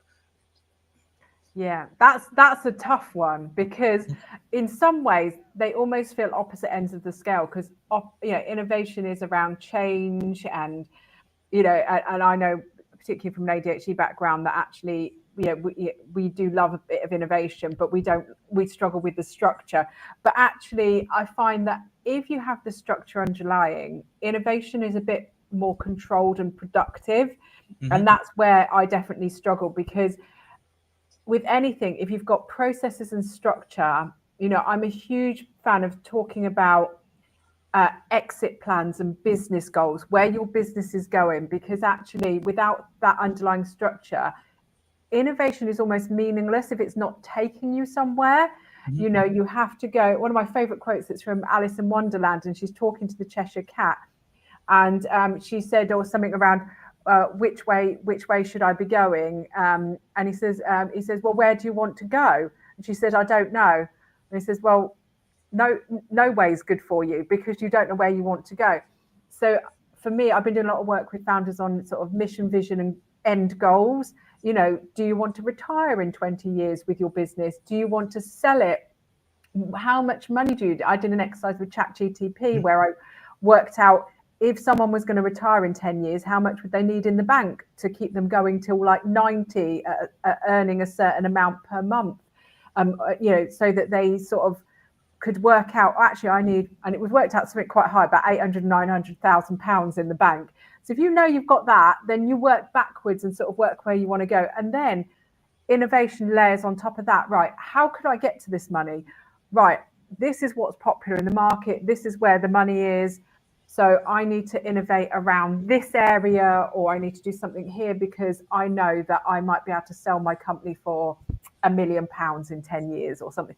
So you have to work backwards to that structure, because otherwise you could just innovate until you die and not really get anywhere. I mean, I've had loads of amazing. Do you know what my latest idea is? And it's never going to happen. But I kind of like fruit and want to eat more fruit. And what I want someone to invent is fruit dips, because I don't like fruit on its own, and I want something to dip it in, like some like chocolate or honey sauces, but like not standard, like some ones that really go with fruit. I'm never going to invent it, because so if someone could invent that would be really good.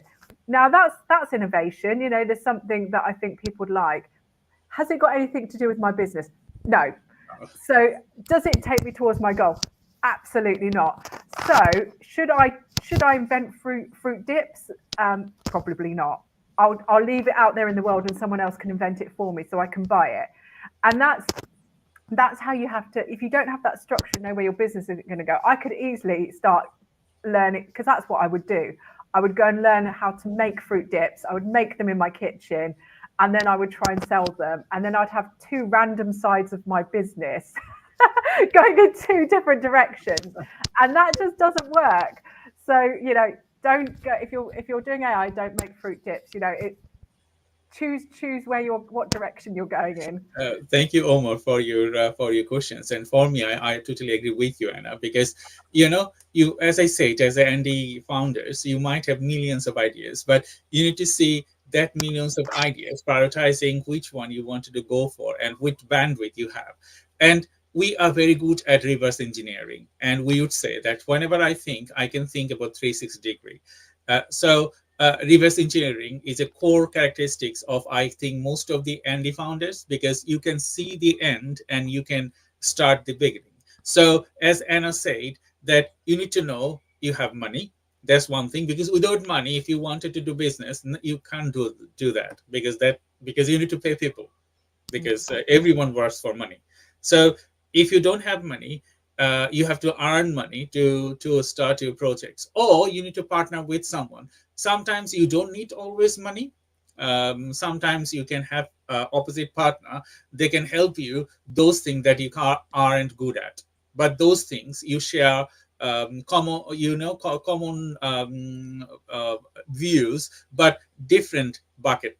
So you have your personalities, you have different personalities, you can share benefits and all those things, but you grow your business in different directions, and that will support you. But if you think that, okay, most of the time we become very greedy, like, okay, I invented it and I wanted to the 100% things.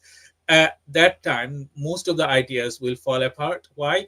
Because either you have to have money to hire those people to finish your work, or you have to engage with people with different characteristics to grow your business. Otherwise, you cannot. Like Anna, you say that, okay, a deep stake, but you don't have that expertise. But if you wanted to have this idea to grow this business, you need to find out someone, they have great enthusiasm,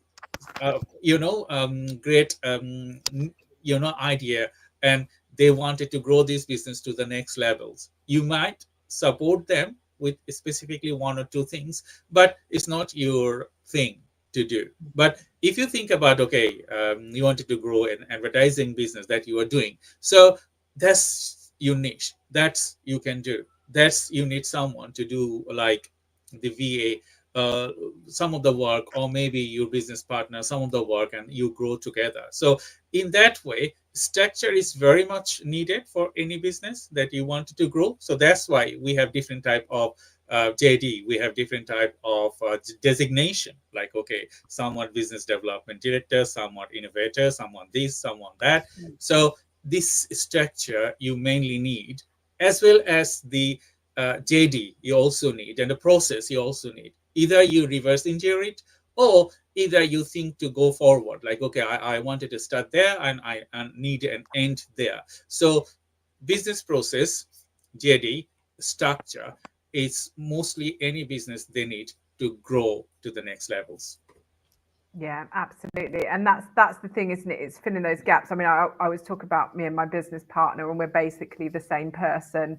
And it's lovely for harmonious sessions where we agree on everything, but then nothing gets done because I have ADHD. She thinks she probably has ADHD, or she has a lot of the traits.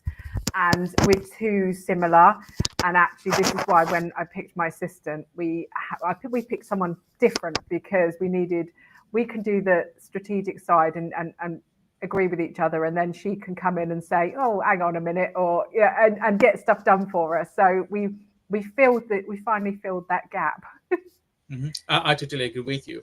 I have another question, like, how can Andy founders create a work environment that supports both themselves and their team? I think these questions, thank you for sending these questions, Saluddin. This question is crucial. Why? Because sometimes we think when you're asking questions is not good. But as an Andy founders, you might have millions of questions, and you need to ask those questions to be clarified the work you're going to be doing with your team, with your partner, and with your client. And that's really needed. And when you wanted to create a work environment, you need to value everyone from top to bottom, everyone. Otherwise, if you do not value them, you cannot create a great work culture. Yeah, I agree. I mean, I love things like someone showed me when they take on a client, they have a form which is, how do you like me to work with you? And I love this. It's like, do I prefer email, text messages? Do I need lots of instructions? Do I need this? Do I need that? And I think things like that are quite nice for internal teams as well. It's that real openness culture of how, you know, are positives, but also not scared to talk about the things that we struggle with. Because a lot of the time, and we've talked about this before, Dr. Shah, haven't we, that people are scared to say about the things they struggle with at work, because then they get, you know, like stopped being invited for meetings and pushed to one side and passed over promotion. And, you know, what companies need to do is make it really open environment, really supportive, so people can just tell you what they need. Because every neurodiverse, you know, every person, not even neurodivergent people, everyone works differently. Introverts, extroverts, everyone. And actually, I love this idea of just saying, this is what works for me best. This is how I work with people. And us all just being very open. And I like, you know, when people give feedback, oh, I really struggled with the instructions you gave on that project because they weren't specific enough. You know, if you've got a really, what do they call it, psychological safety sort of type of business where people can just say and be honest, I find that's the best. Because, you know, we could give you some sort of techniques, you know, and stuff, and there are some ones that you can use, but also just asking people what they need is, I find, is the best thing. And just thinking about, you know, how you run your meetings. Are they inclusive? Are they including people that need time to think? Do they include agendas that, you know, people need some pre-warning of what's going to happen? Do they let people that are introverts talk, or is it always the same voices? All of these type of things in every activity, just thinking about different personality types. I totally agree with you, Anna, because if you do not value your colleagues, it doesn't matter they have a small knowledge or a big knowledge, or they work on a really entry-level jobs, or they work as a C-level jobs. It doesn't matter really. It matters that you value everyone. Sometimes idea can be created from the entry-level jobs, and you, as an expert, you can nurture that idea and grow that to the next levels. Because when you have something from entry-level people, they don't have the expertise you have, but they are innovative. They have the idea. So you can grab that idea and value them and work with them to fulfill and succeed what you wanted to do. I think mostly in ND community and overall non-ND community as well, they fail to understand that. So if I'm experienced, I will not value unexperienced people. And there is also, I have seen that I'm newcomer, I have great ideas, I don't value the experienced person either.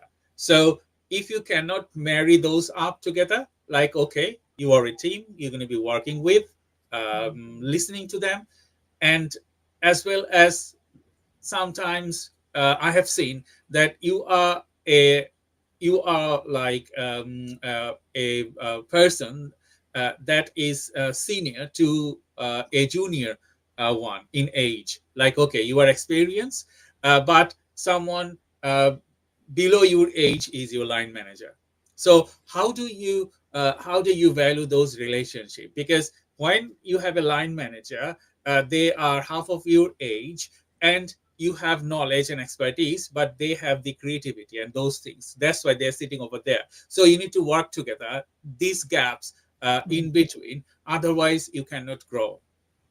Yeah, absolutely. And also, it's just that, you know, I'm a big believer in, you know, if you've got junior people, getting them to talk in front of the senior ones and helping to build their confidence and you know, as when I grew more senior, sometimes I would go, it's a bit like undercover boss, where people go on the ground.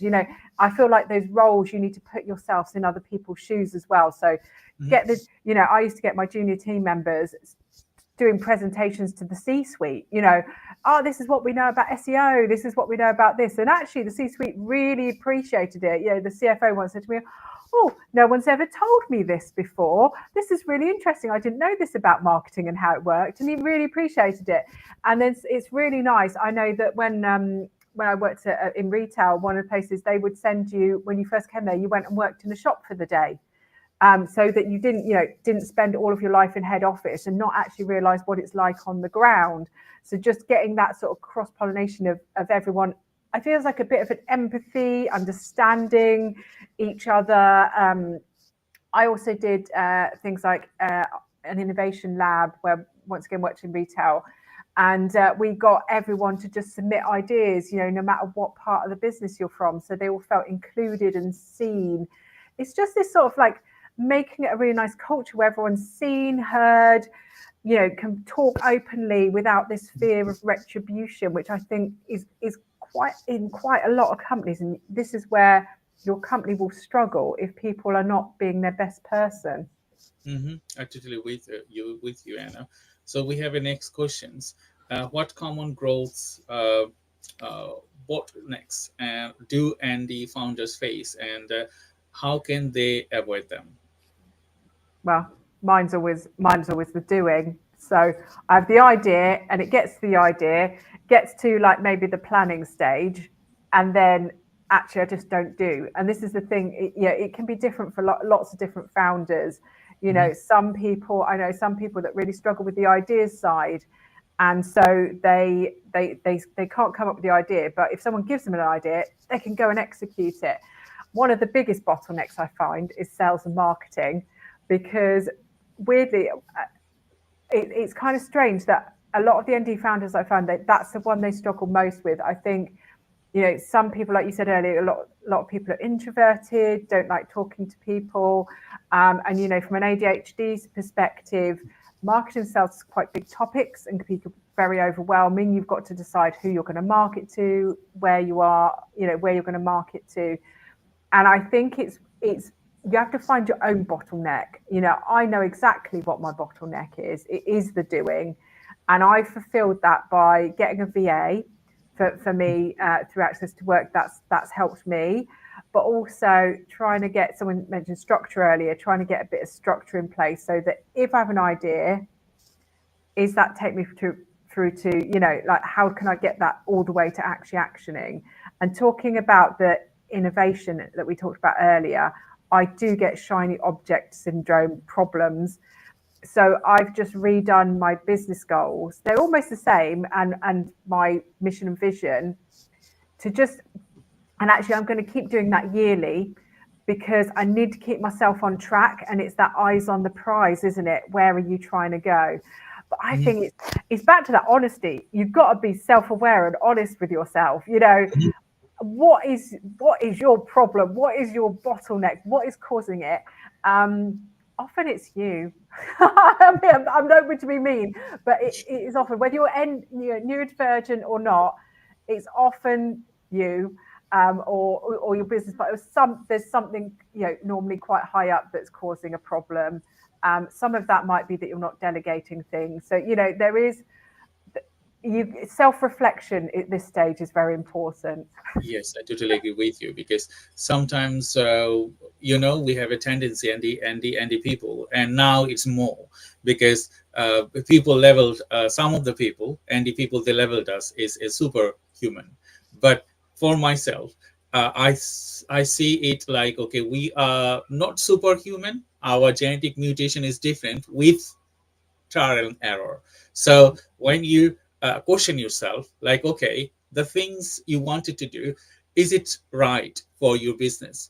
Are you making a good commitment with your team members? Are you following a strategic path that will give you some measurable outcomes. Those are the things you need to question yourself. Sometimes we carried out like, okay, I wanted to do this, and we engage so much, and at the end we don't think like, okay, what results we wanted to bring. So you need to think about the results first, and then reverse engineering it, and then lay out the bricks. Okay, I wanted to make a 20-foot bridge, and that bridge I wanted to go on the other side, and what I need, what are resources I need, what materials I need, who do I talk to? Because if I don't have expertise, I may have expertise that I'm a builder, but every trade, you don't have everything. So you need to combine with some of the people to finalize and to reach your goals. So that a way, and question yourself that, okay, question yourself, is it right? And how you can make it better. If you can self-reflect and self-judge yourself, you will be a good team player. You will listen to people, and you will value other people as well. Yeah, absolutely. And also, I know it's really harshly said about this sort of that self-reflection as blockers, but it is, if we're really serious about our business succeeding, and because this is our business, this is our money, this is our life, if you're really serious about that succeeding, you have to do the hard things. There's a quote that someone said, which was, the magic you are looking for is in the tasks that you are avoiding. And I love that, because, we're often looking for that. What's going to make me my million, what is it, Del Boy from Only Fools and Horses? This time next year, Rodney will be millionaires, he says. And, what is we're always going, he was always searching for the next big thing, the next big thing, next big thing.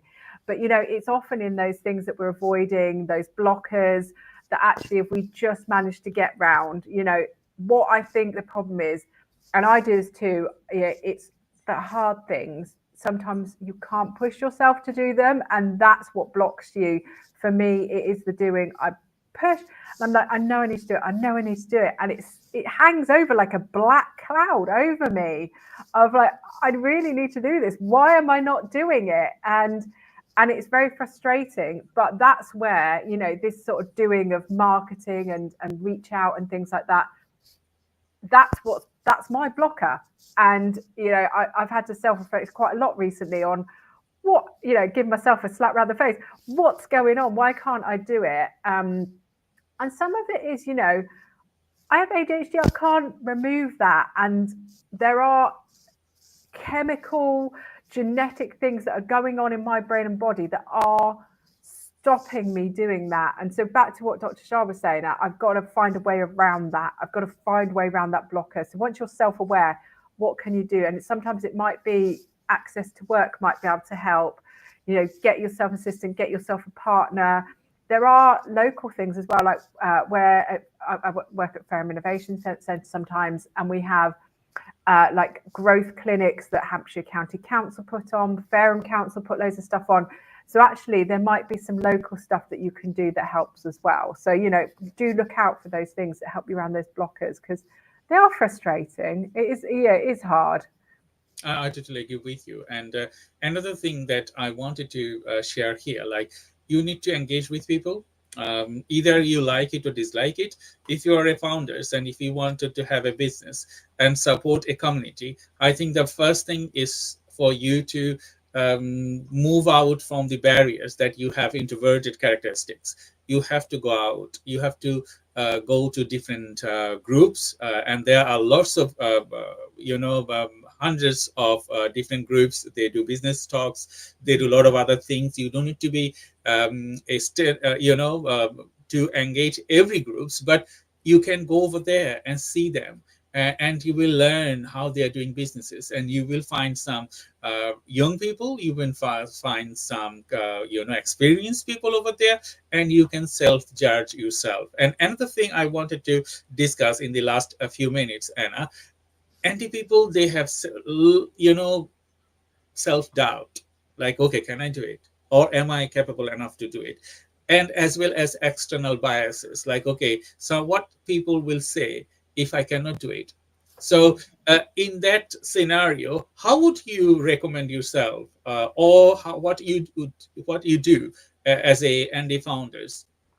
Do you know what? It's something that's historical in us, because when we were children, there's a research, I think it's something like, is it neurodivergent children have something like 20,000 extra negative responses that they have to deal with. I think it was every year or something, but it was quite large. It was all these extra sort of little comments, jibes that you have. Oh, it's not very organized. Oh, she's a bit talkative. You know, constant little things nipping away at you throughout your sort of childhood and teens. And so we do get this sort of, we're not good enough. You know, there's a lot of stats around neurodivergent people and anxiety and stress, and it's being aware that actually that has probably affected you, and it will have affected how you see yourself. So you might feel, you know, and also I know in ADHD is rejection sensitive dysphoria, I think it's called as well. So there's all these areas where you feel like you're not good enough. And actually, back to what you're saying, Dr. Shah, meeting people, I love meeting other neurodivergent founders, and we all go, oh, I feel like that too. And we sort of all support each other, but even other business owners, where we support each other through it, because, you know, it takes, I think I've said this before, it takes a village to raise a child, but I feel like it takes a community to raise a business. You know, you don't have to, we always think we have to do it on our own, but we don't. That is not giving in if we have people helping us and we go to communities. And sort of back to your point, Dr. Shah, you know, if you're introverted and an idea of talking to loads of people is difficult, you know, find one person that you can have a peer-to-peer conversation with. Or if you go to networking, say, I'm going to speak to one person this session. You know, just set yourself small goals of what you're going to do to be able to help yourself past that, because you don't have to talk to everyone in the room. You could say, I'm going to talk to one person, I'm going to talk to two people. And then that's it. That's all you need to do. Because I find that I go to networking and I'm like, talk to a couple and I'm like, I've had enough now. I'm just going to stand in the corner and watch for a bit. You know, there's no, take away those preconceived ideas. It will take years to try and undo everything. But it's worth going. And you mentioned earlier, Dr. Shah, coaching is really good for helping get rid of some of those old preconceived ideas as well. Yeah, I totally agree with you, because as Andy people and working with ND people, I have found that, yes, we have self-doubt. You know, I share most of the time that I was very much introverted in my childhood, and I used to hide under sofa, bed, behind my mom's, and I was afraid of the world. But look who I am now. I'm very extroverted now, and I teach people. I work with people. I mentor people. I'm a good speaker. But these characteristics, as I said, it did not grow in 1 or 2 days. You need to find your niche.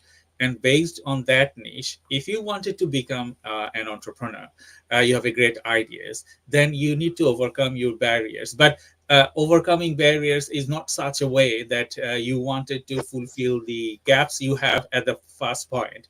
You need to make yourself stronger the point you have right now. Like, okay, you have a very excellent idea, so you make yourself excellent first and increase that productivity, and gradually we will find out, okay, what I can do to minimize those things because I'm struggling there. Or maybe you will find something, okay, I'm struggling there. So then gradually it will not, you can't overcome it in next day. It will take time. You have to have plans, methodology, work with someone, and then you can make yourself as a solid person at the end. But don't afraid. If you wanted to become entrepreneur, you can, but you have to invest your time, energy, money, and we have to work with people. Otherwise, you cannot become an entrepreneur and serve other people. Do you know what? It's funny, you were saying about being under the table. I remember I was about 10 or 11, and I vividly remember that when I was 10 or 11, I wouldn't even laugh out loud. I had a silent laugh because I was so introverted and so nervous about being in the world that even when I laughed, it was completely silent because I wanted no one to notice me. I know I have my own podcast. I'm doing this with you, Dr. Shah. You know, you can sort of help, learn these things, and particularly getting over that sort of rejection side of things. I mean, when I started doing podcasting, I actually hadn't really done any videos or podcasts. My first podcast was 4 years ago. And in one of my communities, one of the chaps knew that I was struggling with video. So just safely in the community, he did things like 2 truths, 1 lie and things like that. We just did safe little videos where we paste them out, and actually finding that safe place that you can practice and try things. That meant the world to me. And then look, I'm on my second podcast now. I'm doing lives with Dr. Shah. And do I need to sit down after I've done a live or podcast? Absolutely. Because it's still overwhelming for me, but I do them, and then back to that sort of structure, knowing yourself, then I have a sit down for half an hour. I will then be able to tackle the next task. So you can sort of work your way around these things as well. Yeah, I totally agree with you, Anna. We're nearly end of our session. We're going to be say bye-bye to the audience. But before I say bye-bye to the audience, I just wanted to say your first initiative will not be perfect. If you see our podcast, my podcast, when I started 4 or 5 years before, people laughed at me like, okay, you cannot pronounce certain words, you have problems, memory problems, those things, you can't be a good podcaster. And I challenged myself. And after 5 years, you can see that, yes, I'm doing well, I'm doing great, and I will improve further. So it's not like that one-time developments. We develop over time. We learn over time. So Anna, thank you very much for your time today. And thank you all the audience. You have hopefully enjoyed our talk. And we're going to be welcome you to the next episode of Andy Business Club podcast on 11th of December. And we're going to be talking what legislation do we need to change for Andy people in the UK. And we are working for that last 2 years. Although we have a great vision, we haven't reached that vision yet. But we know that when we're working with people for you, we will reach there. Thank you. Thank you, everyone. And bye-bye for today. Bye.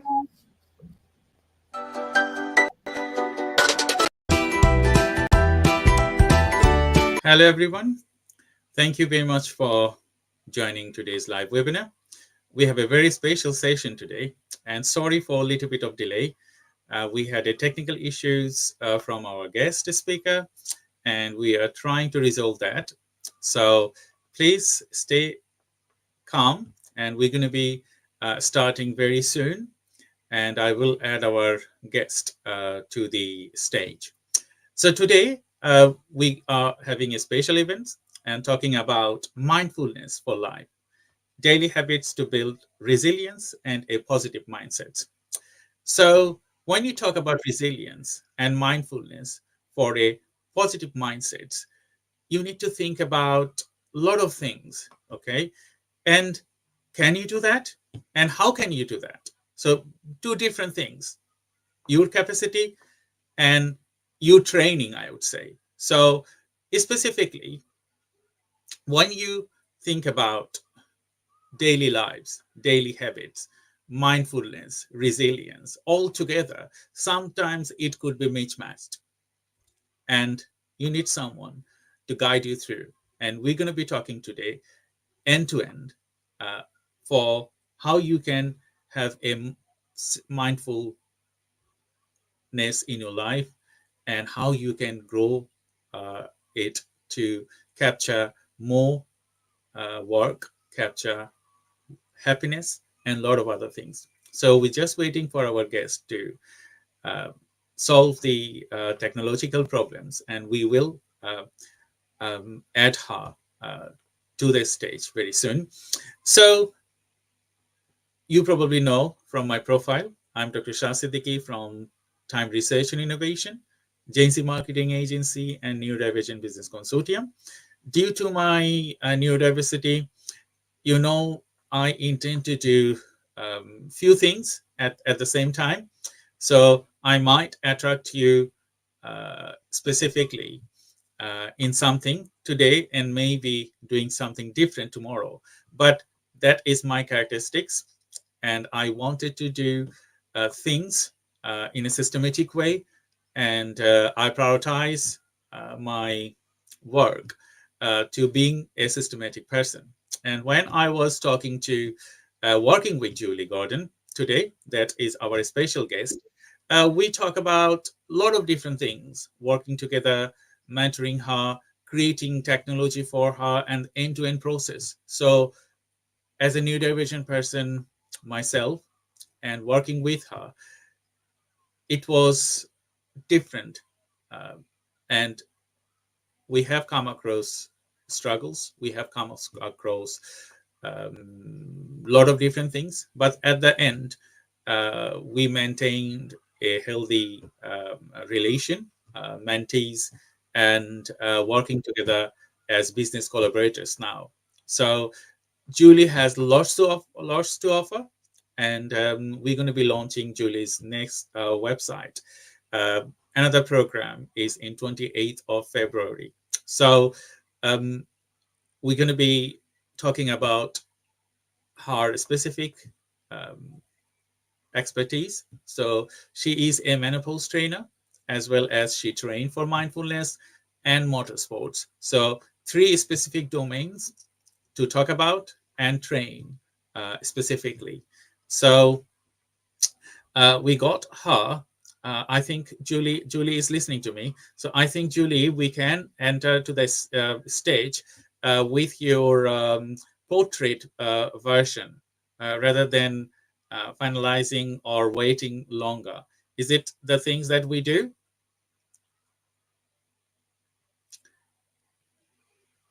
So I cannot see your second camera. So I cannot see your second camera. I can only see your first camera.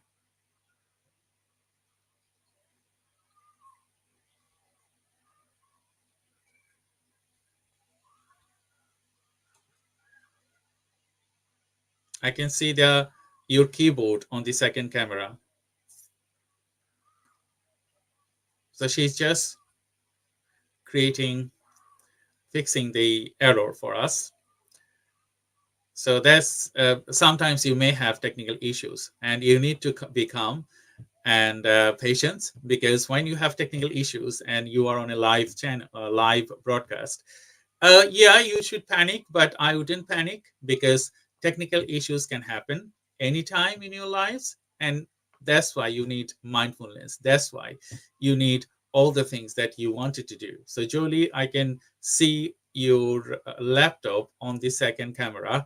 I can see your face on the first camera. So she's just sorting this out. So, you know, when you work with different target audience, you know more, you learn more.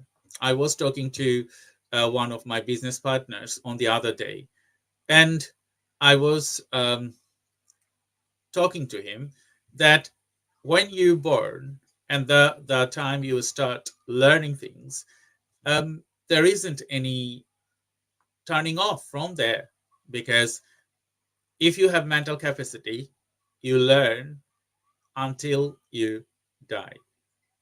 And I work with many people in the landscape that they are over the retire age, 75 and more than that, and they're still working. So that's the thing that mindfulness kicks in. So I will add Julie. Julie, shall I add you?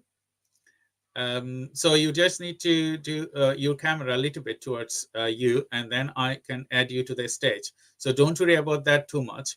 We are happy with the portrait version.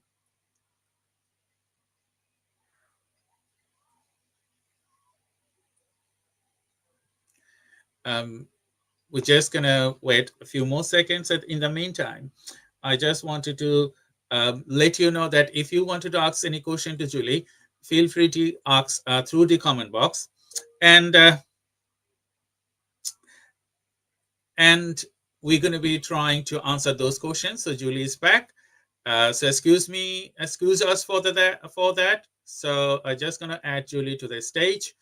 Thank you, Julie. Hello, how are you today, Julie? Thank you. I'm so sorry. Can you hear me okay? I can. So don't worry about that. We're going to be keeping this UI. So most of the time, we will not see the black spaces on your screen. Okay. So most of all, you probably know Julie for such a long time. She's on social media. Your camera again went back to the other thing. So you need to straight your camera because it's not landscaped. Yes, you need to straight your camera, Julie. Yes, you are in right. So don't worry about that too much now.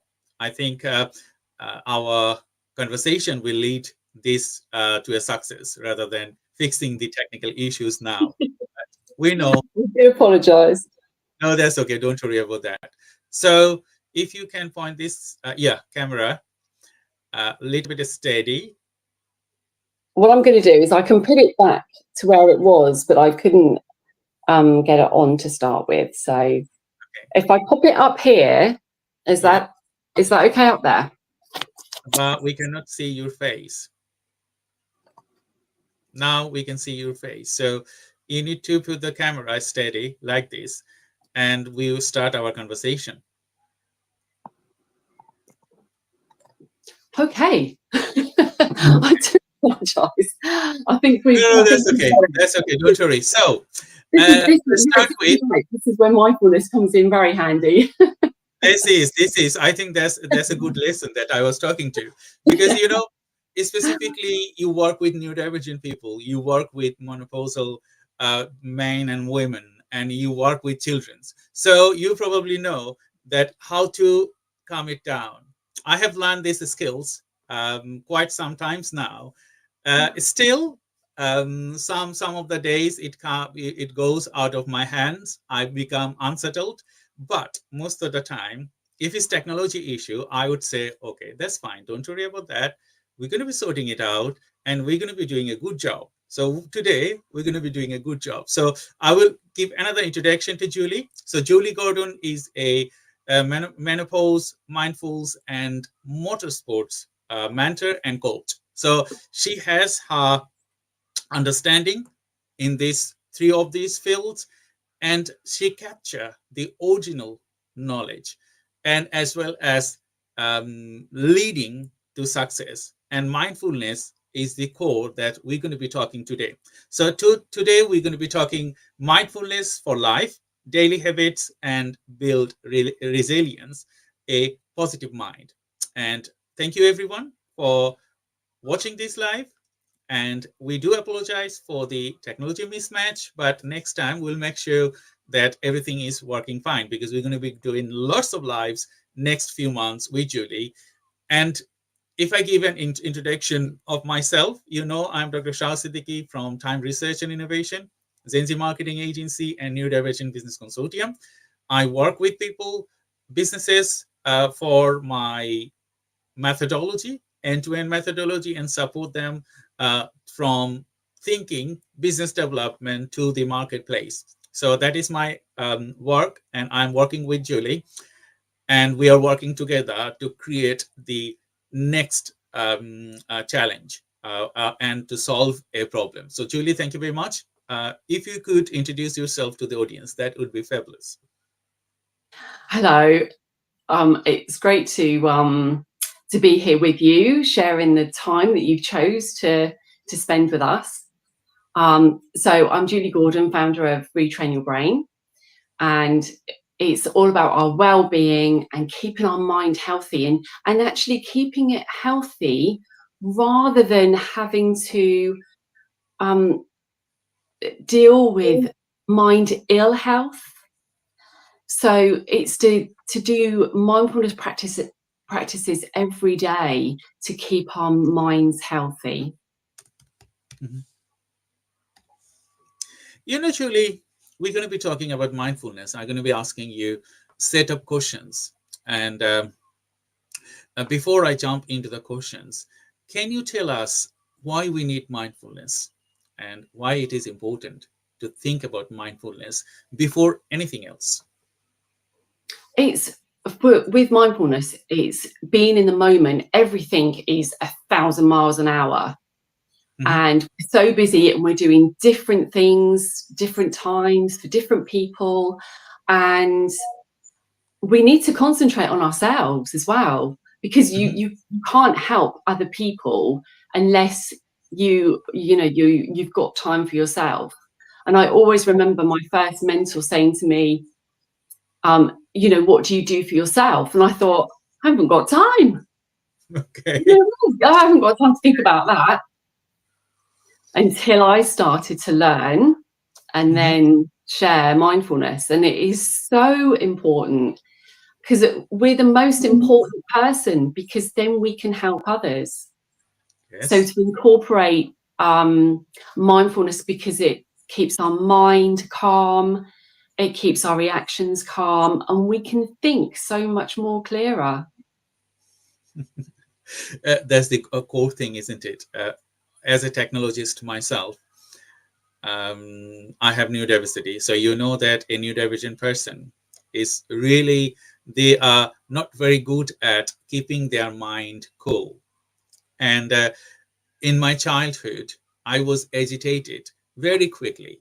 But with long training and working with people that you say it, your mentor say it, I become now stable. And without going proper training, understanding, and laying the bricks and foundation out, I wouldn't come to this stage. So there is a possibility for even neurotypical people to, break the bias. Like, okay, if you are not settled, you need to learn the tactics. And working with you last several months, I learned few things that was an error before. So thank you very much for giving me tips, tricks, and all the things. And working with you, learn a lot of different things, and that will come handy in the future. So to all the audience, we are working to launch the Retain Your Brain new, I would say, updated technological innovation. So with Retain Your Brain, we will have different thing, and you will love it. And we are working to create the next masterpiece. And I will jump into my question. And I wanted to say thank you to all the people. Harun Rabbanifai, thank you very much. You said a great topic to discuss, Shah. Thank you. And all the people you are sending messages here, thank you very much for joining today's webinar. And if you have any question, please feel free to ask, and we will try to answer them after our initial discussion. So my first question to you would be, can you give a overview of the mindfulness principles, like in few words? I think that's to set the background, and then we will jump into more specific questions. So the mindfulness principles is all about living in the moment. So when you drive past on the motorway and you've gone past the junction, and it's because you're not fully present, so it's because you're not paying attention. So it's living in the moment, so we don't miss anything. I'll try in a few words. It's the principles. Another one is being non-judgmental, so others, but also to ourselves, because we're so hard on ourselves. Yes. We need to be kinder. Kinder to ourselves. Gratitude. If we're in gratitude, you can't feel anger, you can't feel anything else apart from being in that gratitude.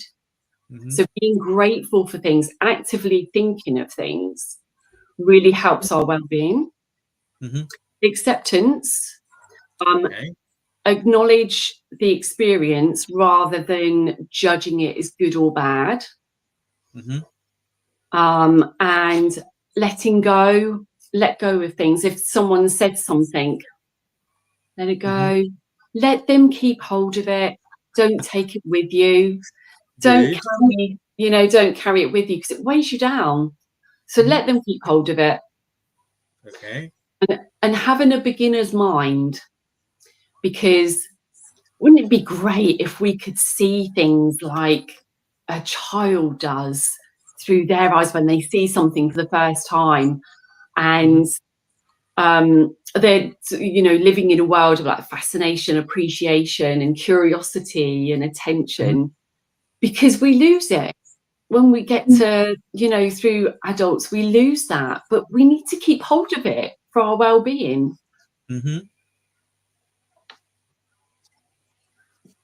So when you talk about let it go, some people, they do not want to let it go, and that's the worst thing. Starts from there. Sometimes we think that answering such things will create success, but it also varies your judgment, isn't it? Like which situation you can let it go and which situation you will protest. Because when you are in a situation and you see that someone is bullying you, yes, you need to protest, but in a way, let it go away. Yes, I'm protesting it to let you know that this is not right, but I'm escaping now because I don't want it to start new arguments. So, some people, they don't even think, okay, someone is bullying them or someone is very critical to them and they are doing the same thing to them. So that's not the way. That shouldn't be the way. So thank you very much for your overview of the mindfulness. My next question would be, how mindfulness supports resilience and positivity in daily lives? Resilience is being able to adapt to challenges and setbacks. Positivity is celebrating the small stuff. So it's the small wins, because they're really important to like give you the motivation to carry on. Replacing the negative thoughts with encouraging thoughts and supportive internal dialogue, because the voice in our head is very powerful and we need to control that. That's fascinating, Julie. When you talk about resilience, it's a huge field, isn't it? And when you taught resilience and with human character, it's also difficult for many people to understand how they could be resilient. Okay. And that's time person like you kicked in, isn't it? To teach them the actual meaning of resilience. And it's not like that I will be resilient in the future, but how do I do that? There's another point. And you have the tricks and tactics to talk to people and giving them the understanding how they can be resilient in the future, isn't it? So thank you very much. And thank you everyone for joining today's live webinar. I have Julie Gordon with me, and we're going to be talking you through next half an hour and so on. And we have many questions still now. I just gonna ask few of the questions that our audiences asked. And Noreen, you asked, how can mindfulness help in managing stress and anxiety effectively? How can it help in reducing stress and anxiety? Yes. It's key. There's been lots of research, actually. There's been lots of research into the reducing of stress and also the anxiety side. Using the tools and techniques is great, to have a start at reducing the stress or managing the stress. Mm-hmm. Actually, what also needs to be done is finding what is actually causing the stress and what the triggers are for the anxiety. So that's really key to, and it's a work in progress. It doesn't happen overnight. It's not something that is a quick fix and a quick fix. It takes work and time and effort that goes into it, that then you become more aware, so you can reduce the stress and you can manage anxiety better. So it's you can do it with mindfulness. Okay.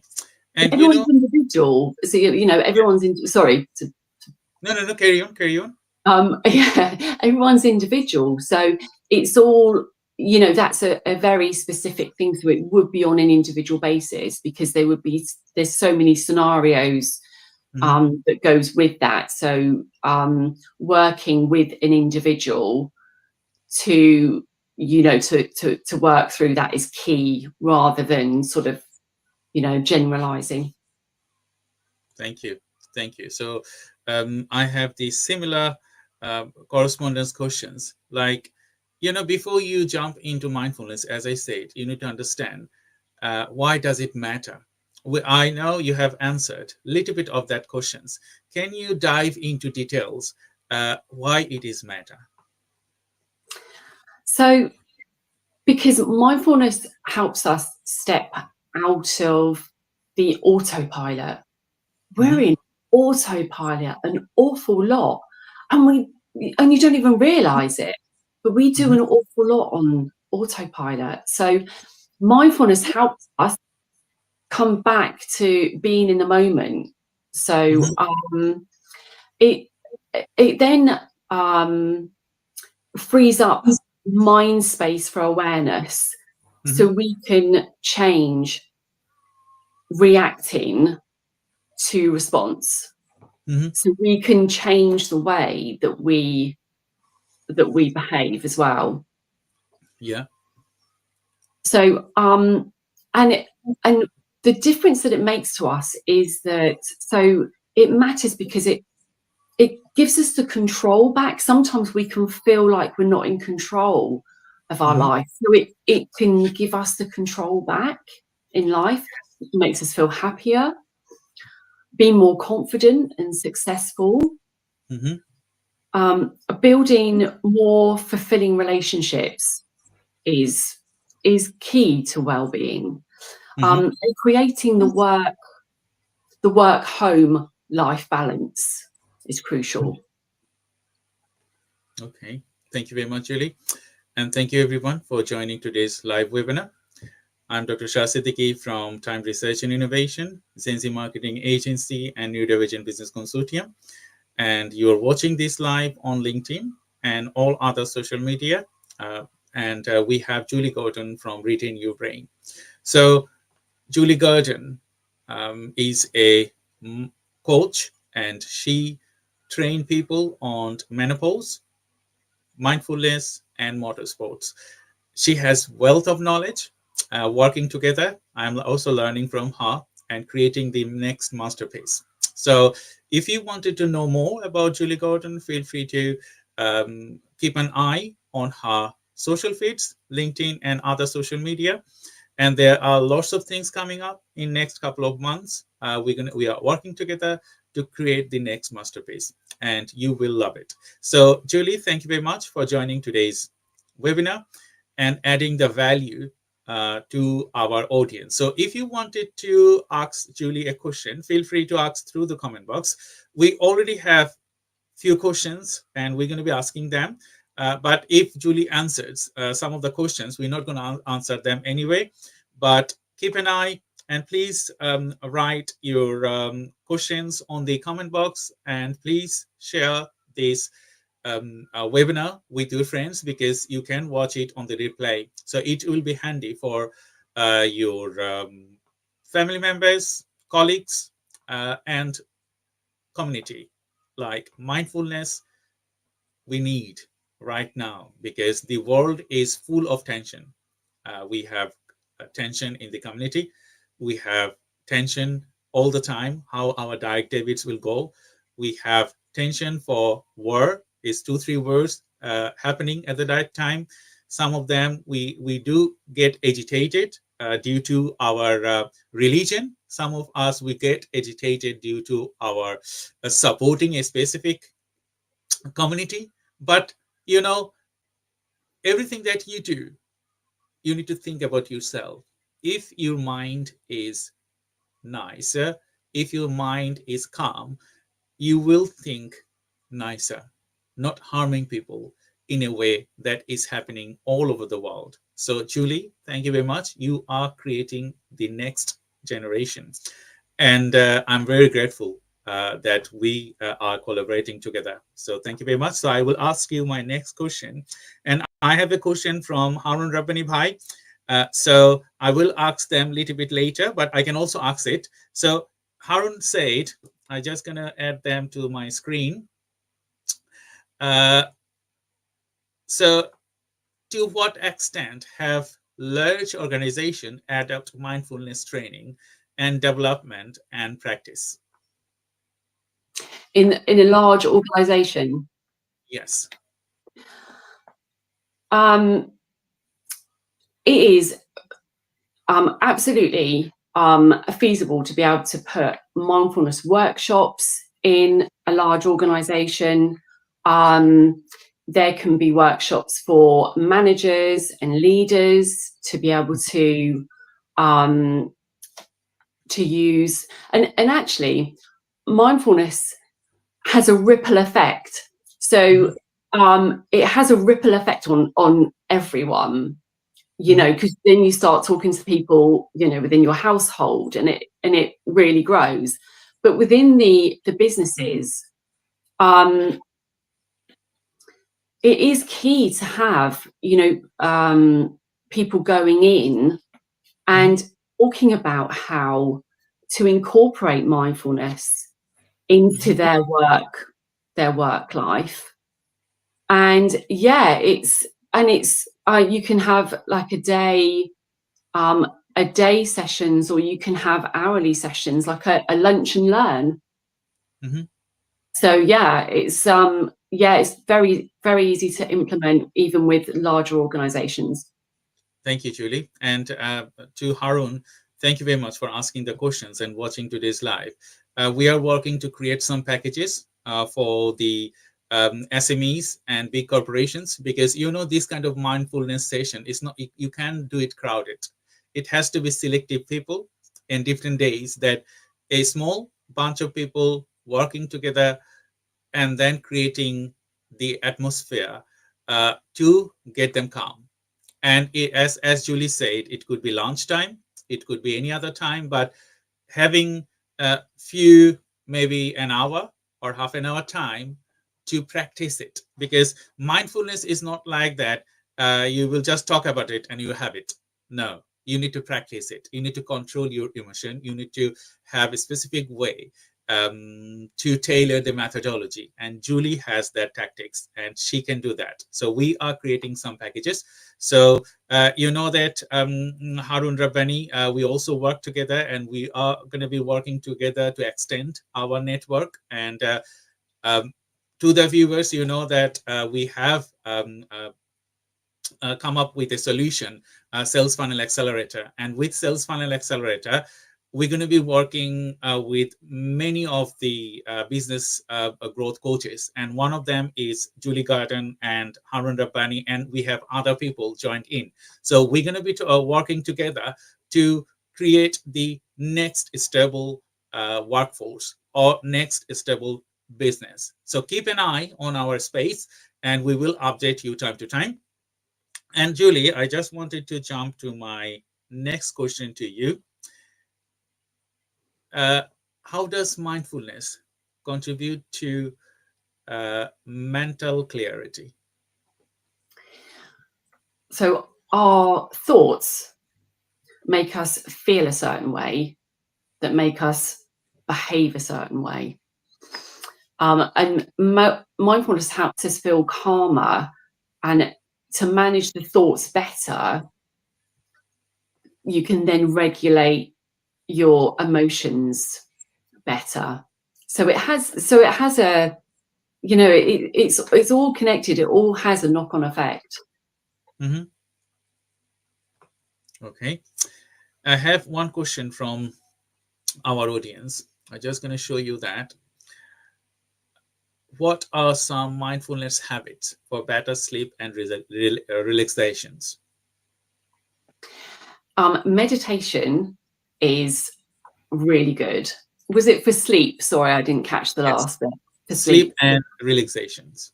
An evening routine is a key for sleep. And to one thing that is really on top of the list is no gadgets, like an hour before sleep. No checking emails, no looking at the phone. Preferably, if you can put the phone in another room, fantastic. But then you can have a meditation, listen to a meditation or a podcast or before sleep.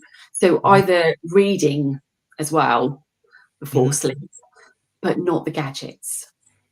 Okay, that's a great answer, Julie. You know, our daily lives nowadays is attached to not only one gadgets, many gadgets. I never have television on my bedroom, and we agreed, me and my wife, that we won't have television on our bedrooms. Or with gadgets is also, yes, we need to turn the gadget in silent mode because we use it for alarm. So we need to wake up in the morning purposes, but only that purposes. Some people, they do like, okay, they are waking up and they're going to be seeing the gadgets. They are going to sleep, they're going to be seeing the gadgets.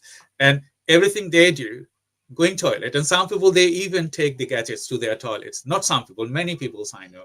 But we have a thing that, okay, if you're going to the toilet, is hygienic purpose, you shouldn't take the gadget with you to the toilet, because toilet, yes, some people, they will read books. That's okay. If you think that is helpful, that's fine. But no gadgets, because gadget will not give you the concentration that you wanted to do in any places. So thank you for adding that with our audience.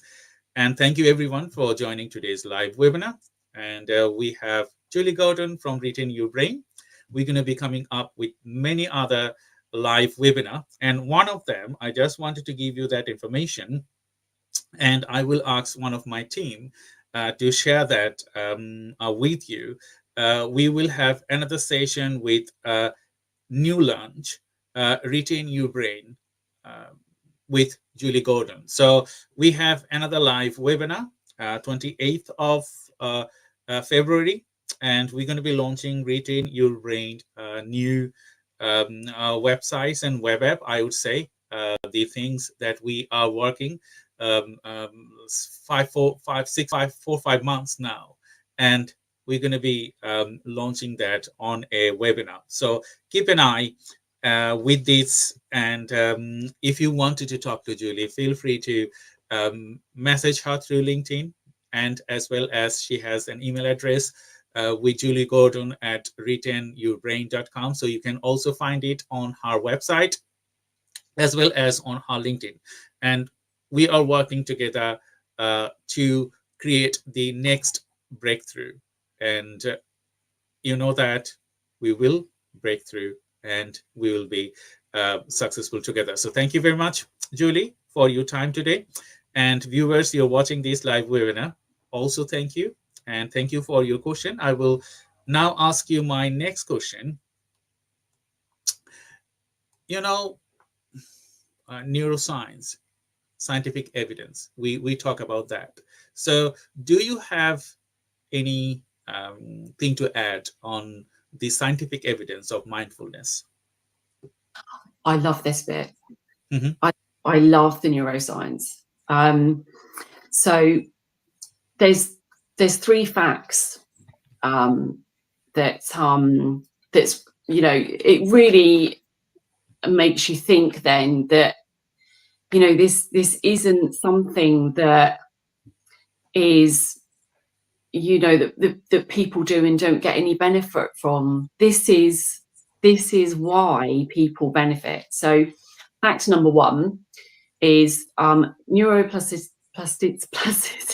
I knew I won't be able to say it.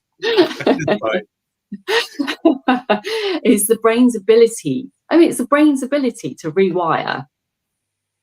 And the fact number 2, the brain is made up of neuropathways. Mm-hmm. So a network that transmits signals and information. And fact number 3, new neural connections form when exposed to new experiences, resulting in the brain's increased elasticity. So we can actually help our brain do that by a simple exercise that we can incorporate in daily life, and it takes no extra time. Mm-hmm. And that's brushing your teeth with the opposite hand. Okay. So when you brush your teeth with the opposite hand, it's putting you in that awkward and uncomfortable space, but safely. But what it's doing is that it's training your brain that, because to start with, your brain will be like, whoa, that's not right. That's not comfortable. You need to put it back in the other hand. But to continue doing that, your brain gets to, it retrains thinking that actually it's okay. Nothing's happened. So then when you try new experiences, your brain doesn't automatically shut it down and be like, no, can't possibly do that, because you've trained your brain to be open to try experiences. So you'll still have the safety part there. So it will still throw in thoughts like, don't know about this, but it will be much easier to be able to actually do them. So it's not gonna like put that barrier up to stop you doing it. So this is a way to create those new pathways and to build that. And then you can do it with other things, but do it within the household. Let everyone join in. Tell everyone at work. Let everyone join in doing it. And and then I'd love to know how you got on. So we have a challenge to the audience.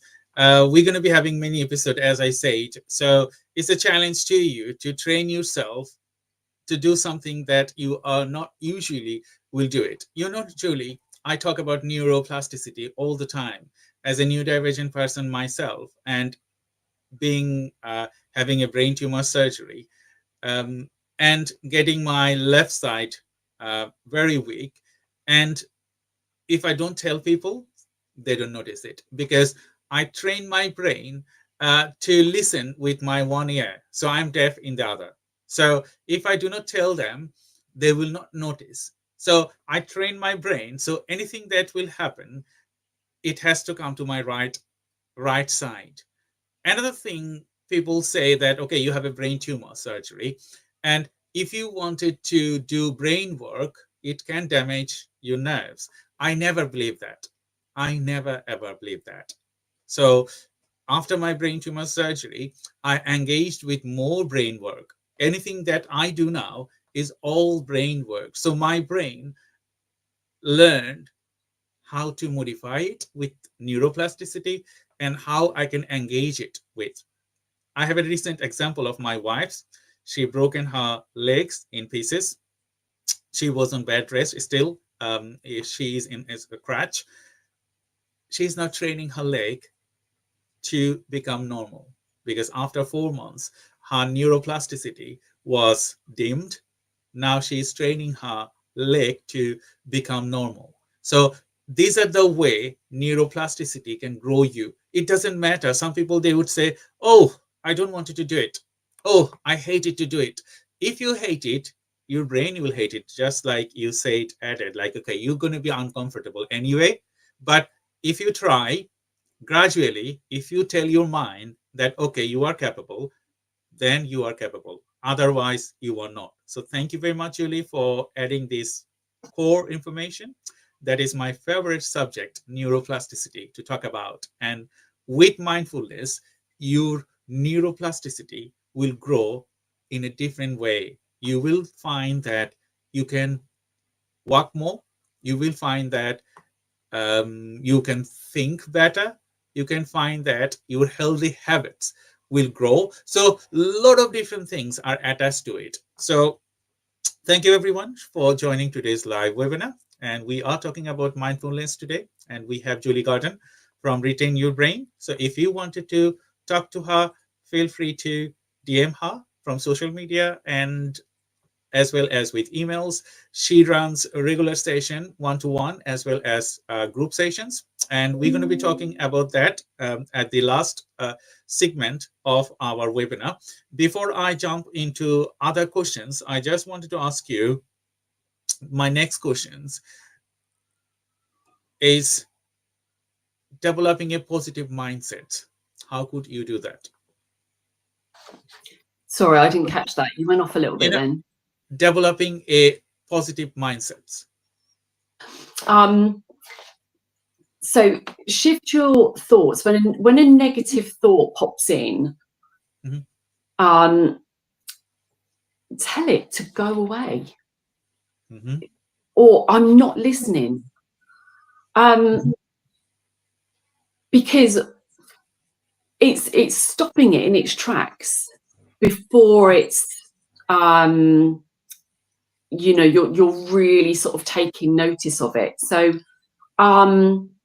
yeah, shifting those negative thoughts, because the more you do that, the more you train your brain that you're not going to listen to those.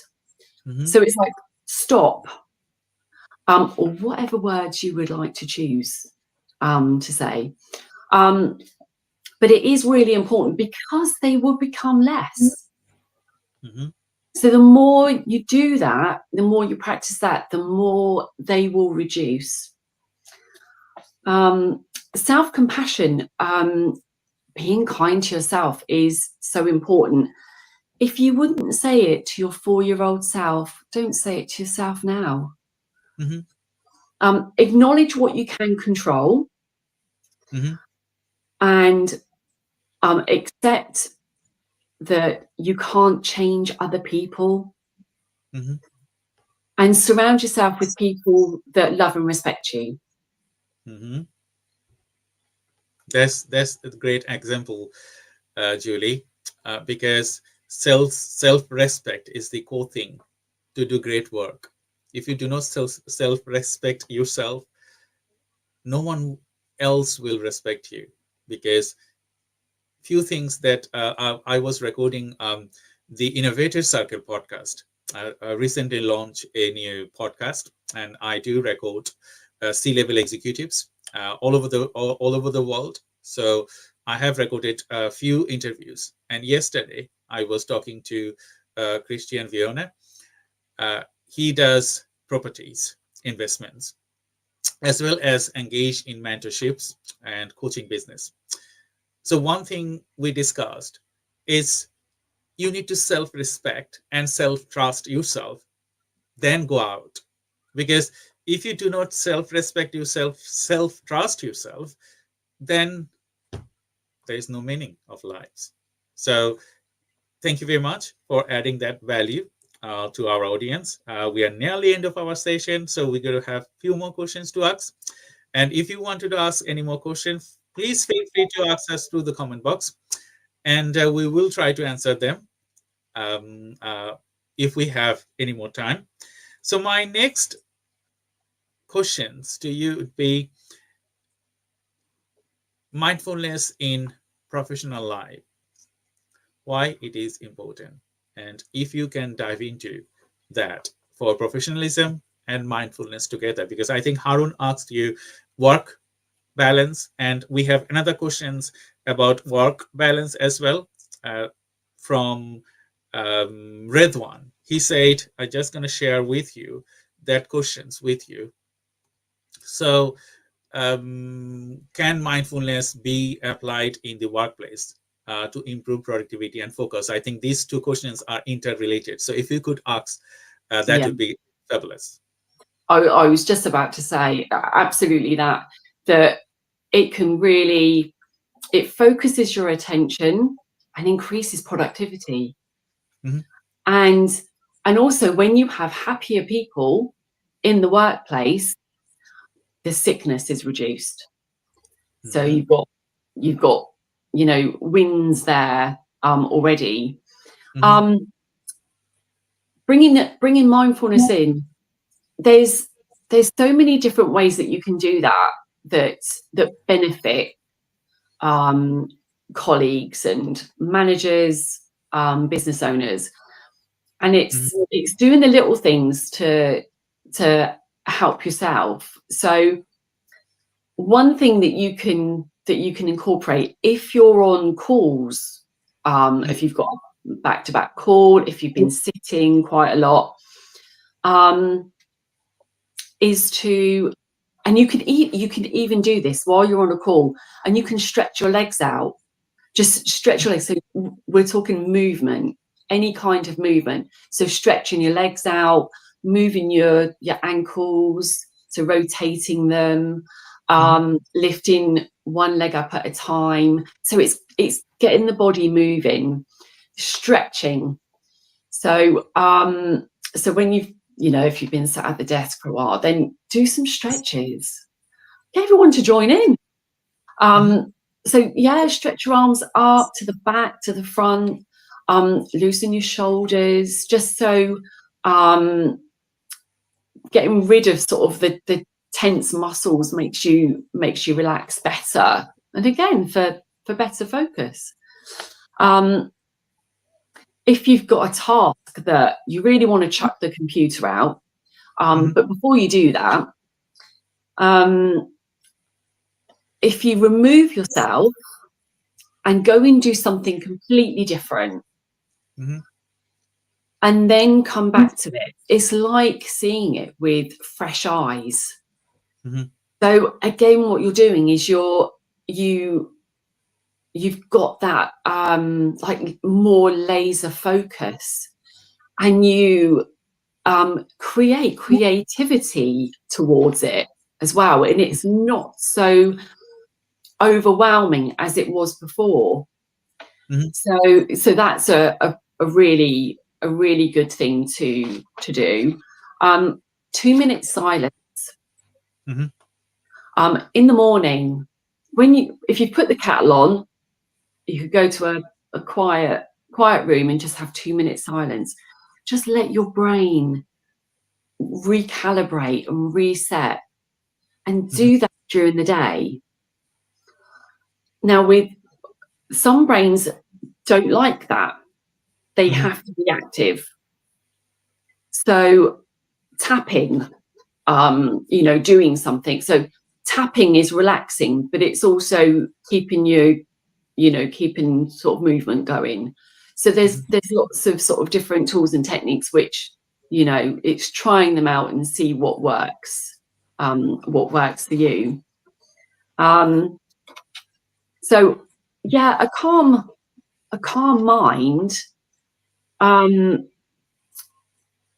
Then when you've got a calm mind, you do get more creative towards your tasks. And mindful listening to colleagues will with new ideas and thinking of things that you wouldn't have necessarily even thought of before. So actively mindfully listening to colleagues as well, each other, is key. Thank you, Julie. Thank you very much for your time today and talking to our audience. And I hope they have enjoyed today. We are nearly end of our session. I'm just going to ask you another question. And we will end the session with the takeaways. So we're not going to ask any more questions. I just have last question from me. Overcoming common challenges in mindfulness. How do you overcome common challenges? It's with mindfulness, overcoming the challenges, I would say. There's lots of misconceptions, and people will say, "Oh, mindfulness is easy," Actually, it's not easy. It's time and effort and practice, and more practice. And daily habits are simple to include into the daily routine, and it's keeping it consistent. Consistency is key to keep on top of keeping your mind healthy. Yes. To prevent, like as I said earlier, to prevent mind ill health, and to manage setbacks. If you've missed a day of doing them, if you've missed 2 days of doing them, start now. Start again. Start now. Guilt-free. You've missed you've missed a day. You've missed 2 days. That's okay. Start now, and then but guilt-free, because we're also very good at carrying guilt along the way. So so it's just starting from now. Thank you, Julie. We are just nearly end of our session. So at the end, we ask our guest to maybe give some takeaways. So if you could discuss the takeaways from these events, and until then, our next events, what are the takeaways from this session? I would say that it doesn't matter how you're feeling, whether you think that you're feeling low, that nothing is going to help you. Try. And maybe you need someone to help you keep on track and find out what works for you. But if you haven't already tried it, then the way to know whether it is working for you is because you'll have that mind space, your well-being people will notice the difference in you, in your well-being, and you'll feel more in control. So it's just starting. Just do one daily habit to incorporate in your daily routine. So start with the brushing of the teeth,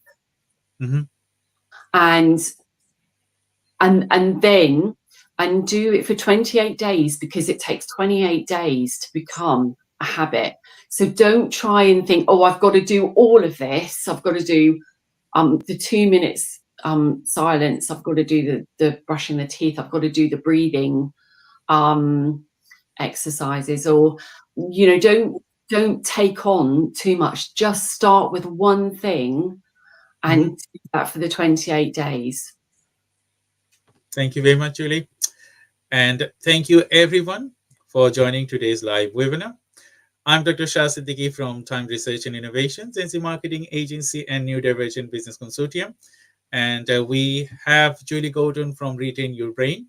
And as I informed you earlier, we have another events at the 28th of February to launching the Retain Your Brain site. Please keep an eye, and as well as register, because we're going to be talking more about mindfulness and menopause and motorsports. So thank you, Julie, for your contribution today. And thank you, everyone, for your questions and joining today's webinar. So please stay on the line. I will say just bye-bye to the audience, and then I will say you bye-bye offline.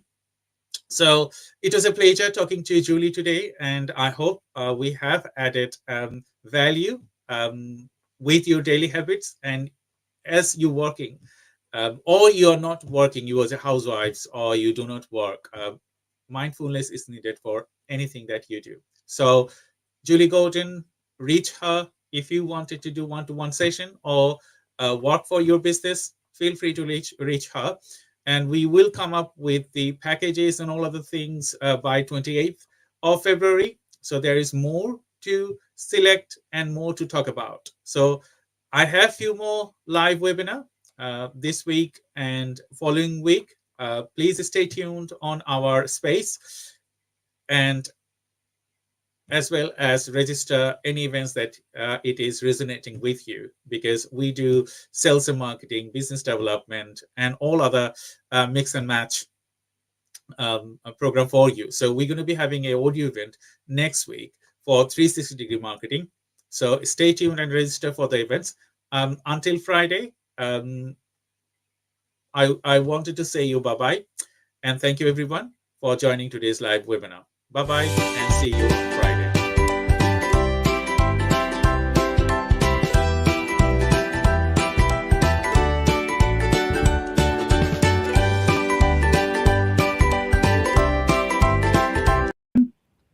Hello, Anna. How are you today?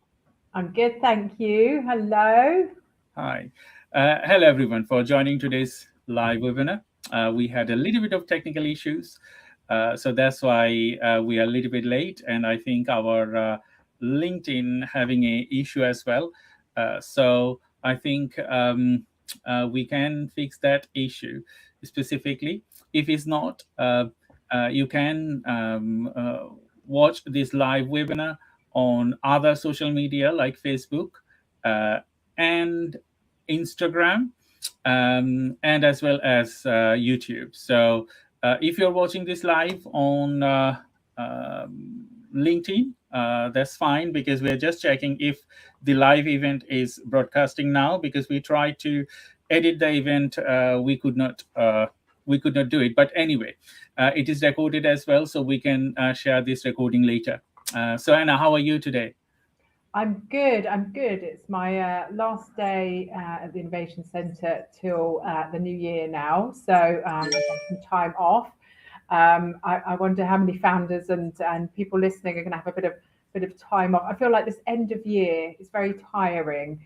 So my son's going to be off for a couple of weeks. We're going to have a nice time to reset, and particularly like for my ADHD brain, the end of year, I'm just sort of quite overwhelmed with everything. So get a bit of a reset before 2026 starts, which I'm looking forward to.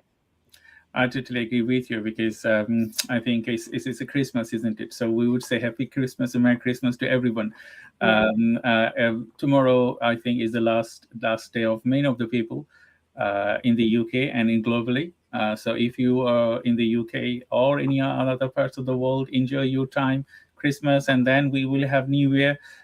So Christmas and New Year for anyone. So today, Anna, we just wanted to discuss about the change of legislation for ND people, neurodivergent people, or disabled people. And I think this is a burning issue nowadays, because where government, they are cutting lots of benefits, and as well as not aiding disabled people that much for them to return back to work. So in that scenario, I think is a catch-22 situation right now for any disabled person. They wanted to return back to work, or they wanted to access benefits.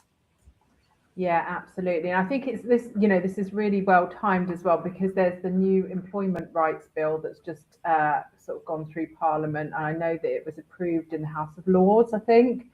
So it's really interesting at the moment, this talk around rights, because I did have a look at some of the ones there, and there was a couple of ones that I was really pleased with. I know that it's a bit more watered down than some people were hoping for in the employment rights bill, although some businesses I think the other one was maybe too much, but it was things like I think there's some really good pregnancy and maternity rights that weren't in there before, where so you're a bit more protected.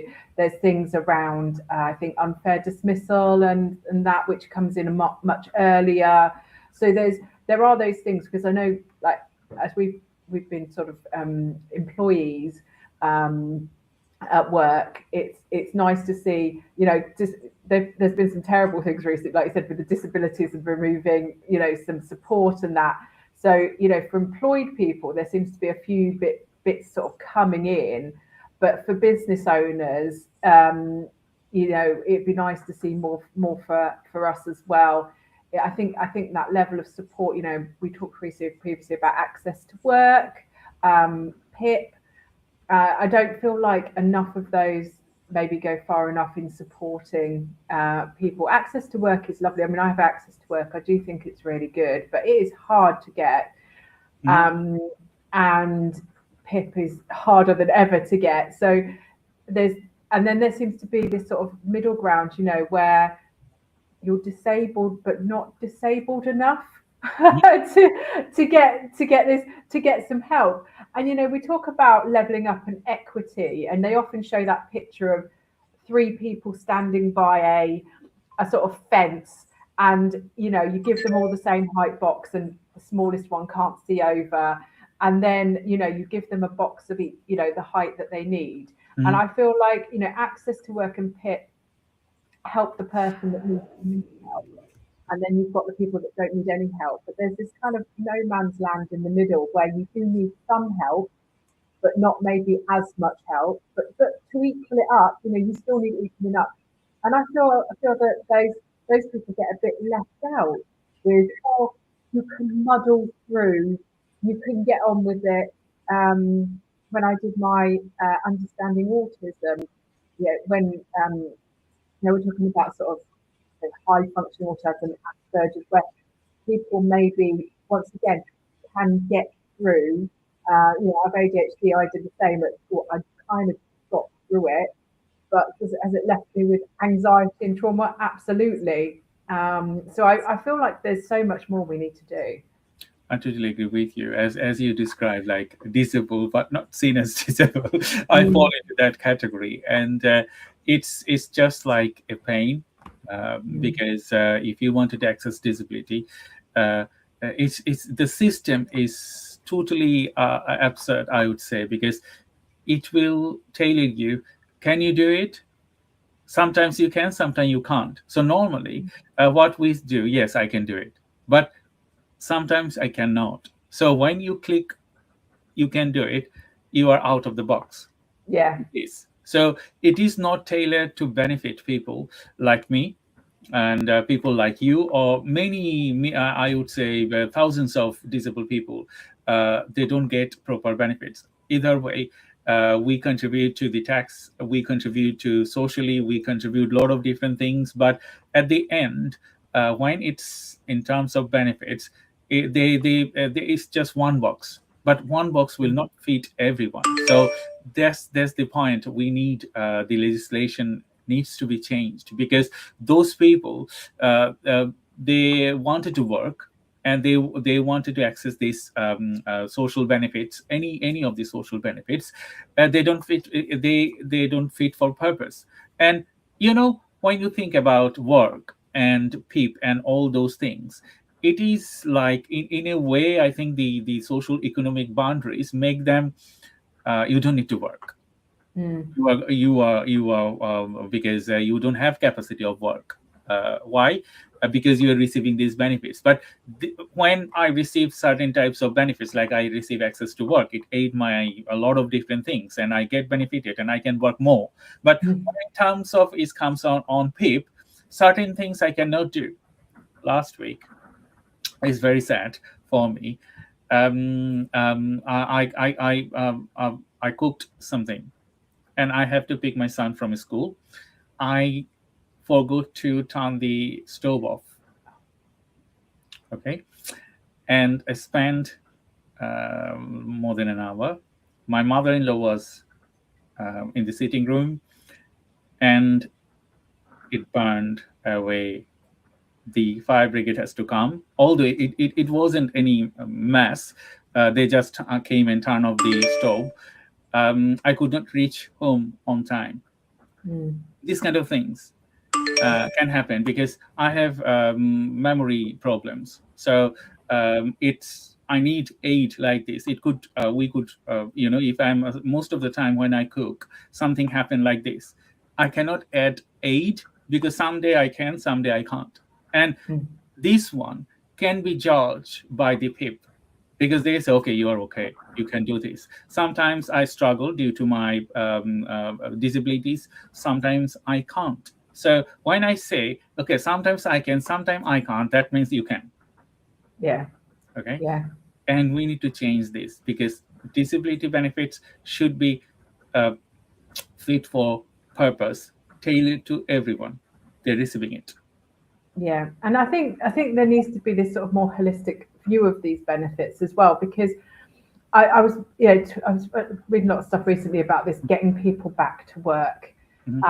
Get back to work. People need to work, and I like working. I really enjoy it, and I do agree that if you are in a place that you can work, finding a company that you can work for or starting your own business that is and getting support is it can be amazing.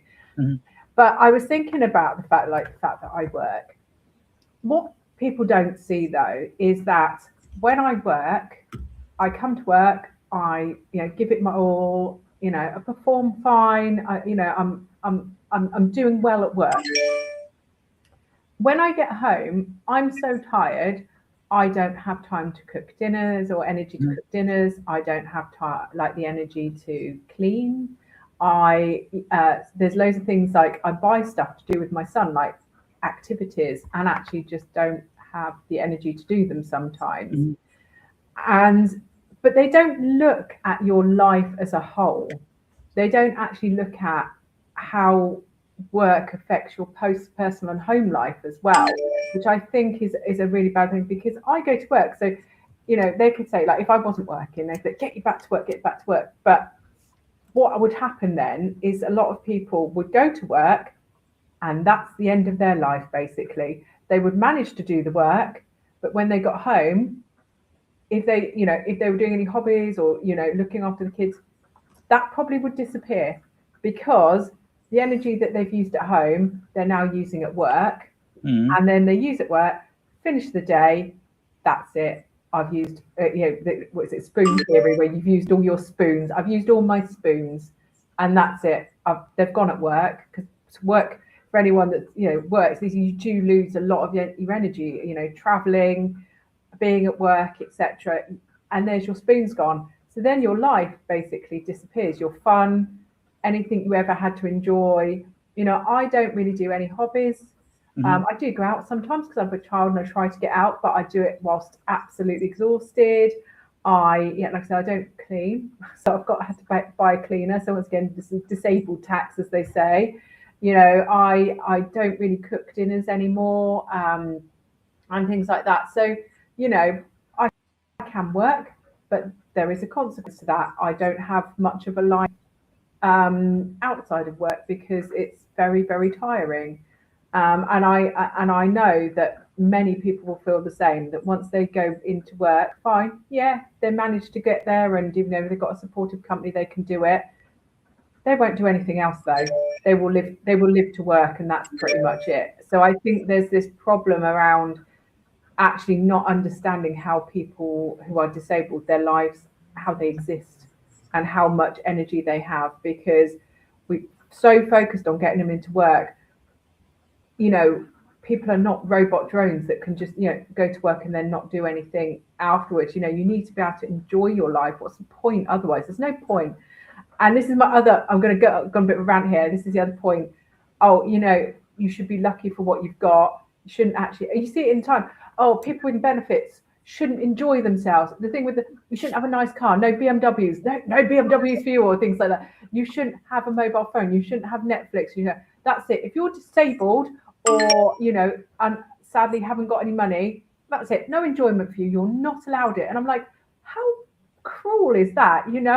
This is people's lives. Why are we wanting people to spend their lives in misery? We should be wanting everyone to have a lovely life. I just don't understand it. So I really agree with you, Anna, because is the scenarios.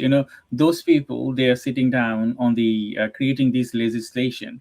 How far they go? That's the first question I would ask. And are there any members of the disabled community attached to their decision making? That's another question I would ask. Do they blanketly create all the legislation, like, okay, this is going to be for handy people, this is going to be for people they don't have arms, this is going to be people they are mentally ill, this is going to be this is going to be that. But what I can see is just like a form that you need to fill up, and I think that form is for everyone. So when you have a single form for to create I think thousands of different type of characteristics, you cannot judge them properly. And what will happen? Someone, maybe training nurse, will call you, or you will go for a interview session, and they will ask you most of the harsh questions, and you will say yes and no. Based on that, they will say, okay, we determine that you are not qualified for this because you can do things.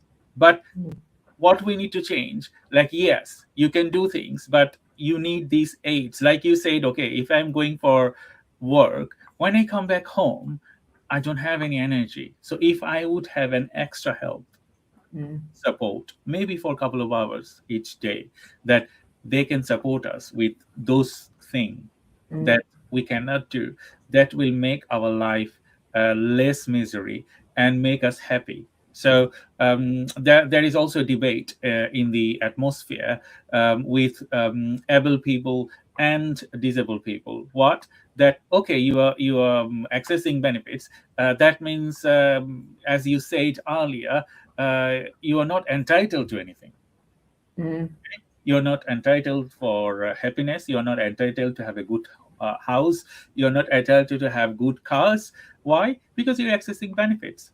But there are, thousands, even millions of people out there like us that we can't get the benefits due to our, the gray areas we fall in. We struggle. We struggle a lot. And at the end, it gives us more misery, mental health problems, physical problems, all those things kicked in, and we have to end our work. Yeah, because that's the thing, isn't it? Eventually you get so tired you can't work anymore, and then it's just this vicious circle of just they're trying to get people back into work, they kick them to work, don't support them, and then they come back out of work, or they'll work less or reduced hours. So it is frustrating to be able to do that. And I think also, I pay a fair amount of tax, but I don't get I get access to work, but I don't get PIP or anything like that. But I'm quite happy for people to get PIP with my money, because the thing is, we're not all born, and come into this life or at some point in our life, we don't always sit at the same place. Some people need more help than others, and it feels fair that people get help with where they are. I'm from a very poor background. I'm in, I was from council state and things like that. And I was lucky, I was clever. I was luckily clever.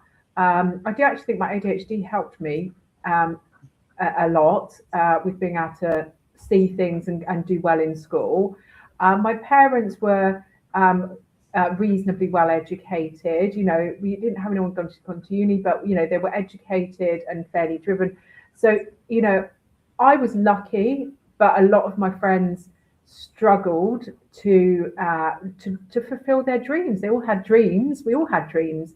I sort of managed to sort of break out and fulfill my dreams, but I know several others who didn't, and it frustrates them that they never managed to break the cycle. But actually, I would, some of their parents weren't as encouraging or weren't able to push them further. So actually, I would quite happily help them, because even though I feel like, I came from a place of not so much privilege, there are people that had less privilege than I did, and I'm quite happy to help the people that had less privilege, because it means that we can level things up and give everyone a good chance and a good shot at life, and I'm a massive believer in there's no point just working to live. You need to live as a person. That's our whole, that's our potential to enjoy ourselves, to do good things. And actually, you find the people that are disabled, neurodiverse, tend to be the most empathetic and tend to be the most people that volunteer as well to help others. So there's a really big reason to help this community. And I really get frustrated that people are villainized all the time because they just didn't have as much privilege in life to be healthy, health privilege, or whatever privilege it is that people have got. And I feel like I'm quite happy to help them, because disability is one of the things that anybody can experience in their life, no matter what background you come from. You see these actors and actresses, I was watching an interview with, I've forgotten his name, the guy that played Dr. Frankenfurter in the Rocky Horror Show, Tim Curry. And, I think he had a stroke and he's in a wheelchair. He has a lot of money, but disability can come to any of us at any point. And actually, I'm quite happy to invest in my future, that if maybe one day I might become disabled. My dad, was always strong as an ox, is now disabled and has carers 4 times a day. At one point we could all, this is an investment in our own future, not just everyone else's. I totally agree with you. And I think when we think about changing the legislation, it has to be aid to everyone. If you have a legislation that will not aid, majority of the people, they actually require and they will invest in the future of the growth of the country. That's not fit for purpose, because I think the benefit system, all these things, on my opinion, it is a little bit broken. Why it is broken? I give my explanation of that. People, they pay huge tax, okay, in the level that we work, and when they get off sick or they are out of work, they don't get that much back. Yeah. So in that scenario, you have a very wealthy lifestyle, you contributed to the economy, and then maybe you become disabled, like you said, your father, or there are hundreds or thousands of people, they have these kind of scenarios. And then they cannot get the wealthy lifestyle they maintain. What will happen? They will ask you, okay, you need to sell your property, you need to do this, you need to do that, you need to do that. But the money you contributed working towards it, you not get it back. And I think that's the point. It is broken because it is not fair for those people. They are contributing hugely to the economy, and they become off sick or they become disabled, or all of those kind of things, and they don't get it back. So how you can fix these things? I think it has to be tailored, on my opinion, that okay, you are X person, you have these disabilities, so doesn't matter how much you are earning or how much you are giving, you will get this much back. Or if you are benefiting the community, or if you are benefiting the country with your knowledge, with your work, so you will get it returned this much back. Yeah, it's funny actually, because I had similar with maternity pay, because as a woman, I was the main wage earner in our family, so much higher wage, and actually the maternity pay is tiny, the statutory maternity pay. And so I couldn't have that long off because I was the main wage earner. I supported us and, paid for the mortgage and things like that. And so it was incredibly difficult when, as a woman, I had to have maternity leave. And this was before, things were introduced more with being able to share paternity and maternity. But it meant that I just couldn't have any time off because I earn a certain amount, like you said, put a lot of tax back in to the government. But yet when I was off on maternity, I mean, it was like, what is it, £100 a week or something? I couldn't live on it. It was ridiculous. So we burnt through our savings, all of that money that I'd saved really carefully, burnt through it because we had to pay the mortgage. And it was incredibly difficult. I mean, that one particularly affects women because women tend to be the main ones off with maternity. And it is incredibly hard when you suddenly, we're trying to push women to be equally the main wage earners and pushing us up in the workplace. Yet when you have time off, and if you're the main wage earner, you then I can't have any time off with my baby because I'm the main wage earner and I can't afford to cover that time off. It's, some of these things are really broken. They don't, I feel like everything's at war. We're trying to do this, but then we're not doing this, and we're taking this way. It makes, nothing quite works as it should, which is very frustrating. So it means that we never end up equalised because there's they give you something and take it away with the other. I mean, it's like, I'm going to give you an example. Actually, my dad. So my dad's disabled, and he gets the winter fuel allowance because he doesn't have much money, and he gets it coming in. And so he's one of the ones that is eligible for winter fuel allowance because they consider him so low income that he needs money for heating. Mm-hmm. Yet what happens is when he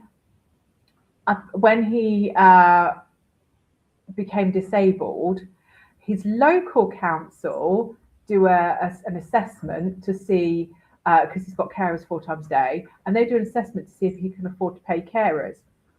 So they've decided he can, even though the government have said he's so low income that he needs to get winter fuel allowance.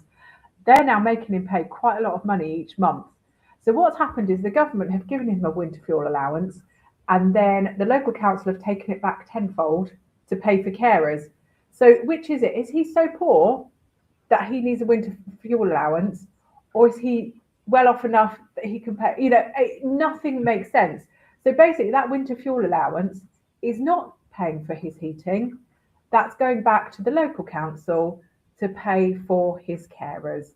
And nothing, make it make sense. Nothing makes sense with any of this stuff. And, I think benefits are great things, but I am in agreement with you, Dr. Shah. They are a little bit broken because to me, that in my head, how does that make sense? You're giving people money from the government, and yet you're giving it back to yourselves. It doesn't make sense. And he doesn't have much money. And yet, once again, going back to that, if you're disabled, that you don't deserve any money. So, the local council take as much as they can so that he can't have enough money to do anything interesting because, not that he does because he's disabled and doesn't go out anywhere, but, he buys your DVD for himself and maybe gets your takeaway. Not much, because he needs some enjoyment in his life rather than just sitting in the house in the dark all the time. He needs some enjoyment in his life because that would be miserable otherwise. And yet they're like, no, we're going to just take away all this little bit. So you've got no money at all, because you're not allowed to enjoy yourself because you're disabled and you're getting money from the government, even though you've paid into the government for your entire life. And, because my dad worked as a taxi driver, he's paid in all of his life. And yeah, no, not allowed it. No, that's it. No money for you. So that's the hard thing, isn't it? We thank everyone for joining today's live. As we have a problem with LinkedIn, you are watching this webinar through YouTube and Facebook. So we have some questions here. I just wanted to share that. It says, Chris, I would say, hi Anna, maybe I missed. Anyways, just wondering, what are your top horizon scanning tools for predicting new regulations 2 years out? How do we innovate before the law change? Excuse me. It's that time of year, isn't it? Sneezing and coughing time of year. Do you know what? It is incredibly hard. I tend to, as it horizon sound, mine tends to be quite manual. It's an ear to the ground, understanding, trying to understand what's going on in the future. So I do a lot of desk-based research, but I do follow industry news quite regularly. I've got a podcast called Creating the Curve, and we had a speaker on called Mark Schaefer, who talked about, because he's a futurist and does a lot of future thinking, and his was around, he does a lot of industry interviews and talking with people. So he gave a great example that he was working in the chemical industry, and this company had this product, and they were doing interviews with their customers, and they'd interviewed a few different customers, and towards the end of one of the interviews, someone said, "Oh, did you know that that they're looking to ban this component in the next couple of years?" And they went, "Oh, no, we didn't. That's really interesting." And they said, "Oh, that's on the horizon now. So what should we do?" So what they did is they actually developed, in this sort of timescale, a new sort of product. So if this thing happened, they could swap over fairly swiftly. And what happened is it did get banned, and so they were ready and ready to go with this new product. But it was really interesting, because a lot of this stuff is very much word on the street, because it is incredibly hard to find out what's going on. So you can get like some social listening tools, which are quite good. AI, once again, is a really good researcher. But you do have to be quite specific in what you're searching for. For example, if I'm looking at neurodiversity, I that's why I've been following the employment bill and things like that, because I knew they're coming out. But you have to try and sort of find the areas that you think are going to be affecting people. So I follow things like, for neurodiversity and things, I follow access to work. I follow DWP. I follow a lot of the government stuff on employment rights for those. And then for the other stuff I do, which is business support, I do a lot around funding and finance. So I follow a lot of, get a lot of newsletters in from sort of grant funding companies, Innovate UK, all of those. And it is a lot of very manual social listening. But like I said, AI can really help with that, because you can get it to go out there, and if it's a topic that you want, see if you can find anything that is current, which might mean a change in your industry, which has saved me a little bit of time from all the manual listening. But things like customer interviews is amazing. Go out and interview all of your customers, or other people in your industry, have coffees with them, because I tell you what, the tidbits you get from them, best future listening possible. Mm-hmm. I totally agree with you, Anna. And I think, when you think about planning your future, I think you need to check every possibilities, what you actually specifically will be granted, I would say. Because I made two mistakes in my past PIP applications, twice. Once, when I had my brain tumor operation, and then I didn't know anything about it. I was disabled. I could not apply properly. So I went to the tribunal, and they judged my intelligence rather than judging my disabilities. They said, "Okay, you're a very intelligent person. So I think, okay, you can do all of those things. So you are not capable of having it." And then what I did, I was very upset, and I didn't apply for 10, 15 years. And then again, I applied this year. I did the same mistake, that they asked me, "Can you do this?" Yes, I can do that. But I told them that, yes, sometimes I cannot, because this is my working capacity. This is the things that I do. I thought that the person interviewed me, they are clever, so they would picture that way. But what they did everything. Yes. That means I was honest. I pictured myself, what I can do, what I cannot. And they did the same thing, that, okay, you are capable, so you're not getting PIP. But they did not include anything on their report that those days I struggled. So when you applying, I would say definitely go for a professional person. I think next year I will apply again, because I have struggles, and those struggles can be minimized with my own initiatives. So go to a professional person, think about specifically the worst case scenario, tell them the only worst case scenario. What you can do, don't tell them that you can do. You can't do, tell them this is the worst case scenario, I cannot. So in that way, like they have different type of criteria, like preparation, food, looking after yourself, going out, and a lot of other things. So you need to tell what you can do, what you can't. If you cannot do something at regular time, and sometimes you can, don't tell you can, because commonly you can't. So then you will score high and you will get the benefit. Otherwise, because this is not fit for purpose, you will say sometimes I can, sometimes I can't. So that way they will not give you, because it's a blanket leave thing. It's one box for everyone. So otherwise you will not get it. I feel like as well as disabled, we tend to be quite positive about ourselves, because we try and, oh yeah, I can do that. I can do it. Can you really do it? You know, I'm too positive about myself. Oh yeah, I can do it.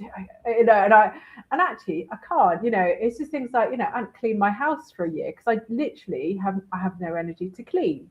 But if someone said to me, "Oh, can you clean your house?" I'd probably say yes, because I tend to be quite positive. Oh yeah, I'm sure I could clean it. Yeah, but yet there's a reason why I didn't clean it in a year. You know, so it's, you know, it's one of those things, you tend to look at the you can do stuff rather than you can't. And actually, when you think about it, you know, I read lots of things about, you know, people that, you know, don't have disabilities and what they get done in a day. And I'm like, really?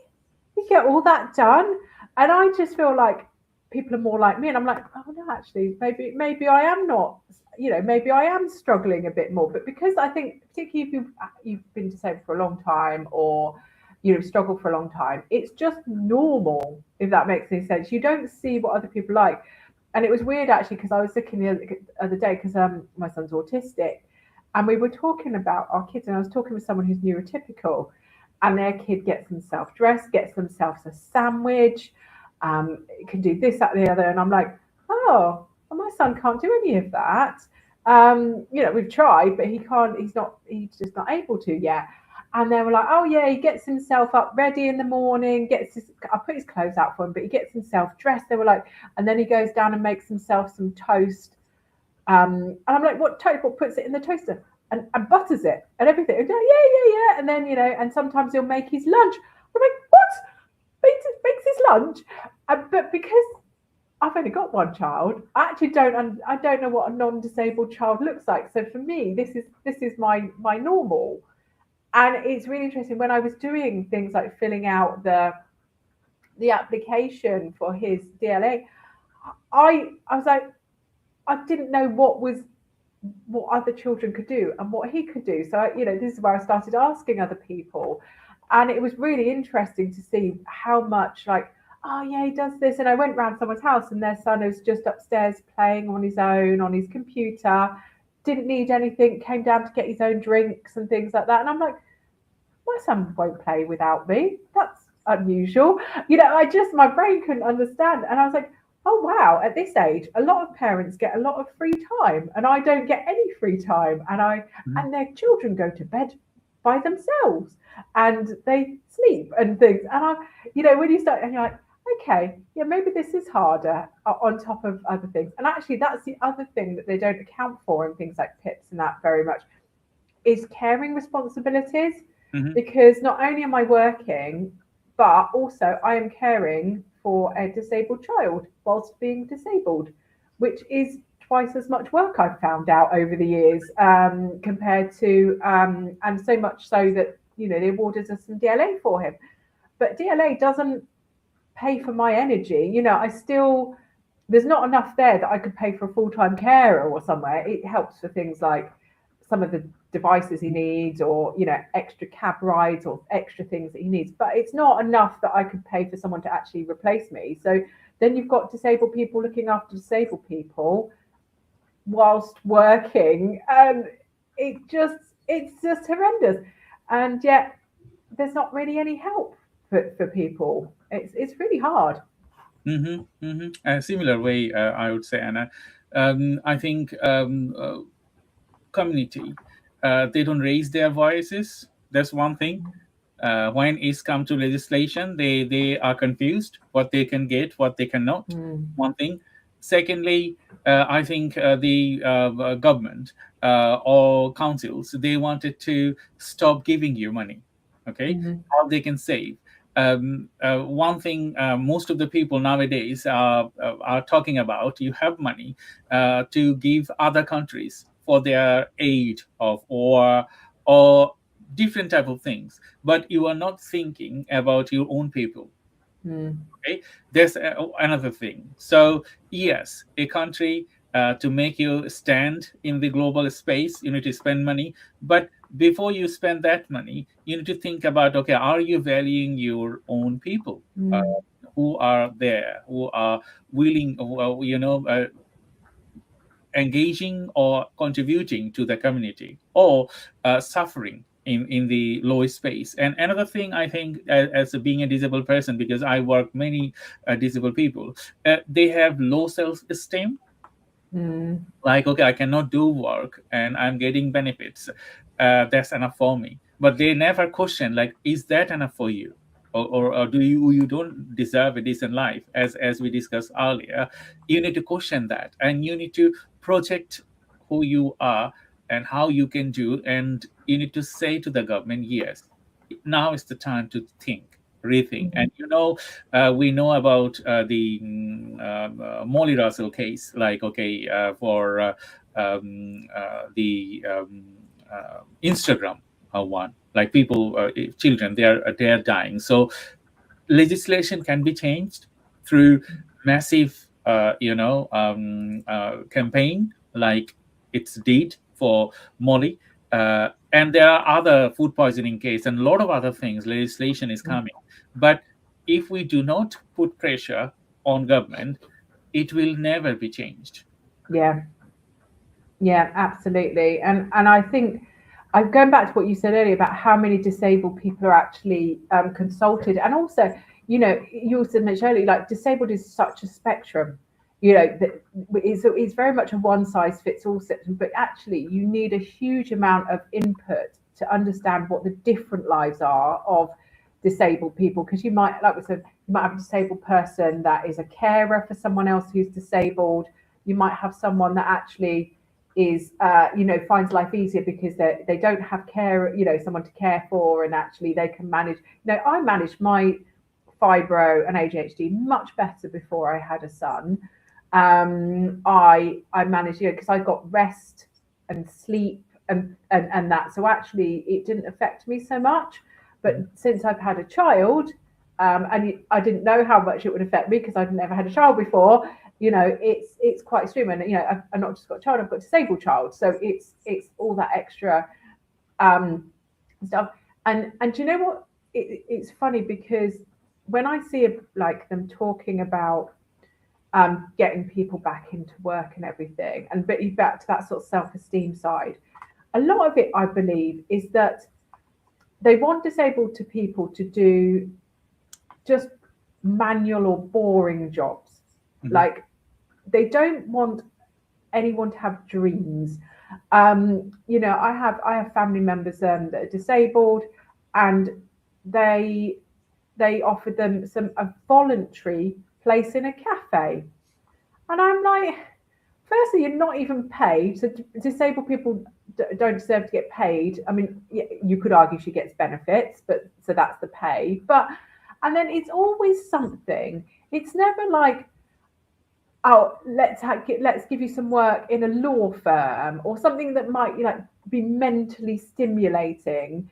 Because I think there is this one, back to what you were saying about, oh, you're intelligent, so you can do stuff, Dr. Shah. There's this seems to be this weird thing that disabled people don't have any brain power or something, that we're not intelligent because we're disabled. And actually, there are so many clever. I mean, look at Stephen Hawking. It's an extreme example, but still, my son is very clever. He's very clever. He just struggles to access learning, but he's super clever. He wants to be a robot scientist. yeah, you know, what I think when they think, oh, let's get people into work, I think let's get them into minimum wage. There's nothing wrong with a minimum wage job, but if your child has dreams, they don't want to know about those dreams. They just want to just, oh, that's what you deserve. That's, you know, what it's that sort of lowest rung, isn't it? You know, that's all you deserve. That's, you know, voluntary work, something you're not going to enjoy or find boring or not mentally stimulating. That's it for you. Rather than the fact, you know, they could become a top lawyer or a robot scientist or something exciting, which actually would put a huge value on the economy. Imagine all the disabled people actually doing their dream jobs and all that brain power. It'd be amazing, but no. I totally agree with you, Anna, because you probably know one of my business partner. I just engaged with his business access advisor, and his name is Rob Trent. He's full disabled. He doesn't have specific limbs power to work with his hands or legs or whatever. So what he does, he uses his mouth. Yeah. Right. Yeah. He was a computer programmer. Can you imagine that? He retired now, and he get the atmosphere like you talk about Stephen Hawking's. His brain was working, and everything was dead. But the thing he did for the humanity, you cannot value them. It's it's totally different. So like, okay, you are disabled, and you're going to be putting into some places where it's just like those things, like, okay, in a cafe or in a superstore or in a somewhere, they will dump you, and there isn't any boundary to cross. Because disabled people, like if I give this example for Rob Trent, he's a mouth artist. So he creates, amazing portrait, amazing art through his mouth. And he was a computer programmer. So these things has to be changed based on your talent, I would say. Yeah. If things like that, my son is autistic. I am autistic, and there are many other people. They have different type of neurodiversity spectrum. But if you think that person, they are not capable of doing intelligent work, they are not capable of doing, okay, they can be a scientist, NASA scientist, they can be a robotic engineers. What do you think? Okay, he's a disabled person. He doesn't have any knowledge. He doesn't have any dream. You just go to the drain. So that way, the cleverness drained to the community. And another thing, there isn't enough, awareness. So, like, I'm a parent. I understand well, but think about millions of other parents. They don't have any idea about the current technology, about the society, about their rights, and what they think. Okay, my son is very old, so I wouldn't send him to these places. Oh, he cannot do work, because they do not give dream to their future generation. So we are creating a generation where they don't have any future. Yeah, absolutely. And I think it goes back to, I think we've talked about it previously, which is around, like when diagnosis happens and things like it's a deficit-based system. So they look at the negatives of things rather than the positives. So if you're disabled, if you're neurodiverse, it's, when they score you to find out if you're neurodiverse, it's, for me, it wasn't, oh, she can spot patterns and interesting things like that. It's, oh, she can't concentrate. Oh, she's late to things. It's always the negative side. And I think that doesn't help as well, because they score people on, these are all the negative things that you can do. And so you must have ADHD or autism. It wasn't like, that my son can remember 3,000 facts about every single name, every single Pokemon, Bakugan, because that was autistic symptoms, but they're not negative ones. So they didn't score him on those. they scored him on his unusual speech patterns and the fact that he hasn't, he doesn't understand time and things like that. And I'm just like, this is, I think sometimes it stems from this, because you look at all the negatives, and sometimes there are negatives of being disabled. Yeah, we admit it, because that's why we need help. But actually, maybe we need to start back with our diagnosis process of looking at the positives as well, because back to the self-esteem, if someone goes, oh yeah, you're autistic, here's all your bad traits in a document. Oh great, thanks. Yeah, I feel really good about myself now. Yeah, and then at that point you're like, right, I'm autistic, I can't do most of these things. What hope have I got? It's all very broken, because actually, and then as a parent, and like you said, I know about the positives of autism and things like that, so I can help my son and go, actually, ignore that. Yeah, that is the things I'll deal with that. These are the good things you can do, and you concentrate on these ones. I'll deal with those. But actually, when I speak to a lot of other parents who go to quite a few SEN things, and they're always very negative. There's quite a lot of people that are very negative.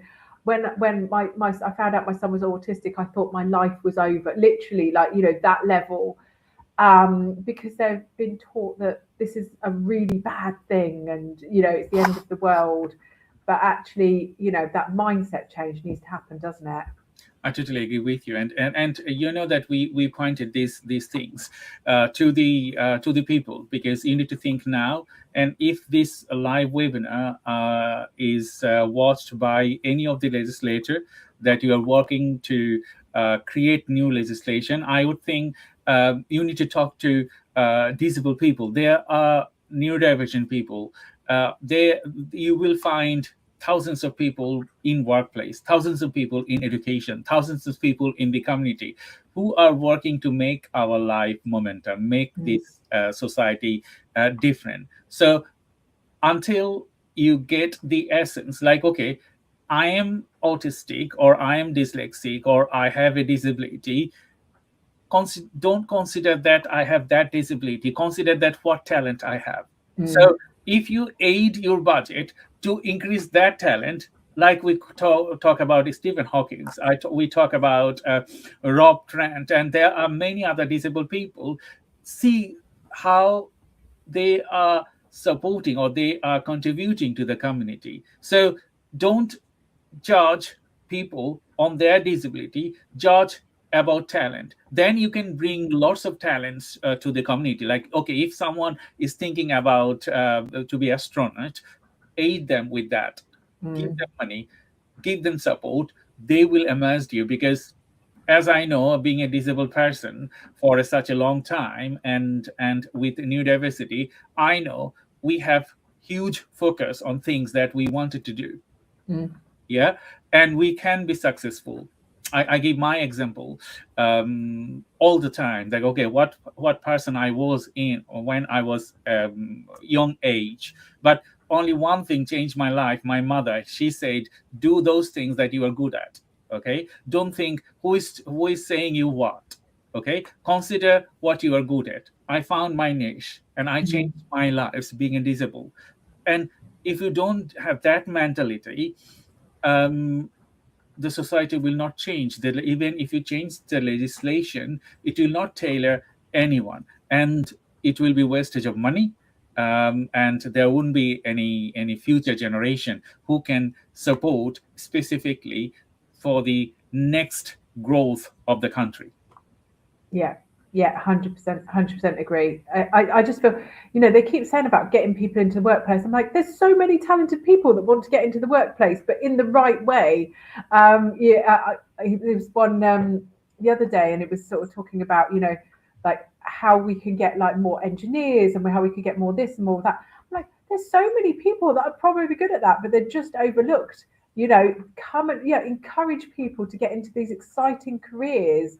And open up. We talked about it the other day, didn't we, about the fact that when you're the access requirements to some of these things are not right. So you need English and maths for everything, even if that subject doesn't need English and maths. So actually look at how we're letting people access that further education and apprenticeships and job roles, because you're going to miss out on some some really great talent because of arbitrary rules that actually don't make sense.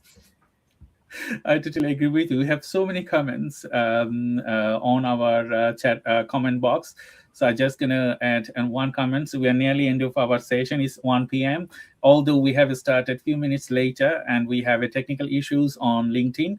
But we're glad that you found this interesting to everyone. We talk about legislation, and you know that Anna and I, we're working for the Andy Business Club, and we wanted to create create people and as well as enough awareness that we can go to the government and ask them to change the legislation based on a longitudinal research. Sorry, I have my speech problem, so I cannot pronounce certain words. But that doesn't limit my work. It doesn't limit you either. You probably have many other talents that I don't have. So think about your talent. So someone asked these questions. Okay, got it. So can regulation act as a catalyst for innovation rather than a constraint? And what example have you seen where this has worked? Oh, do you know what? That's a really good one. And actually, I haven't seen many things where it has worked. And back to the problems that we have in that the specialists aren't setting the regulations. You tend to have people, and it's so weird. Every time regulations are set, there's people on the ground everywhere going, what are they doing? This doesn't make sense. And you have real experts, generally across the board going, no, it doesn't work. That's not how it works. I went to a session a while ago and there was DHL there saying, like as one of the biggest fleets in the UK, has the government talked to us about converting to electricity and whether their plans are doable? No, they don't speak to businesses or disabled. Yeah, they may speak to a few, but not generally loads of them. And actually, what you need to do is get a really balanced thing. So actually, it could be a catalyst for innovation because, sometimes you need guardrails for things, like AI, there can be some really unethical things happening with different technologies and different things. But I haven't seen many that it is successful because a lot of the time they're impractical or they're not based on reality. So I would love to see some that were actually realistic. But the new employment bill, there were a few good things on there, and I do agree with them. I'm like, actually, no, that there's a good few bits here that might protect people and open them up to join, coming back into work. And as we know, a more diverse workforce means more innovation. So yeah, it's great. But actually, regulations often fall short. Governments, overcomplicate them or don't grasp the full case of what's happening. So I haven't seen many really that do work. But in theory, they should put safeguarding and guardrails around something to protect people, but be open enough to actually work. So I don't know about you, Dr. Shah. Have you seen any ones that actually work? I totally agree with you, and I haven't seen anything that worked for everyone. But because as this is the why we are talking about it, like what you need to change in the legislation, because it's not a legislation cannot be done with a single box. It has to be tailored to a specific person or specific things. If it comes to neurodiversity, if it comes to disability, if it comes to any other domain, because you will find similar trend and unsimilar trend. Similar, like I'm autistic or dyslexic, and I have different characteristics to similar person, another person. Okay, you cannot match them together. Yes, some of the things will be aligned with the characteristics, but most of the things will not be aligned. So if you wanted to impose a legislation, you need this research. So how you can categorize individual person, and Anna, you told about AI. In AI, you can do work in less time. You can create intelligent model that can characterize neurodivergent people or disabled people in millions of patterns. So you can choose and select, okay, this is this pattern, and this pattern, this legislation can be added to them, or this pattern, this can be added to them, and then it will work. Otherwise, a single box for everyone, doesn't matter you are disabled, you are neurodivergent or whatever, will never work. Yeah, 100% agree. It's I do think you're right. AI is good at connecting the dots that people don't see, and it's great with this qualitative data that you can't normally put together, because that's the thing. Back to that thing, we're not checkboxes. There's shades of grey across the entire area, and you can't fill that out with just a bit of tick boxes and quantitative. You've got to get this stories and people's lives. And you're right, AI is perfect. That's what I use AI really for when I'm looking at data. It's spotting patterns in huge amounts of qualitative data. So I absolutely agree. Thank you, Anna. I think we have nearly finished our live webinar. So it was our last webinar for 2025. We're going to be bringing another 12 live webinar next year in 2026, and we will try to get as much possible as people understand what we do, as well as how we can contribute to change legislation for fit for purpose, and as well as support more disabled person. If you're in a business, or you are students, or whatever, you are a community worker, you can come to us. I and Anna, we both support many people with our knowledge, business development, marketing, technology, whatever.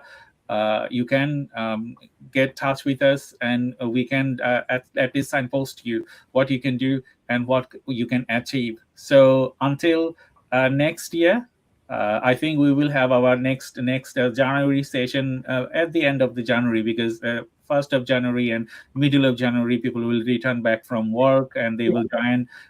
So until then, thank you very much, and thank you, Anna, for this this combination of work that we're doing last 2 years. We have done it, and we're going to be doing next year as well. And thank you, everyone. We need your support, Anna. Yeah, thank you so much for coming along this year, and really looking forward to coming back next year. We've got to stick together as a community and help each other, and this is why Dr. Michelle and I are doing these, because we want to help others, and just know that you're not alone, really. So for those that celebrate, I hope you have a wonderful Christmas, and then for those who don't, just have a lovely break, a reset for the new year. I totally agree with you, Anna, and thank you very much, everyone. And bye-bye. Have a nice, a brilliant Christmas and New Year. And we will welcome you next year. Bye-bye. Bye.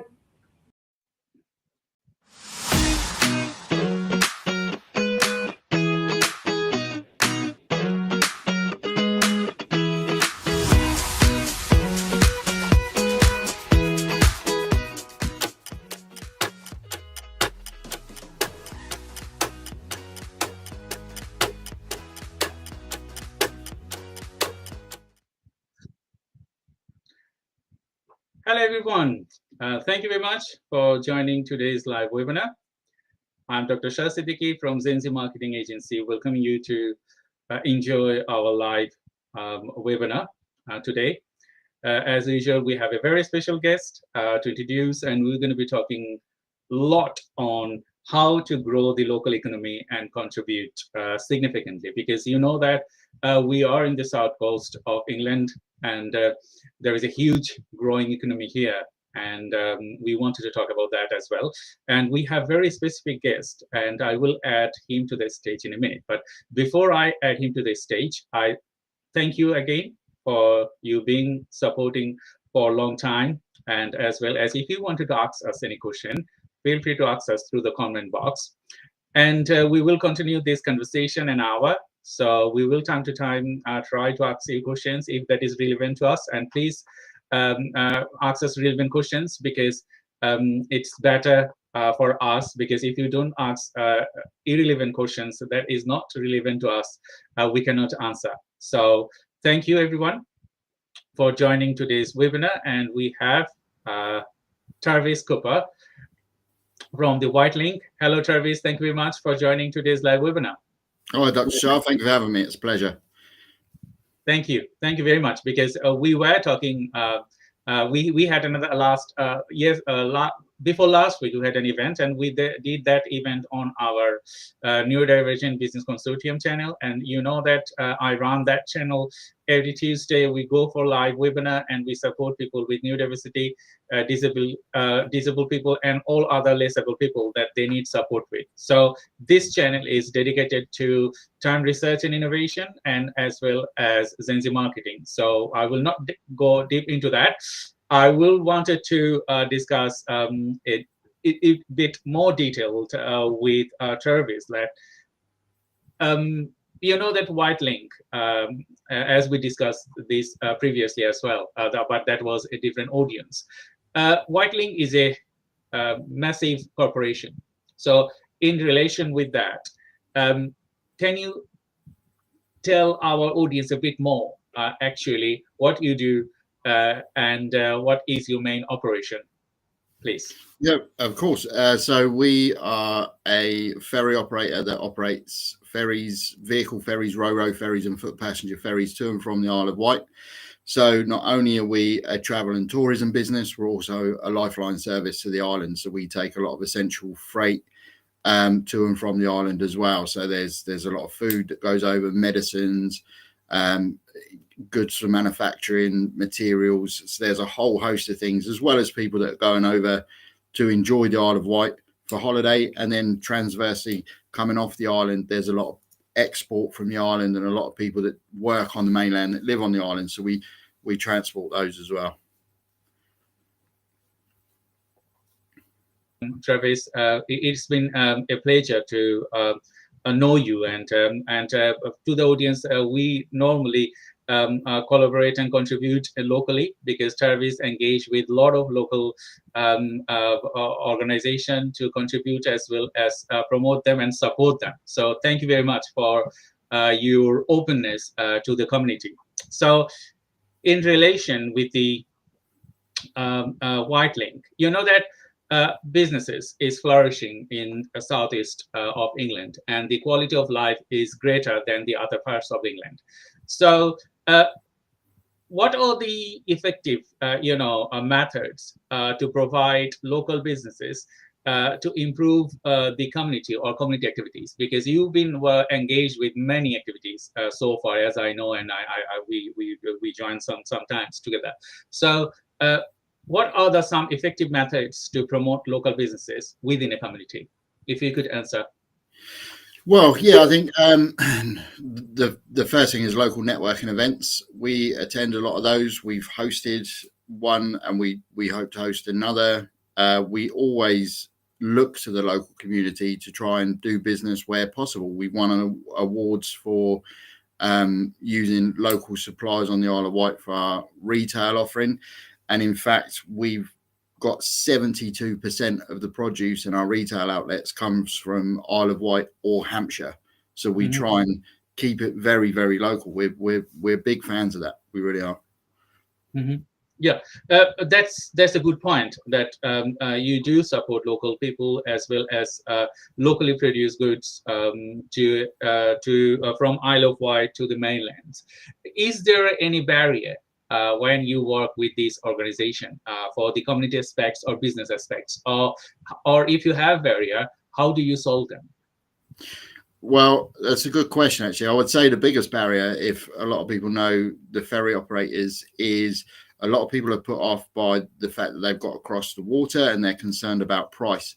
So what we do is we work with local businesses, and if you're looking to do business on the Isle of Wight or from the Isle of Wight to the mainland, then we offer a whole suite of business products, which means that the cost of getting to and from the Isle of Wight isn't prohibitive in any way. And it means we don't want that stretch of water to become a barrier to business. That's exactly what we don't want. So we're there to try and connect people and to promote both sides of the water to do business with each other, which is what we as a commercial department spend a lot of our time focusing on, just to make sure that we can offer those products that suit businesses and mean that they want to do business. That's really fascinating, the way you informed, because in this I live in Southampton, and I see that big ferries on the shore, as well as the different type of ships, and their work is going on. My wife works at a still order company, so when a visitor is coming, is flourishing their businesses. So she is very happy when someone is coming from the offshore, because I sold like this much, I sold like this much. So that's a good thing, isn't it? Because you are holding the economy and growing it to the different levels. So my next connecting question would be, yes, you have barriers, as well as you solve those barriers. Are there any government initiatives to support your work, or you have to self-fund all of those activities? Well, we don't really look for any kind of funding like that, as far as I'm aware. I mean, take that just from my commercial department and my commercial knowledge. So the local government, to grow and help support the local businesses, is through a lot of networking. Councils know their areas and can bring companies together, as they often do, which is kind of how you and I met, really, was at one of the local council's networking events.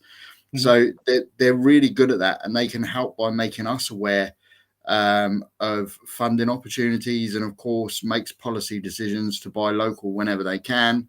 So it's really that they do a lot of connecting businesses. I mean, we've been connected through Portsmouth City Council. We hosted a Portsmouth City Council networking event on one of our ferries, which then connected and showed people actually that going across to the Isle of Wight isn't as, I would say, scary. It's never scary, but it's just, some people think, well, it's so far away, or how do I do it? What are the mechanics? And a lot of people got off of that networking event and thought, actually, the Isle of Wight is somewhere that I could look as a potential customer base, which is exactly what we wanted to achieve. I totally agree with you, because I was on that event, and I enjoyed a lot, because Danielle, when she was asking me, Shah, can you introduce your people and can you tell your story? And as a strategist myself, academics as well as marketer, I intend to like this and love this kind of events, because I can tell people who am I, and what is my capacity, and how do I help. So that events, the ups and downs, going to Isle of Wight and coming back from Isle of Wight, it was really fascinating. It was really fascinating. And seeing people, that is not only an experience that you get for lifetime, it's lots of business opportunities as well. I did not know that before. I did not have any clue. Yes, I've been to Isle of Wight 5-6 times, because I like and love the ferry journey. And I told you last event that I still remember my 1-year-old playing on the deck, and it was so safe, and the way it's still on my memory. So I intend to take friends, families. Okay, if you wanted to go, come over. I will go to Isle of Wight, because I want some excuse to go over there. So that's great. Now I'm doing businesses there. So thank you very much for a great for providing great experiences like me and other people's. We're going to talk about that a little bit later. So my next connecting question would be, what role does Whitelink play in driving engagement and growth with local businesses? So again, we look to source very locally. We look to buy off of local suppliers. 49% of the produce that we have is from the Isle of Wight. So just shy of 50% of the produce we have is actually from the beautiful Isle of Wight. As I said, 72% is from Isle of Wight and Hampshire, and 28 out of 37 of our suppliers are within a 30-mile radius of our ports. So we're very keen to engage, and I mean, we could name some, like the Garlic Farm. A lot of people might know the Isle of Wight Distillery. People might not know the name of the Isle of Wight Distillery, but I'm sure everyone will recognise or maybe have in their house a beautiful bottle of mermaid gin or mermaid vodka. And it's linking and working with those businesses, working with Brailsford Farm, which is one of the few remaining dairy farms on the Isle of Wight that actually raise Jersey cows as well. So their milk is absolutely fantastic. So we look to buy off of these suppliers. Our sandwiches on board are from a local Isle of Wight based sandwich supplier that bake their own bread and make all their own produce. So we're very, very big in trying to keep it as local as possible, because at the end of the day, we are a part of that community, and where we can have a positive impact on it, we try to do that as often as possible. Thank you, Jervis. It's been a real pleasure to talk to you today and to the audience. I hope you are enjoying today's live webinar, and please support us and support our work and support local businesses. As you know that we are in south of England, and we support local businesses, as well as we intend to bring people from the local businesses, either there is SMEs or big corporation like Whitelink.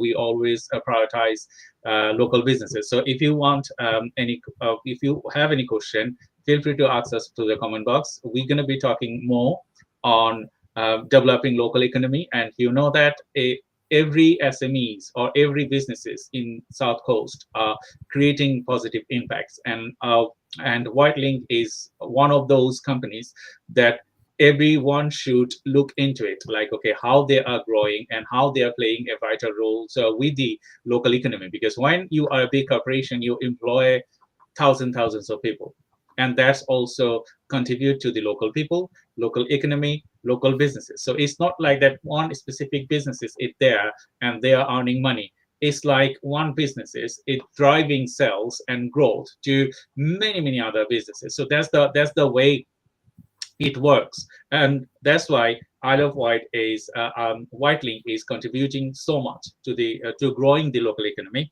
We just have our first questions on the from the audience. I will share the questions a little bit later.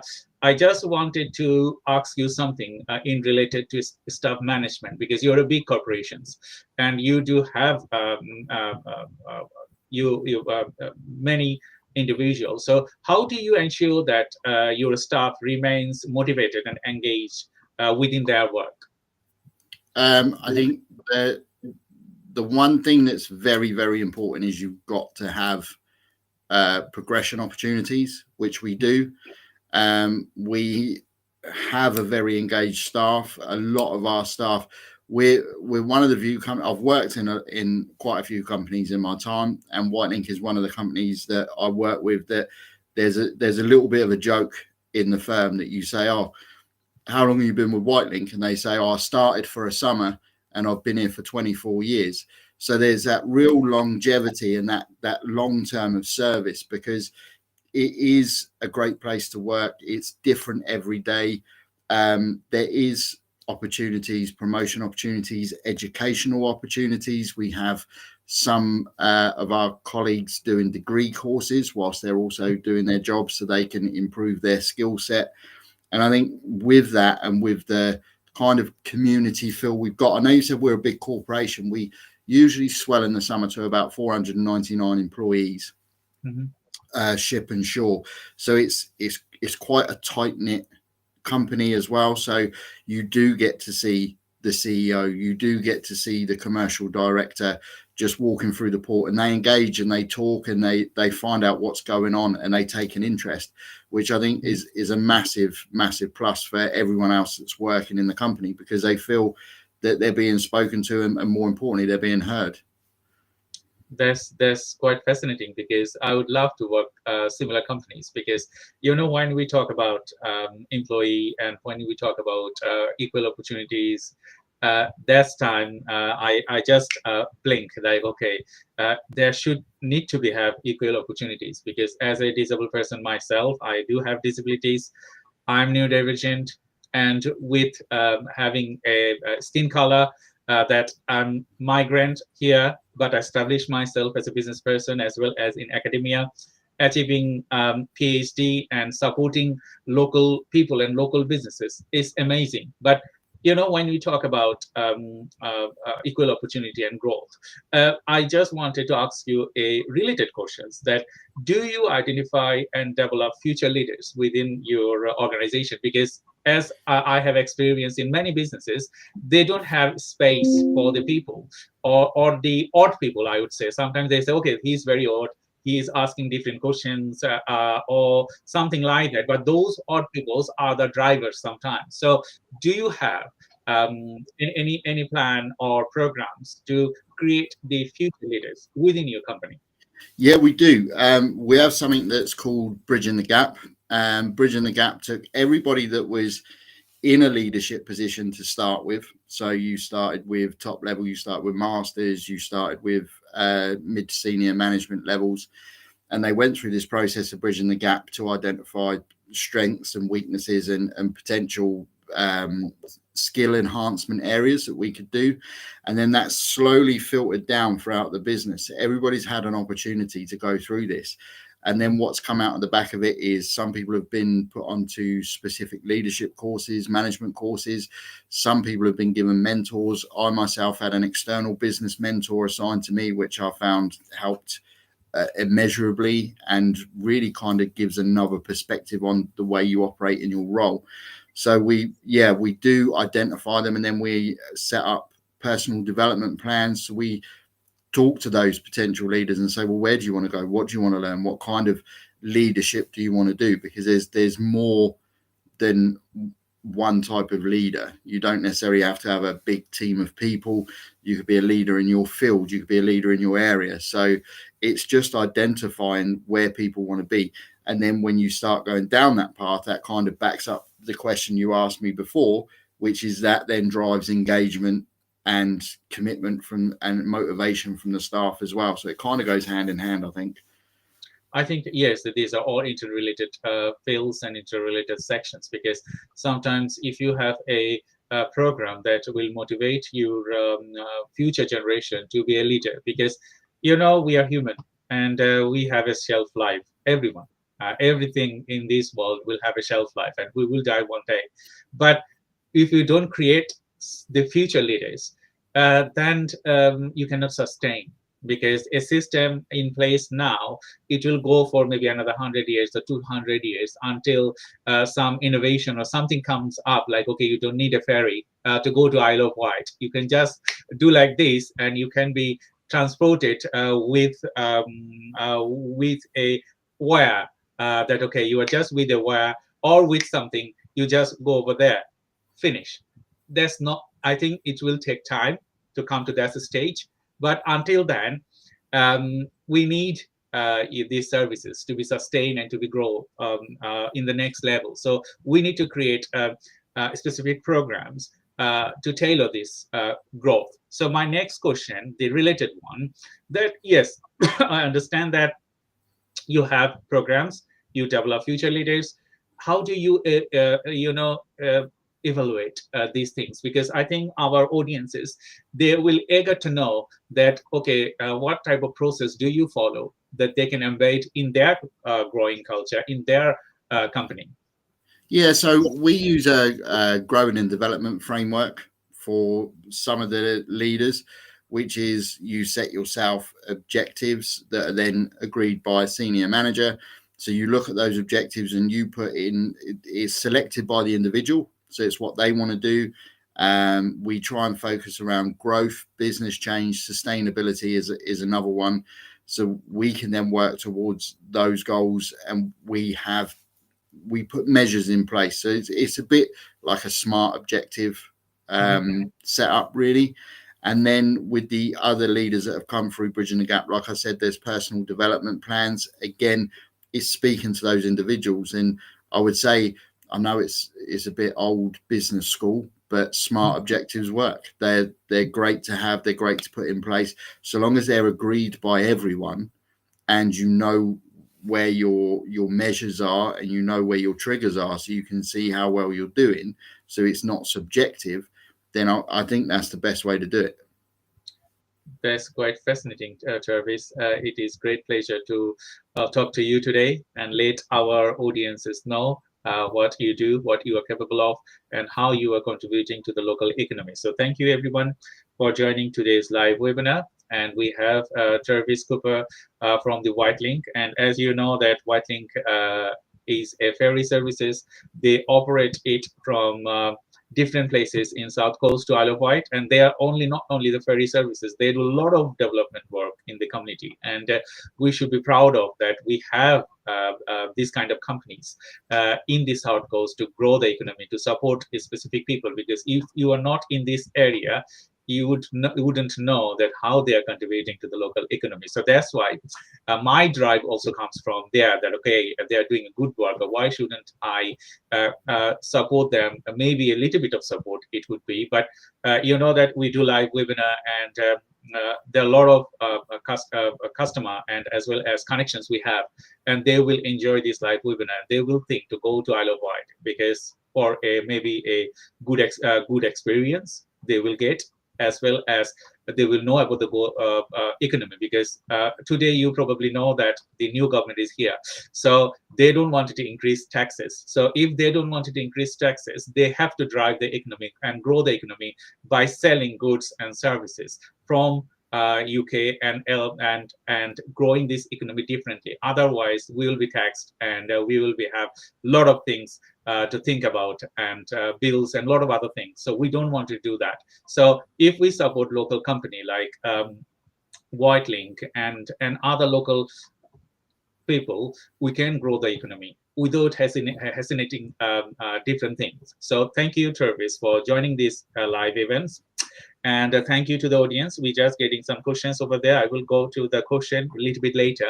I just wanted to ask you, as we are a marketing company, so we always cater and represent marketing tactics, as well as if we can learn something, company like you. You know, there are effective ways to do marketing, and there are strategies to do marketing. So can you tell our audiences that what are the most effective channels you use to reaching your target audience, and how much do you need to budget to reaching each target audience? Well, for the budget thing, that would be with the marketing department. I'm not sure on their budget, to be honest, but we do we use Sky targeted advertising. We've just started a TV campaign. We've done one in the past, which I think was very successful. We use social media outlets. We use LinkedIn. We have a specialist team in our marketing department now which focus on TikTok, and they're being very successful. Some people that are watching this webinar might remember the mock video of the Mercedes. There was a lady stroking parts of a Mercedes car, and she kept saying Mercedes, and our team went out and they did the same thing, but replaced it with touching different parts of the Whitelink ferry and saying Whitelink ferries, and that picked up traction on local news. It had over 1 million views, so that was very, very successful. And we also look at local radio advertising as well. There's a couple of local stations on the Isle of Wight which we use, and we also advertise across the local radio stations on the South Coast as well, which we tend to find gets quite good traction as well. Mm-hmm. So yeah, you use quite a bit of system and media to enrich your target audience and goals. So to the audience, if you wanted to contact Travis directly, feel free to contact him directly. If you wanted to ask him any question, feel free to, after this program, feel free to ask him any question you have. Or if you are watching this live webinar recorded later, if you wanted to ask any question, feel free to do that, because we are here to support you, and Whitelink is contributing greatly. And if you wanted to have any business opportunities, they are also supporting local businesses to work together with the Isle of Wight businesses. So can you elaborate a little bit of how you're supporting mainland businesses to work with the island businesses together, and what is your motivation to drive this growth?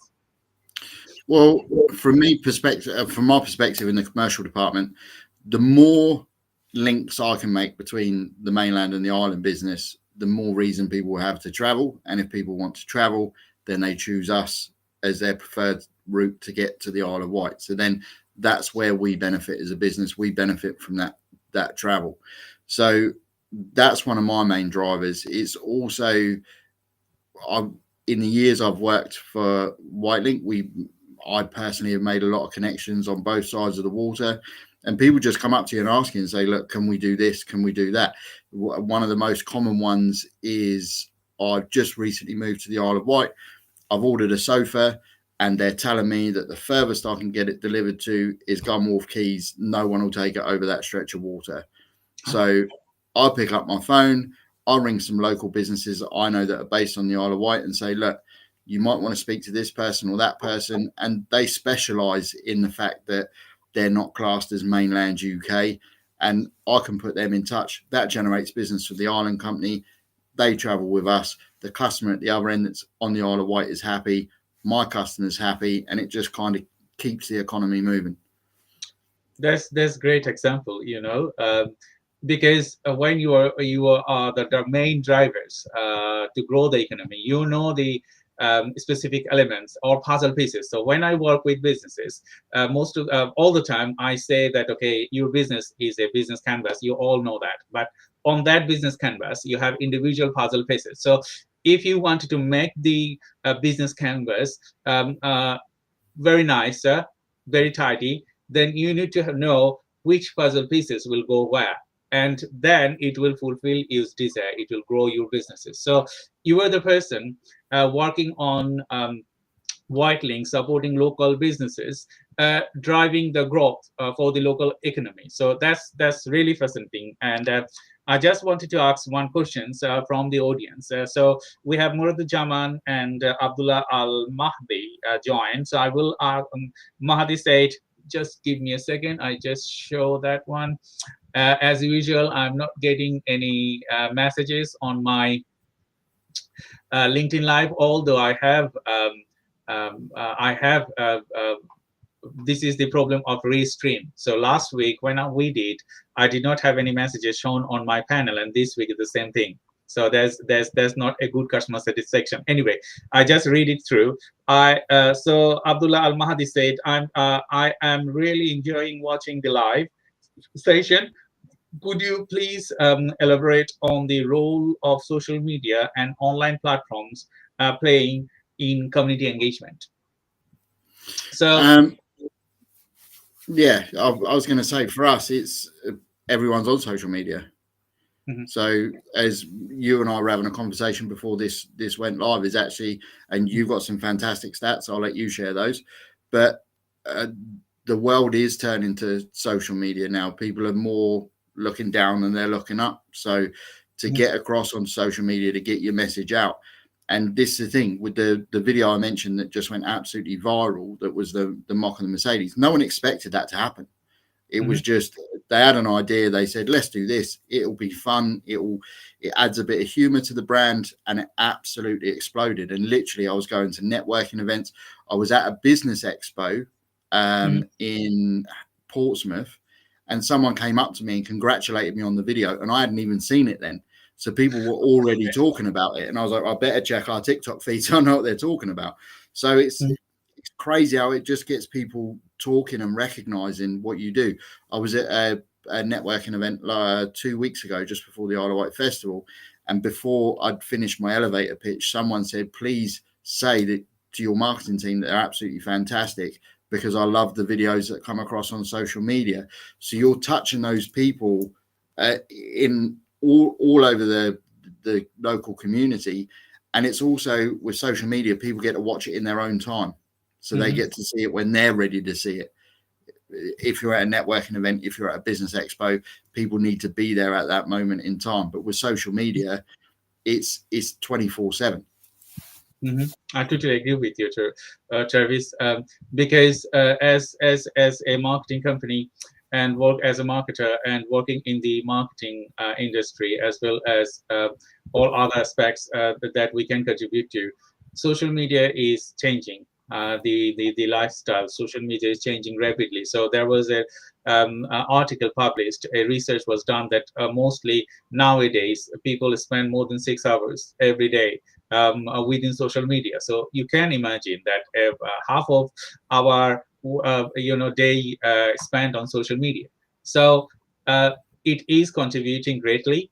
as well as creating individuals' problems for the people. So we're not going to talk about the problems. We are only going to talk about the good thing that it is doing. As a marketing company, we utilize social media greatly, like social selling, as well as all the work we do, SEOs, and a lot of individual things. It's transforming people's lives, and we can contribute more and express more, as well as ever more.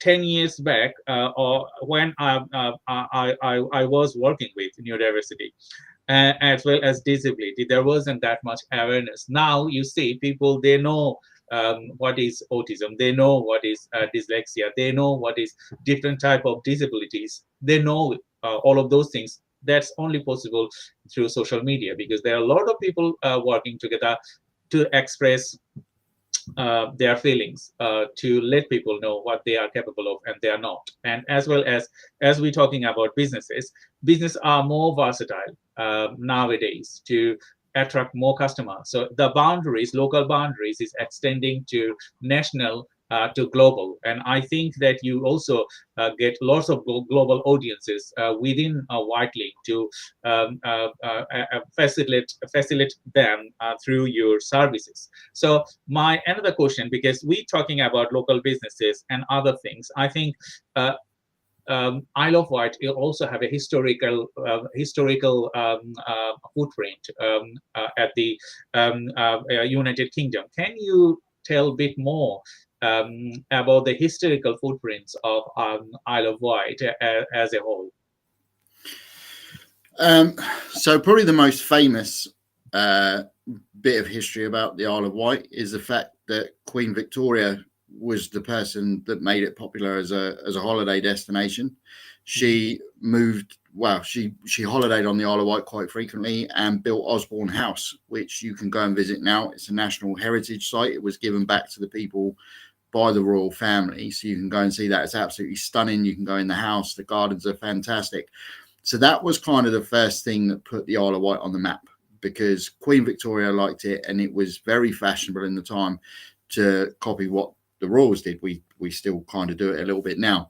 And then that spawned Ride Pier, because the Victorians didn't like having to get off a boat and lift up their skirts and walk through knee-deep water to get to the beach. So Ride Pier appeared, and then it became a real holiday destination and somewhere that everybody wanted to be.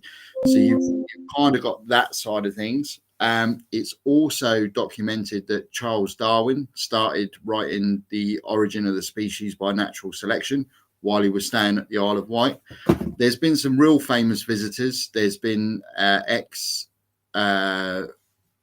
presidents that have come to the Isle of Wight as well, and there's a few stories around that.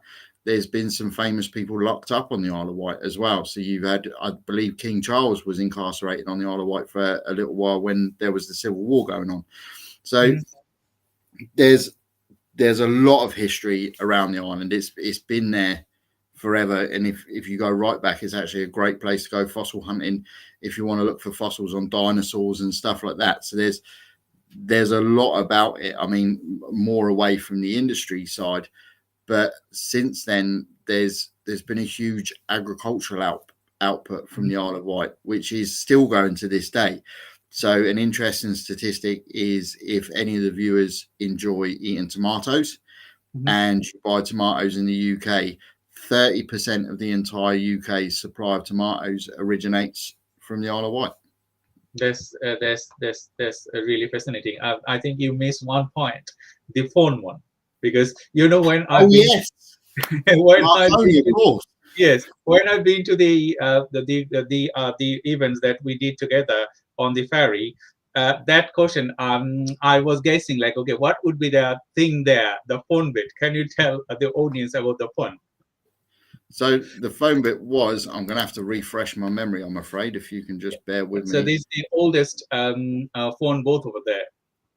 Yes, it is. You're right. It is the oldest telephone box in the UK. Is situated on the Isle of Wight, and it's still there to this day, actually. And I can't remember the date it went in. I'm sorry. That was part of the quiz that I did as the Portsmouth City Council networking. But yeah, you're absolutely right.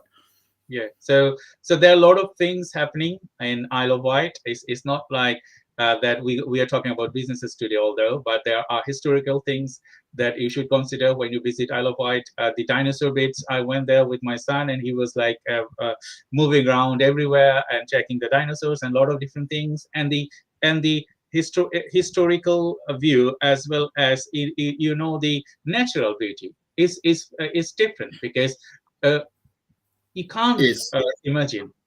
It's an absolutely stunning place to go. It's also worth mentioning as well that it also has a fully active heritage railway. So there are steam locomotives that run on a specific part of track. It's a 3 or 4 mile bit of track as well. So that's in operation through the summer. They have fantastic events at the Isle of Wight Steam Railway. But yeah, it is an active heritage railway that's won awards. But you're right. The natural beauty, it is an area of outstanding natural beauty, the Isle of Wight. And on a day when it's sunny and the recent weather we've just had, if you were visiting the Isle of Wight, you could literally be anywhere in the world. I think the memories, it's implemented in different places. I can remember that the railway you told, just you informed the audiences. I had a trip with the railway experience, and I was, in the UK, you cannot, it's not possible to put your heads up, outside of the train, but the natural one, and I was like enjoying it indifferently, because I can put my hands out and my head out and see what is happening. It's different things.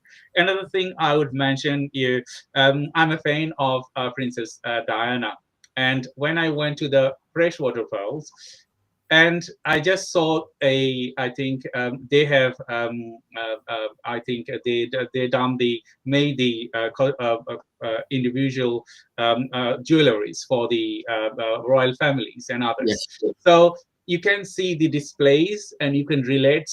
You think, okay, these are the things that you will never experience to go to a royal family and see those things. Okay, it's been produced from there. So that's another thing. And there are lots of good memories, lots of good things that you can experience when you go to Isle of Wight, and as well as the businesses. So we will not go in details of the other things. We just wanted to return to talk about businesses. So to the audience, if you want to ask us any question, please feel free to ask us through the comment box, and we will try to answer your questions. And we cannot display the question today, as our UI is not working properly. We will solve that problem for the next live webinar. And we have Travis Cooper from the White Link, and we are talking about contributing to the local economy, and talking about Isle of Wight and the mainlands and their services.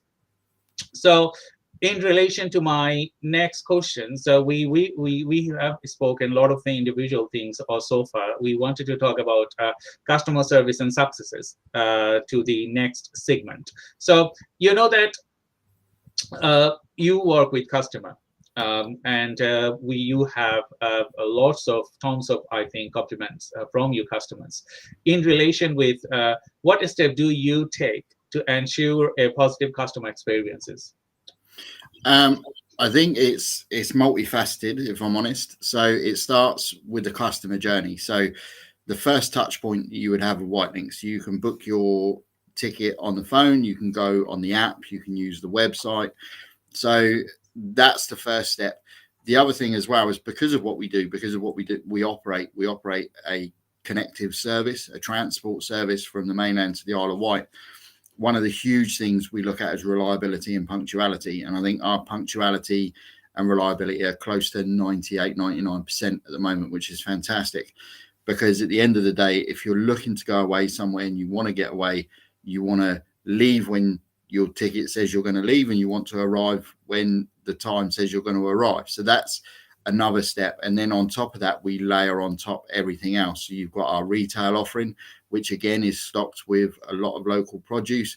We have the first hybrid electric ferry to operate on inshore waters, which is an absolutely stunning craft. That was the one we did the networking event on. So we try and make sure that every touch point is an enjoyable one for the customer, really. The staff are trained to a very high standard, all very friendly, all very efficient. So that's kind of what we do, just to make sure that it is as good an experience as possible. We cater for people with pets, we cater for people with children, and then if you look on the business side of things, that's probably where the reliability and punctuality comes in more, because if you're running your own business and you're trying to connect with the mainland and the Isle of Wight, then you need to make sure that the service you offer your customers isn't impeded by the service we're offering you. So we make sure we nail that as best we can to make sure that we get you there on time, so you're not letting your customer down, because at the end of the day, that's absolutely crucial. I totally agree with you, Jarvis. There isn't anything that you can do more to satisfy your customer, because they are the future success, isn't it? Because they will let people know, as I am satisfied with the services I received, and I all the time I just tell people, okay, experience these things. It is one in a lifetime opportunity to go to Isle of Wight with the ferry, and with the experience you will receive. It's different. It will stick with you. The good memories is your driver's force, isn't it? So good memories is a good thing. So I just wanted to ask you another related question, because you know that yes, you have positive feedbacks, and you might have something complaints or good feedback. How do you cater these things and handle these things? Like, okay, someone maybe they're not happy, because you cannot fulfill 99% or 100% population. There are going to be some people, they will maybe do something, okay, they are not happy. So how do you handle complaints and feedback to improve your service? We'll always deal with everything on a one-to-one basis. We'll always address and talk to that customer that's raised an issue, find out where the issue came from, and see what we can do to improve on anything that they've raised. It's not always possible necessarily, but I think it's opening that dialogue and speaking to that customer and making sure that they feel satisfied with the result at the end of it. From my side of the business, because I deal with a lot of business customers, a lot of freight customers, we thankfully don't get a lot of complaints, but if we do, we can work with them very much on a one-to-one basis and just make sure that we get it resolved as quickly as possible, because after all, they're frequent travelers as well, so they're backwards and forwards, sometimes on a daily basis, sometimes a couple of times a day. So that's how we do it. I mean, I think we are doing the right thing, because last year for 2023 we were voted the best ferry operator for UK ports and destinations, and we won that award. We won the gold, so we came first, and that was voted for by customers that use these services. So there was a voting panel opened up, and it was the public that voted, and we won that. So we feel that we're coming on leaps and bounds, and we're really doing the right thing, and obviously customers are pleased with what we're doing. That's great. Jarvis, we just have another questions. I will ask you in a minute. So I just wanted to ask to the audience, if you wanted to ask us any question, feel free to access through the comment box. And I'm Dr. Shah Siddiqui from Zenzi Marketing, and we have Travis Cooper from the White Link, and we are talking today how you can grow local economy. So we are talking more into businesses, and we have the next questions from Murad Jaman. Thank you, Murad, for asking this question. So how do you train your staff to provide exceptional customer services? So we do that through several routes, really. We have online learning platforms, we have training courses, we have refresher courses. We also have champions throughout the business that are obviously, we have a tiered system. So in our retail outlets, we have senior retail staff and retail staff, and the seniors take on a leadership role to ensure that the service that is being provided to the customer is of the highest possible standards. From the shipping side, you have masters, chief officers, and ratings, and obviously the master is the top boss on the vessel at any time, and they ensure that their staff also give the best possible customer service, as well as themselves as well. The captain is often seen to be going through the ship at times and speaking to customers, especially if there may be some form of disruption. So we it's refresher training, I think, is the most important thing. If you take someone on, what you've got to remember is we're a company that, like I've said, one of the old jokes is I've stayed here for 24 years. So in that time, you just need to keep making sure that there's that refresher training that's offered. And obviously things change as well. Technology changes, there are innovation changes. So it's making sure that the staff are on board with those ideas and understand why changes are being brought in and how it's positive for the customer journey. So it's just topping up on that training, I think, is the key point, is make sure that you just keep refreshing.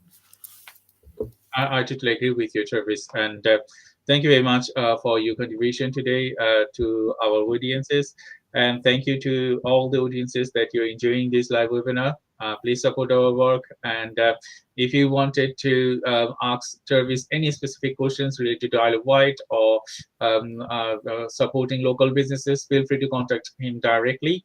And you can contact him through social media as well as LinkedIn. So we just are nearly end of our session. We just have less than 15 minutes to talk about more on contributing and developing local economy. So on the next questions, I wanted to ask you about community engagement, because I know that you are engaging hugely to the community, and we can only improve local businesses through community engagement and working for them and working with them.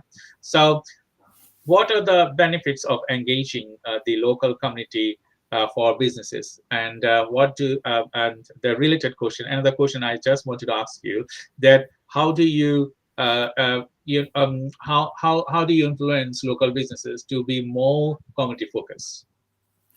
I think that's more organic, to be honest, the second part of the question, because if you are shown to be doing it yourself, then others tend to follow suit. I think there was a very much a trend shift during the pandemic when everyone was in lockdown. I mean, we carried on operating. We were considered key workers because we were a lifeline service to the Isle of Wight. But there was a lot of talk then when people were getting shut down, people had to close their doors, that there was a real sense of community that came out of that. And that sense of community, I'm glad to say, has kind of carried on post-pandemic. So people realize that actually it's a great thing to support local business and buy locally, because the power of community is huge. And if you yourself are seen to be engaged in the community, supporting local businesses, it builds a level of trust, and people tend to look towards your brand more favorably. So you're not doing it for kudos, you're doing it because it's the right thing to do. But by doing that, it builds that trust, and people know who you are, and they don't. Big businesses have a risk of just being labelled as like they're not necessarily us. We're an SME in the community, but you look at other big brand names and they're kind of just they're just this huge brand and you don't know much about them. So to see that there are businesses trading with other businesses doing local business, I think it's huge, because it builds a network, and it just means that people trust your brand a whole lot more. I totally understand that. So in relation to my next questions, I just wanted to ask you, that how can businesses create meaningful community engagement and initiatives like you are doing? Because you need to collaborate with people, and they have to have a right mindset, because when businesses or community, they don't have right mindsets to contribute greatly, you cannot work with them. So how do you create meaningful community engagements to initiate the growth? I think that's through the power of introduction, for businesses that might not be as connected across industries. Then it is things like business expos, networking events, because anybody that attends those does have that mindset and is looking to engage with local businesses and do business locally. You can't necessarily change the mind of everyone. As we've said, that's the same as customers. You have good feedback, you have bad feedback on occasion. So I think it's it's more finding the right space for your business to be, so you're surrounded by a lot of other like-minded businesses, because you'll get a lot more traction through people that are already prepared to be engaged than trying to change the mind of that one business that doesn't want to be engaged, if that makes sense. I totally understand. So we have the next question from Azama. The related questions that how can local businesses leverage these drivers to achieve sustainable growth? We haven't touched sustainable development and growth, because I think on our last program you mentioned specifically that how you are driving the growth of sustainability in relation with net zero and others. Can you a little bit elaborate on the work that you are doing and how local businesses can leverage these things with their culture and grow sustainability in the community? Yeah, I mean, there's a lot of things that we do, and if you look at it in isolation, it might seem fairly small. And this is a thing that businesses, I think, have to look at and realize that step one isn't going to be a massive step. So your step one isn't going to get you carbon zero, but it's taken those tiny little steps, and each step forwards is a step closer to building a level of sustainability. So we no longer have any plastic cutlery or plates on board. We use solar power at our shore-based office in Gunwharf. We recycle 99% of our waste is now recycled or not sent to landfill, which is huge. We look at fully recyclable cups in our retail outlet. We're investing in oyster farms in the oceans. We're looking at seaweed farms as well that offset carbon in the local waters where we are. And we've got a hybrid electric ferry, and there's lots of other things as well that we're doing or we're in talks to do. We have a salary sacrifice scheme for employees to get an electric car or a hybrid electric car, which is then improving their journeys to work and reducing their carbon footprint. So it's interesting, really. To drive sustainability, you've just got to take the first step. Because step one might be small. Putting LED lights into your premises or timer lights, so they're sensor lights, so they only turn on when someone's in the room and they turn off. Seems like a really small thing to do, but you just start adding it on top of everything else, and before you know it, you're having a huge impact. I totally agree with you, because when you talk about sustainability, it's not the one company that could make the world sustainable. We have to work individually and from our own spaces. Like, okay, I want to be part of the sustainable growth of the economy or a sustainable growth of your specific domain. Without that, it's not possible to grow. So thank you everyone for asking different type of questions today. And I hope that you are enjoying the webinar. We are just nearly end of our session. So at this session, we're just going to be winding up. And I just wanted to ask one question to Jervis, that if someone wants to experience Isle of Wight, I know that you're driving local economy and you are driving local growth and local people.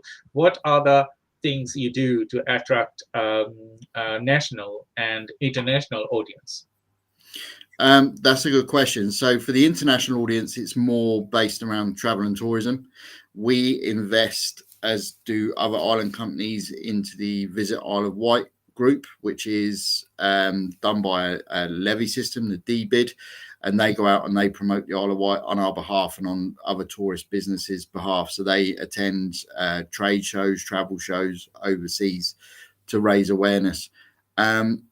It's also, we touched on the historical side of the island. That kind of sells itself. We do get a lot of overseas tourists from America, from Germany, from mainland Europe. Holland is another huge destination that people come from just because they want to experience the history that's on the Isle of Wight. So that's a huge driver in itself. It does sell itself a little bit, which is fantastic. Thank you very much, Jarvis. And I just wanted to ask you the last one, the takeaways. So if you wanted to let our audiences know specific takeaways from this webinar, that they will be meaningful and they will benefit from this? I would say the biggest takeaway is, as me and you have said, we met at a networking event. Networking is critical, especially in the local community. Mm-hmm. But if you're going to go to a networking event, go to a couple and go to them regularly. Don't just necessarily go to every networking group you can find, because the whole point of networking is building relationships. And when you start building relationships, you then build business relationships, and that benefits both you and the other people that you're doing business with. So I would say, and as I said on the last webinar, is just scratch below the surface a little bit. If you see the amount of produce that we've got in our stores, which most of it comes from the local and surrounding area, over 70%, then it's surprising what's actually on your doorstep. Mm-hmm. And it's really surprising that people that you can do business with. So you might have a large company supplying your telecom system. You might actually find that there's someone local that can do the same thing, and they might actually save you money. And then you're helping grow that local business. So just find out what's around you. Take a look, take time out, go to networking events and find out what people do. And then people can find out about you as well, which I think is huge. It's totally agree with you, Travis. And thank you for supporting today's live webinar.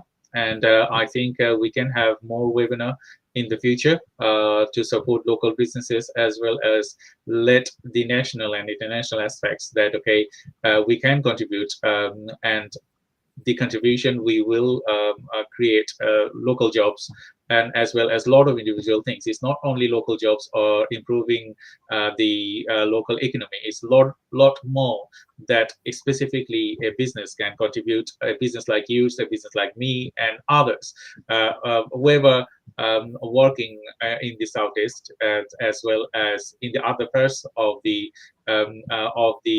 United Kingdom. So we all want you to contribute from your own space, and as well as contribute greatly, because the community you will create today, they will drive force for next generation. So we need to create a diverse force, and we need to create the economy in the next level, that we don't think about a lot of individual things that we cannot cater. We can think about, okay, we can cater for things, and we can grow the economy, and we are fulfilled. I think we are the 6th largest economy in the world, so we can make it better, and we can contribute more. So Travis, I just wanted to ask you the last remarks for our audience from yourself.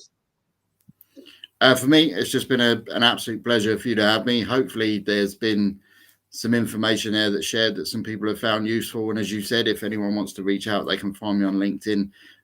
Happy to accept an invite. And if there's any more questions, then happy to answer them. Thank you, Travis. And to our audience, thank you very much. Please stay on the line. I will just say bye-bye to the audience, and then I will say you bye-bye.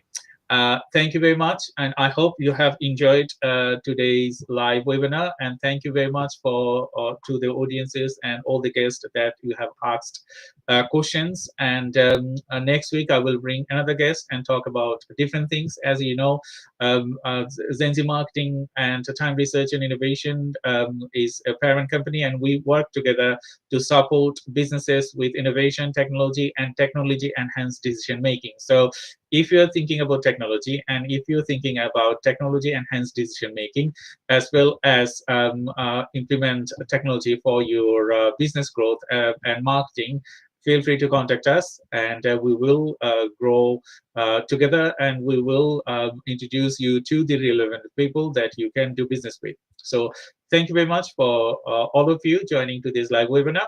Until please support our channel, and thank you, and see you next week.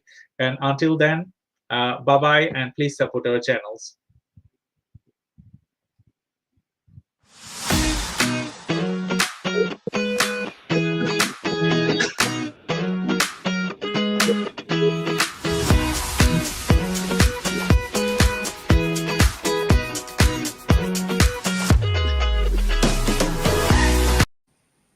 Hello, Anna. How are you? Hello. Yes, good. Thank you on this sunny day. Lovely. It is indeed. So, hello, everyone. Thank you for joining today's live webinar.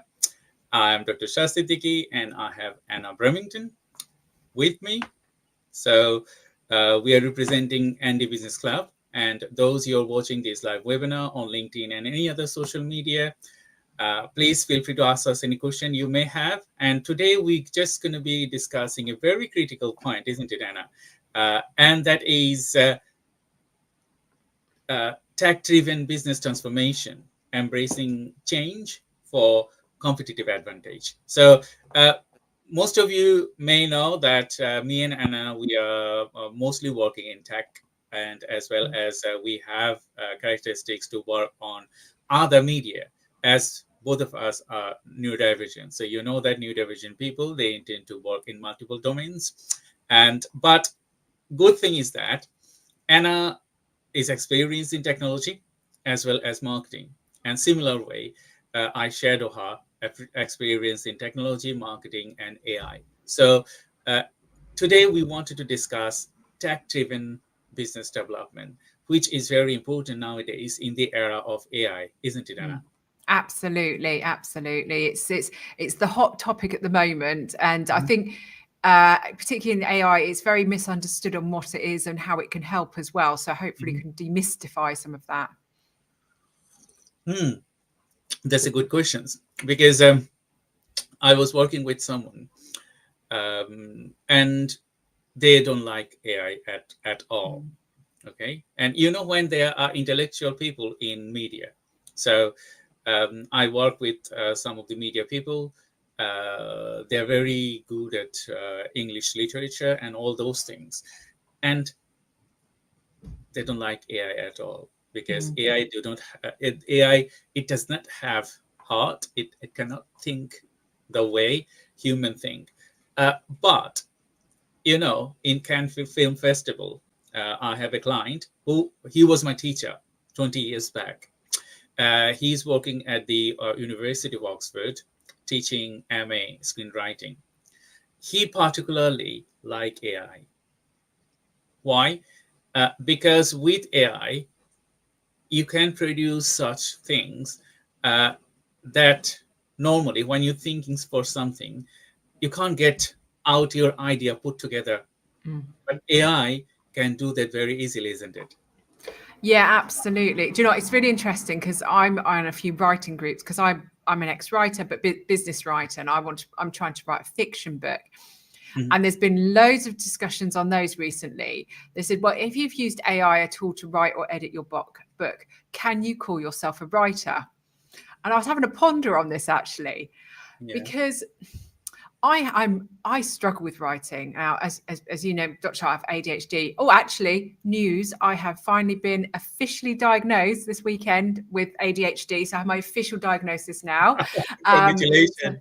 I was hoping for like a certificate or an award or something. So I've got combined ADHD, largely on the hyperactive side. I think it didn't come to a surprise to anyone.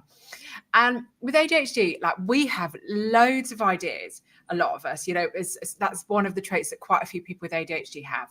We have all these ideas, and as you know, Dr. Shah, I'm rubbish at fulfilling things and going through with them. So, I think I've lost you, Dr. Shah. No, I'm there. You were there. Sorry. Yes. So, and then, so I really struggle with it, and I can write small pieces, but I really want to write a novel. And I started thinking about this, you know, should I use AI to help me write a novel? Because I'm struggling. I've got probably about 50 book ideas I've written down. And the question is, like, if I use AI to write a book, am I a writer? And I'm like, do I want to be a writer? Or actually, do I want to be a storyteller and a creative story idea? I'm trying to think of job titles, almost like, or not job titles, but like titles you give yourself. Because I'm probably, like, I've got to admit to myself, and I had a chat with someone at a recent conference who also is very similar to me. And he said, I'm never going to write a novel. I write microfiction, I write poetry. That's as far as I can do. And I've got to admit to myself that maybe I cannot write a novel, but I have stories that are meant to be a novel. And I'm like, how can I get this story out? So if I used AI to help me write it, would I be a writer? Don't know. I'm an ex-writer. I think there's a confusion here. But if you think about ghostwriting, there is lots of chit-chat on ghostwriting due to the BBC scandal and all those things. Yeah. It's getting highlighted. People are using ghostwriter hundreds or 200 years ago from there. Yeah. So if you think the ghostwriter is your AI buddy, Yeah. how that makes sound? Yeah, exactly. Because I was starting to worry. Like, do you remember Milli Vanilli from, is it the 80s, where they got found out that they weren't the real singers? They were just these two gorgeous men that danced and pretended they sang, and then someone else sang in the background. I was like, well, you know, I mean, I know there was controversy around it, but I'm like, maybe I could be the Milli Vanilli of writers. Like, you know, I could come up with the idea, and because, you know, back to what you're saying about, not everyone can do everything. You know, there are writers who can write stuff, but actually where you have a difficulty, I have fibro, I have ADHD, will I be able to write a novel? But should I not write a novel because I can't write a novel? There's this big dilemma in actually, is it opening up accessibility for people to be able to do stuff that they've got halfway there or part of the way there, and they need the help the rest of the way. Now, I'm not talking about like from start to finish with AI ideation, writing, everything. I feel there has to be human input. Exactly what you said. You know, there's this sort of stories and humanness. It can't do everything the same as us. But is there this sort of gaps that it can fill? And does that make it any less genuine? You know, this is, I mean, is AI still new? This is, it's still a debate, isn't it? You know, is it still genuine?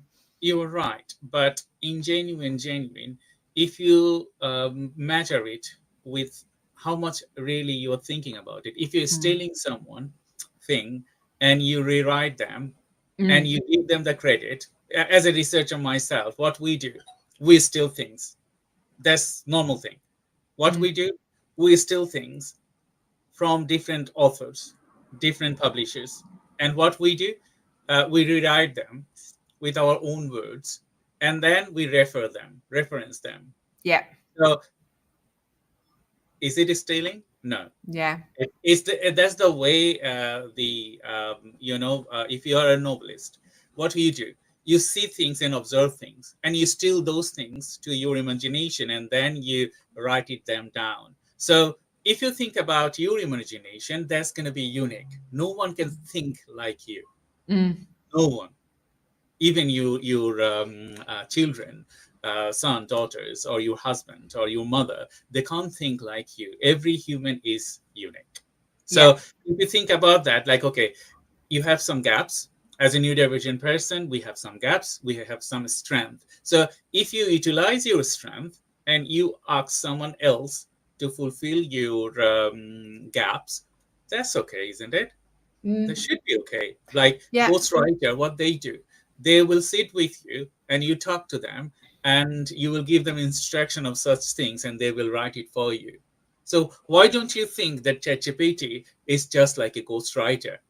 And you acknowledge them like, okay, I use some of the things with ChatGPT, but ChatGPT doesn't have anything until you give it right direction, give it right things to get you the right answer. That's very true. And it reminds me of when, you know, and I think it is this sort of getting used to how this will fit into our lives, because I remember back when I did A levels, and it's showing my age now, because I remember that we were not, in our A levels, we were not allowed to do typed essays because they thought that using Microsoft Spell Checker was a cheat and that it wasn't fair and we shouldn't use it. So we had to handwrite everything. I remember when I went to university, it changed, and then we did start. We were allowed to use Microsoft, and I remember some of my dyslexic friends were like, "Oh, brilliant! This is amazing." Being able to, although the spell checker was not as good back there, because a friend of mine, the way he spells, sometimes the spell checker just couldn't figure it out, because he spells quite phonetically.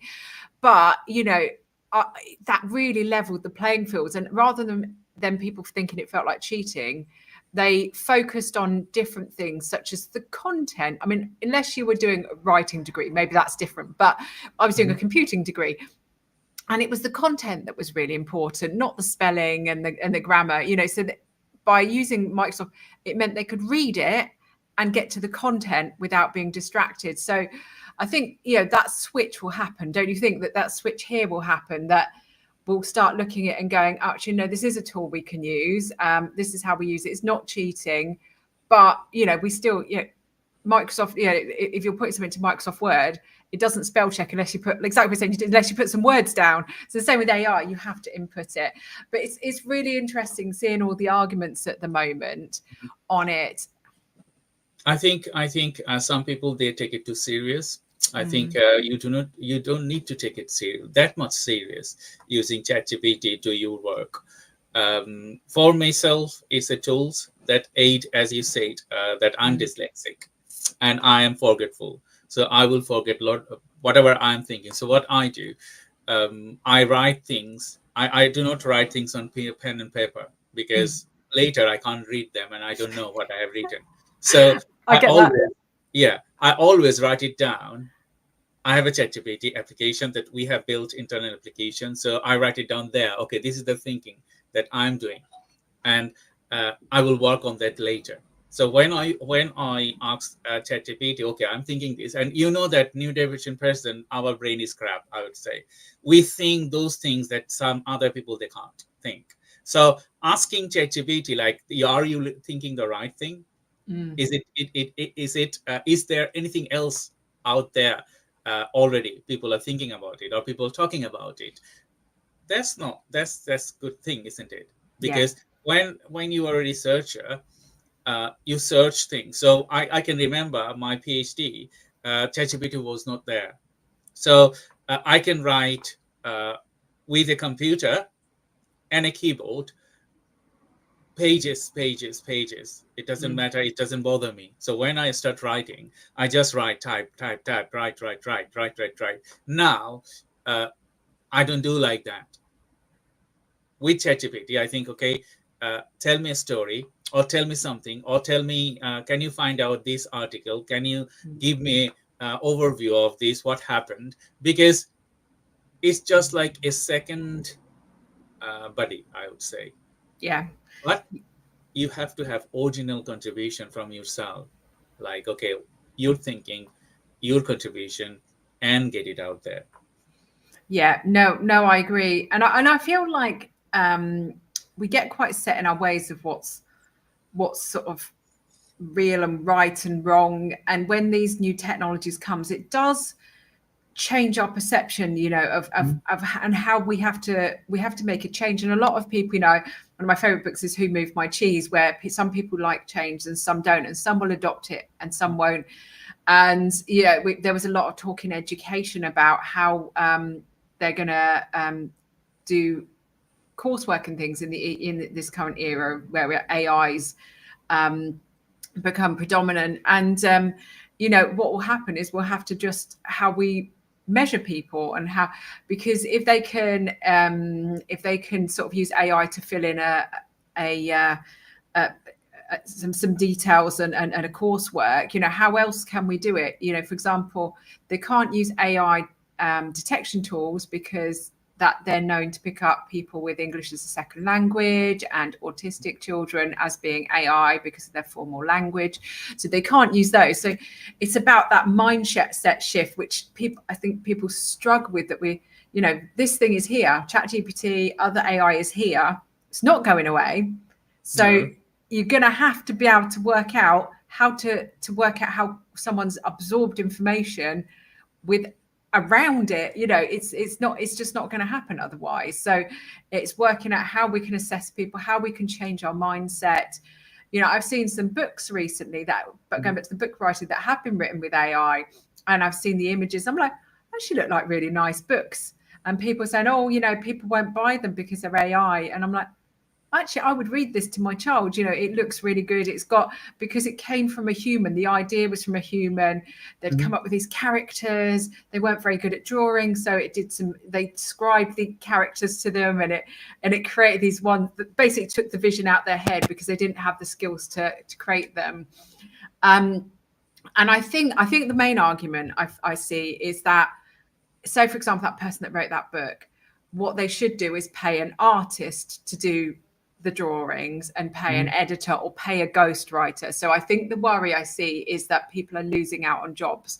And a lot of the people I know that in content writing do seem to be struggling at the moment. But you know, I would say that this does happen. There is a change of jobs and everything with every new, you know, think about how many people were displaced when the internet and computers started up. You know, there were people that were manually copying books. My ex-partner used to work in a copy center, and he had to do things by patching together bits of paper, using photocopies. So he was completely displaced when digital came, and he had to relearn to become a digital designer. You know, so his job is, this has happened before, and it will happen over and over again as we have these technologies. And what he had to do was just retrain into something new. And was it disappointing that he'd lost the job that he was doing? Yes, it was. But that's what happens, you know, the Industrial Revolution way back when and things like that. Things change and people get replaced. And, you know, poor old people, think about the poor old people used to run steam trains. You know, we don't have steam trains anymore. So, you know, they went through the same thing, and it's harsh. But what I'd like to see is more about helping people navigate the career change, you know, and doing that, because I don't think there's enough around there. I totally agree with you. But, you know, when technology kicks in, we are talking about technology. Yeah. So when something kicks in, usually those people, they are around it, or they are working the similar trade. Some of the jobs will vanish. If you think about prehistoric time, like, okay, you just talk about the steam train. People, they are related to steam train or coal, you know, the coal train and all other things. When electricity involved, or when diesel engine and all those things came out, usually some people will go out of job. So it's not the technology. It's just like we need to change our habits. Like you say that your ex-partner, he transformed himself with the industry. That's why he could carry on his activities to the next levels. But if you think like AI, everyone is a writer now because we got AI. Will everyone write? No. You think novelist, everyone will become novelist? No. Not everyone will become a novelist. I don't have appetite to become a novelist until I wanted to do so. And there will be like few people in this space. Yes, some of the people's job will go. If they don't transform it, it will go, because it is AI now. If you think about maybe 100 or 200 years later, we will have cars on the horizon. We will not have any physical roads. We will have everything traffic to the air. So at that time, if you still wanted to, to have a physical car itself to run into the road, that's up to you. But if you don't transform yourself to the air with all this hovercraft and all this everything there on the air, you're going to be fall apart, isn't it? Yeah, absolutely. And I think, you know, it does happen, and I feel like I've seen this cycle over and over again, where people get horrified by something and then it's moving. And I'm not saying there aren't any ethical considerations, particularly with like the things like where they got the data from and things like that. I do want to see more ethics in some of those areas, but change is hard. You know, it is hard. And I read a brilliant article the other day that was talking about how people maybe in certain industries like the library industry could maybe retrain us, because their knowledge of how to find information, they make really good prompt engineers and things like that. So it was giving some ideas of like maybe more sort of older professions, how they might be able to embrace new AI jobs that keep those same skill sets, but actually they sort of take them to the next level, which I think is really interesting. And I know, you know, from my point of view, and I know you love AI, I think that there's this, we need to admit to ourselves that not everyone can do everything. You know, going back to business owners, we can't do everything. We can't always afford to pay someone. Going back to that person with the book drawings and that, they may not be able to afford to pay for someone to do the books. Does that mean they shouldn't create a book? Maybe not. Does it mean you shouldn't run a business if you can't do certain tasks? If something like AI picks it up, you know, that feels okay, because there's certain stages in a business, particularly, where you can't afford, you get stuck. You can't afford to get someone in, but you're getting a bit big to do it all yourself. And it's that sort of middle ground, because a lot of people would probably rather hire someone to do some bits, not everything, but some bits for them. Like, you know, I hire an accountant because I need their expertise for all the sort of, because it can be quite dangerous if you don't have one, and you're not very good with accounts. So I hire them because I need the human expertise of all the law, you know, the laws and things like that. But I can't afford to hire marketeers. I can't afford to hire, you know, website designer, this, that, the other. I mean, luckily I've got a few of those skill sets myself. But if you haven't, you just might not be there yet that you can hire someone. And you've either got to try and do it yourself, which causes burnout, stress, or you can find technology to help bridge that gap, you know, until as such time that you're ready to do it. And even in big business, you know, budgets are always tight. You probably can't hire the entire team that you want. You're probably still going to need technology to bridge the gap, and AI is brilliant for that. I totally agree with you, because when you talk about technology, if you give a scenario like, okay, it's a new business, and the person, maybe a slowpreneur, he started his business. He's very good at accounting, but he hasn't got other skill sets, and he hasn't got the money to invest. What he would do, he would search something that is readily available. So readily available means you can spend £50 and you get a website. That's technology that you need nowadays. You maybe have a SaaS-based application, like, okay, you pay a little bit of money and you get their marketing services, lead generation services, and a lot of other things. You pay a little bit of money, you get AI to do that for you. Like if you need graphic design, there won't be like extraordinary, because human thinking and human work is extraordinary. You can't compare that with AI. But some of the things that AI can do, it's going to be very much time consuming for us to do, and very much expensive for us to do. I watched a BBC documentary a couple of weeks back that, you know, when you create CGI, computer generated images, if you wanted to do an animation, it takes ages, like Avatar or all other projects, big projects. So what they're doing now, they're creating AI scenarios to copy them to the next levels. Like, okay, what they are thinking, are they thinking right? Is it creating the right scenario and all those things? But with short time, less investment. So if you think a creative director and he wanted to publish a film, he would have engaged with AI and create all those scenes with AI rather than investing millions there, because he hasn't got millions. How could he invest? So if then when an accountant, he hasn't got lots of money, so he will start alone. And when time goes, and you know, people will improve their work because they wanted to engage with more people, and they will hire people, and then they will ratify those things they have done previously to make it better. No, I 100% agree. And a lot of the stuff I do is I always talk about, it's that getting people to the next level, you know, it is that sort of, you know, trying to fill in those gaps. And a lot of the business I work with, they're at a point where they've got a few customers and they're starting to be things, but they're just like, oh, I'm working 60, 70 hours a week and I'm not seeing my kids. I'm not going on holiday. But I can't quite, I need a couple more customers, then I can afford someone. But I can't, it's a bit stuck.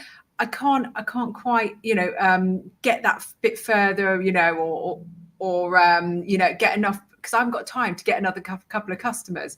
So that's when they're the sort of ideal scenarios that I say get some sort of AI or tech involved, because you're sort of stuck, you know, and a bit like you're saying with the, you know, the big companies as well, sort of the sort of envisioning this sort of sort of 3Ds environments and everything. Not everyone has the budget to hire people to do that bit.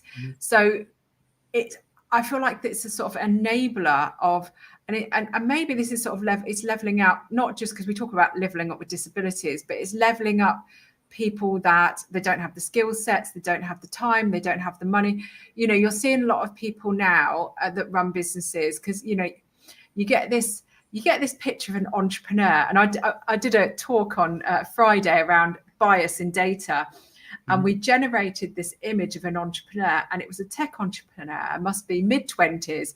Like, we didn't fill any details, but I got it to generate, I think it was 8 images, and it was the same entrepreneur. Like, all I asked was, generate me an image of an entrepreneur.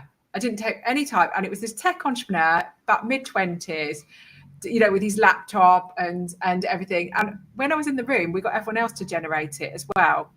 Everyone got the same person, because this is an entrepreneur that we see in the stories, that they don't have kids, they've got loads of time, they've got no disabilities, they've got loads of energies, they're probably more either middle class, or there's some privilege or opportunity, which means they can spend their time building this business. But actually, that's such a small percentage of our entrepreneurs and business owners that below. And you hear about, this hustle culture, time culture. I mean, I have fibromyalgia. I only have a limited amount of energy. I have a 9-year-old child. Does that mean that I can't be an entrepreneur? No, it doesn't. It just means that I need some help from somewhere. And I know we've talked about access to work, that I get the physical help, but that's not enough. I can't just do my access to work. So then AI helps me, because do I not deserve to run a business? Do I not? Can I not run it? There's people that are trying to run businesses whilst holding a full-time job. Should they not get a hand? And this is where you think, well, yeah, actually, it's a real great level up of people, and particularly if you look at things like women in sort of startups, who, if you look at how much funding they get less than men do, well, they're going to have to work a way around that. So AI, time-saving tools are going to be brilliant, helping them, writing grant applications, helping them with their marketing. It's almost like this sort of leveler up of privilege almost, so that you get a little bit of helping hand. So I am a big fan of this sort of helping other people, and I've been on, so I don't think I've mentioned this to the audience. I've been on Manjaro, which is the weight loss drugs, and it's really interesting, because I feel like similar parallels with this. I'm just coming off it now, because I've nearly hit my goal weight, and I have underactive thyroid. I put on weight really easily. I really struggled, and the nurse suggested I try it. And it's really interesting, because I've followed a lot of videos around Manjaro and Ozempic and all these stuff, and because it makes it easier losing weight, it's thought of as a cheat. And I feel like AI is very, very similar. It's this sort of, if something makes something just a little bit easier, it's a cheat, and you're cheating and you can't do it.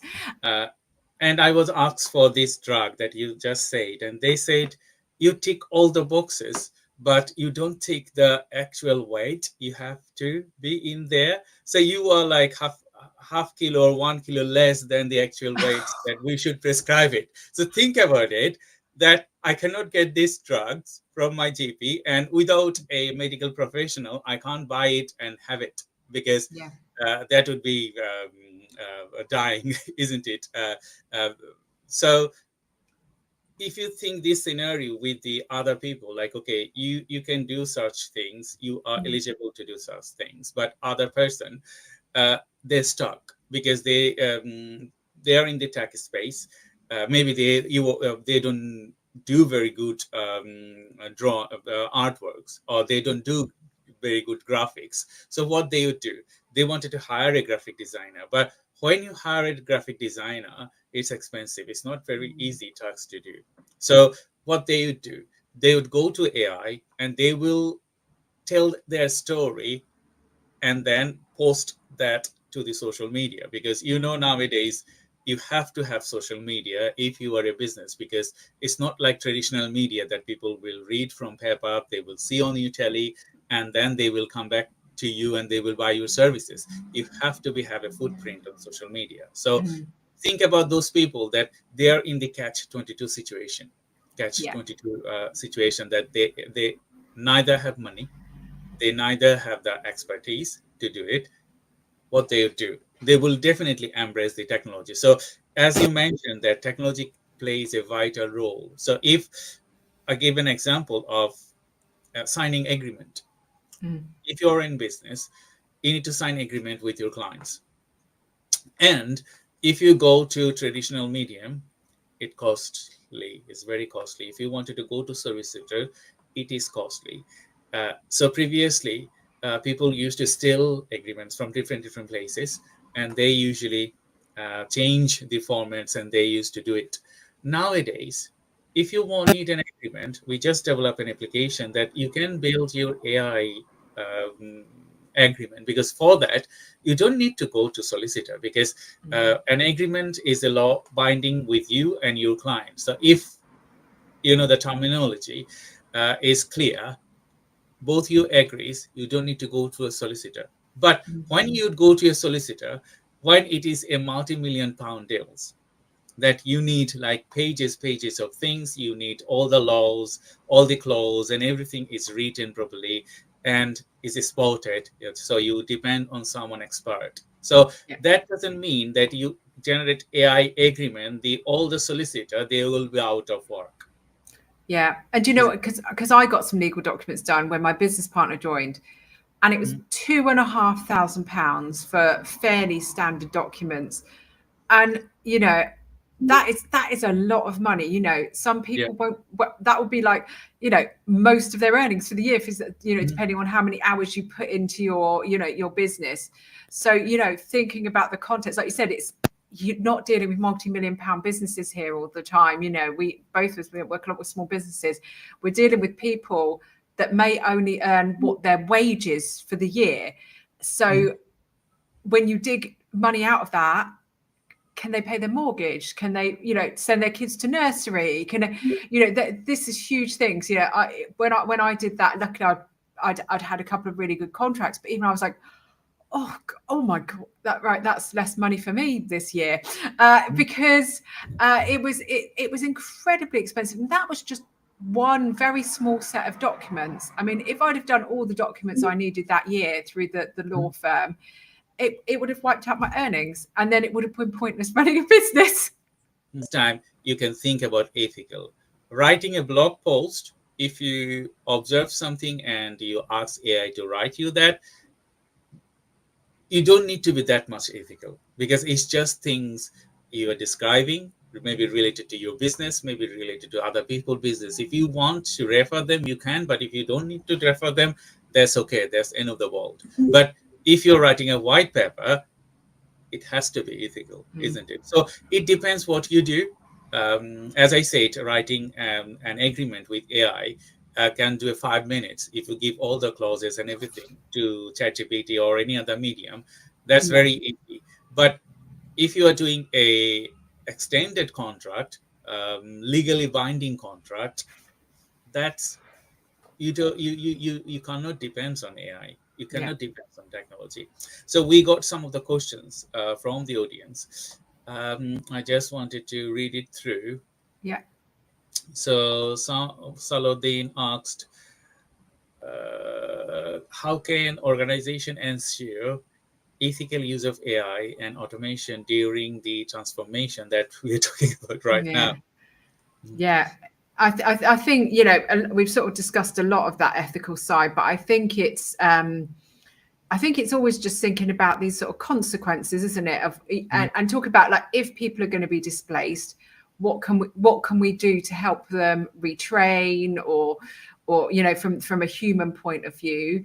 I think there are a lot of ethical considerations with AI in what data you use, and I think it's just going through each area and trying to remind yourself, are we doing this in a right way, that feels the thing is, it's really hard, because I'm saying this from someone who's quite ethical, You know, if you are morally bankrupt, you may struggle to, you know, you see a lot of these tech giants and you think, you know, they don't seem to have many morals. And, you know, when you're dealing with people, and this is where we need laws, and I think, and some sort of guidelines, because I'm thinking of it from an ethical point of view. You know, you know, what do we need to think about? What's the impact, you know, from environmental impact to human impact? But actually, if someone is morally ambiguous, or so, they may, you know, not think about these things. They may not care about them. And then I think, you know, it's more in ourselves as people around to sort of make sure we're protecting ourselves from it, because you can't always think that someone will do the right thing. You know, I've worked for companies that have absolutely not done the right thing ethically, morally, and, you know, and I've had to have, you know, I've left some of those, and well, all of them that have done anything that really doesn't line with my values. So I think there's the two sides to it. If, you know, if you're ethically minded, making sure you're considering the impact and how to mitigate that, but also protecting yourself. What are my morals and what are my values? Speaking up if something isn't right, suggesting ideas, but also, you know, trying to get involved with the ethical side of things, like what's going on in the law, you know, joining groups and things like that to try and contribute to it, I think. That's a great answer, Anna. And as I said, it depends up to what work you do. If you are presenting a data, you have to be ethical. You need to look the data you are presenting, because AI could be sometimes misleading. So check your data properly. If you are presenting data, if you're presenting any personalized information, like you are writing about someone, AI could be sometimes problematic, not creating the right information for the right purposes. So check those properly before you publish anything.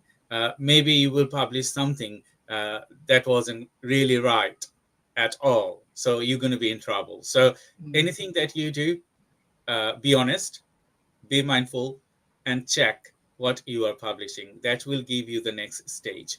So the next question I have, how do you companies use technology to personalize customer experience at scale? Oh, that's a good one, isn't it? I'm going to start back at the beginning, because we were talking before we started here, weren't we, Dr. Shah, about strategy and knowing your audience. And I think before you do anything at scale, I would go back a step, because the problem with doing stuff at scale is it can enhance the issues you already have, and particularly with customer experience. And I've seen companies that have sort of scaled things. So I'm going to give you an example, actually. So I bought a moisturizer from Boots. And I like Boots. I shop in Boots regularly. I've got their contact lenses. That's where I actually got my Manjaro from as well. And so I get lots of points. I'm quite loyal to them. This is the first time I bought online. And something had happened, and my parcel, whilst being delivered to the Boots store, just disappeared. And they said that you couldn't contact them for 7 days, which was a bit annoying because it was their own delivery service. So I was like, well, surely you know where it is. So then I went onto their AI. And I feel like someone in the background went, let's get an AI chatbot, because everyone's got them. They're really good, but didn't actually really know what to do with an AI chatbot. Because I went on it and I said, oh, my parcel's late. It says, put in your details.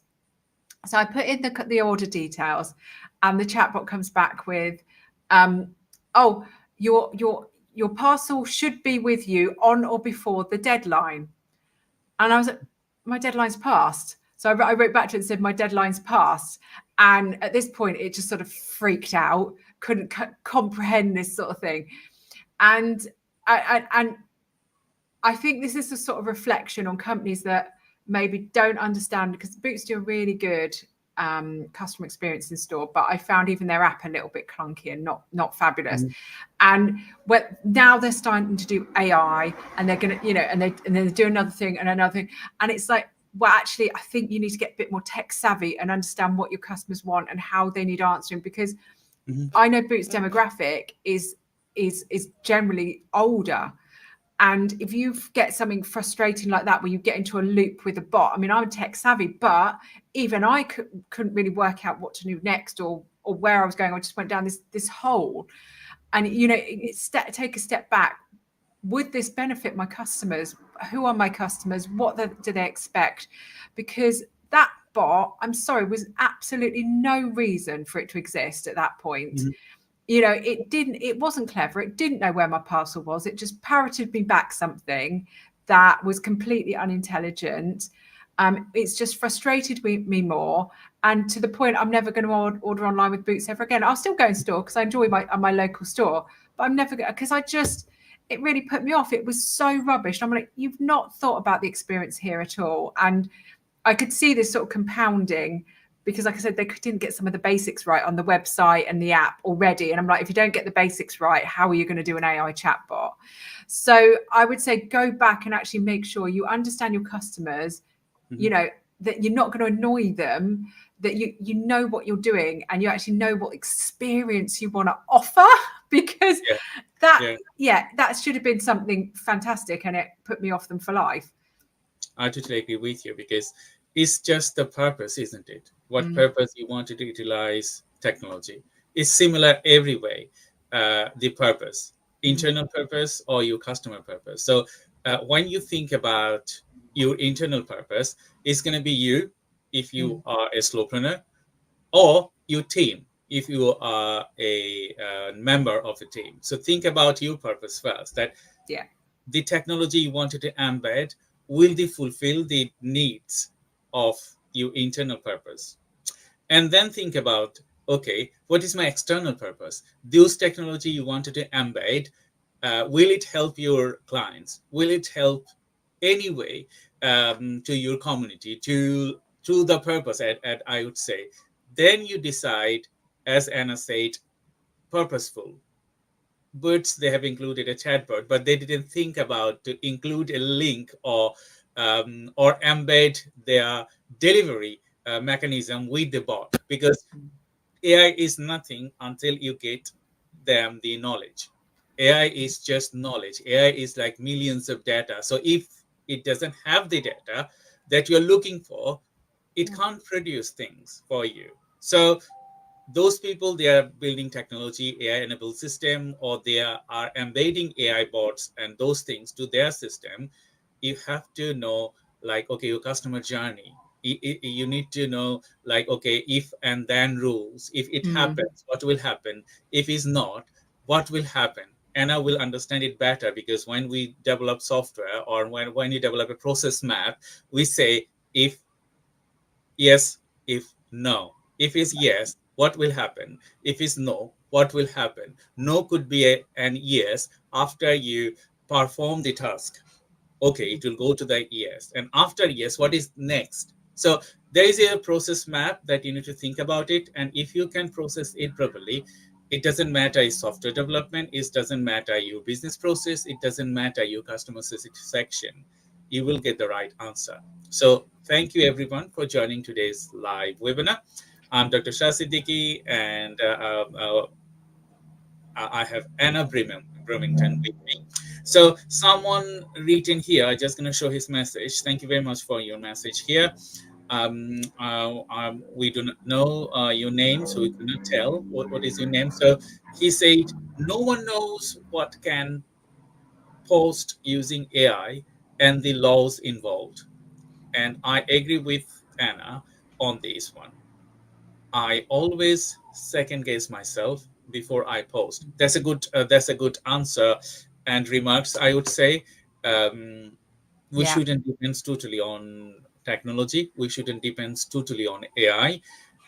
We should ratify our causes, ratify that we do afterwards, that, okay, it is writing properly, it is informing you properly, that you will get the right thing to do, isn't it? Yeah, I agree. I mean, the one thing that I keep reading is that ChatGPT and AI is reducing critical thinking. And I think that the thing to make sure we're not doing is outsourcing our brains to AI, because, you still need, like you said, second guessing yourself before you post. That's, that critical thinking. Does this sound like me? Does it sound right? Is it going to be of benefit? It's all of those areas that you've got to think around. I mean, it's the same as if I didn't have AI. I would be thinking of similar ones. You know, this post I'm putting out, you know, is it of benefit to people? Does it fulfill my goals? You know, it's just the tool we're using is different. We should be using the same process as if we're doing them ourselves. So is this gonna be of benefit? Is this gonna, you know, get the goal I want it to? What are my goals for it? You know, what do I want to convey? Is it going to be interesting to the audience? And, you know, and all those things, or with, you know, processes, is it going to save me time? We think back to the Boots one, you were saying about internal ones. You know, what were their reasons for creating the AI bot? Was it to reduce their customer service, to make customers happy, you know, because we could find out stuff? Did none of those, because I had to message them separately because it couldn't answer any questions. Didn't make me happy because I couldn't, you know, I was talking to it when they were out of hours. So, you know, but then it couldn't answer anything. So what, I can't work out what, you know, what their process thought was for the base thought of that. And that's the worry, that sometimes people just adopt technology and don't put the thought process in. Why are we doing this? What's going to come out of it? Yeah, I totally agree with you, Anna. We have another questions. Thank you for your questions, Zakir. What's the best way to ensure employee adapt to new digital tools and process? That's a good one. I think I mentioned Who Moved My Cheese earlier, which is one of my favorite sort of video stroke books around how some people struggle to deal with change and some don't.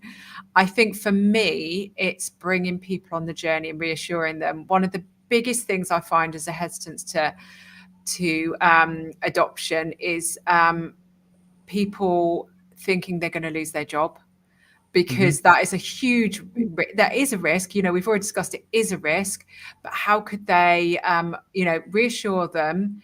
If you can't reassure them, can you repurpose them? What is going to happen to them? Because why, like, if I'm an accountant and there's a new technology that's come in that is basically going to replace me, why am I going to get on board with that? I'm not going to get on board with it because I'm going to lose my job. Yeah. You know, we're sometimes asking people to get on something board with them that is actually going to be maybe detrimental to them. So as a company, we have to think, well, how can we make this not detrimental? And if we are going to lose that person, actually don't ask them to get on board, because they're not going to be. You know, that people, as you know, people work for companies, but actually they have their own self to think about, and they should think about their own selves, because they need to, you know, feed their families or feed themselves or look after their house or look after their pets, or, you know, people have responsibilities, and we can't ask people to be martyrs for business when someone else is going to earn £1 million and they've just got their wage and they're going to be made redundant. You know, you can't ask that of people. So you either have to just leave them out the loop because it's not really fair on them, because they're going to go anyway. Or if it isn't going to affect them, we've got to work out how to retrain them and be very clear and transparent, involve them in the journey. Where would they like to go? What would they like to do? If they're going to have to learn to use the system, starting training very early, making sure it fits all the requirements they need to do their job. You know, it's this involvement all the time, I think. I totally agree with you the way you say it, because when you're embedding a technology for your company, it's two things. One thing is improving the current mechanism or upgrading from old to new. Because when you upgrade things, it means that your technology is old. So you need new technology, because system has changed, settings has changed, geography has changed, even politics can implement, can have a diverse effect of changing your paradigm, isn't it? Yeah. So when you think that something is changing, it's better to understand who is it for. If you think that, okay, you're bringing new technology and you wanted to have a job cut, like if you talk about Elon Musk, he bought X, he cut like most of the people, isn't it? Yeah, loads. He bought new technology, but he has given a golden handshake. He didn't ask them to train on new technology. He cut those jobs and give them golden handshake, and they all gone away. They found their other place to work. So when you're bringing new technology, think about ethical implementation. Like, okay, if you want a job cut, let people know that this is the new technology we're embedding. So your job not going to be there afterwards. So this is the process of your senior management.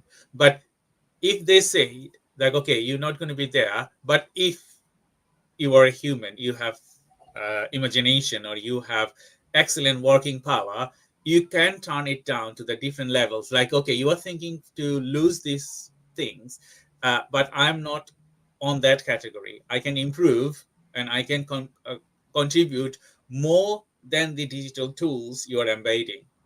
They will keep you, because no one will let their good people go away from the company if you are a very good tools for the company. Yeah, no, I agree. And I think it is that, you know, the one thing that I say more about digital implementation is that it gets us to use more of our human superpowers. So the strategic side, the real deep level thinking, going back to you saying about AI, it's that deep level thinking, the stuff that where we can connect the dots and we can put all these creative ideas together. Do you know what? Someone mentioned to me the other day, and this is, I feel like this gives a really great example of humanness. It was around when the Iceland volcanoes were when it erupted, and there was supposed to be a few conferences on at the time, and I think there was one in Iceland, but there was some where people from Iceland and other places were supposed to be meeting across Europe. And because there was not just between us and Iceland, but generally in Europe, there wasn't much travel because of the problems with the sort of stuff coming over. So someone, I can't remember who it was, came up with, I think it was Volcano Conference, which was an online conference that included and asked all the speakers that were supposed to be speaking at these conferences if they'd like to speak at Volcano Conference. And they did it online, and they got all these top speakers, and it was done within like days, not weeks. And I'm just like, that is a human idea. There is no way something could have, like, it's these innovative ideas where they're taking this and this completely unrelated subjects and putting them together. I am absolutely convinced that AI could not come up with this idea, because it was so imaginative. It was so amazing. And this is what we need humans for. You know, you see some of the best marketing campaigns. You're like, how did they think of that? How did you put those two things together? Absolute genius. And by taking away some of the admin work, and actually I've got another thought on that as well, because, you know, for some people, taking away some of this admin work, it allows them to open up and spend time. You know, your finance director can spend more time on the strategic side. The the marketing team can spend more on these real ideation and concepts and everything. My only comment is that in work we have different levels of people. Some people are very good at the admin and the basic skills. You know, not everyone is degree educated. Not everyone is a genius or an entrepreneur. We all have different levels, and that's what makes businesses work. You know, I see a lot of people going, oh, they're only wait staff, you know, waitress, wait staff. They're only clean. They're only something. There's no such thing as only. All of these levels of jobs keep the world working. My worry is that with technology is that the end where people are really good with admin, that may not have degrees, that are really good at this process stuff or just day-to-day stuff, I worry that some of them will get misplaced or displaced somewhere. And we need to think, well, what can we do then? Because they may not want to be CEOs or managers.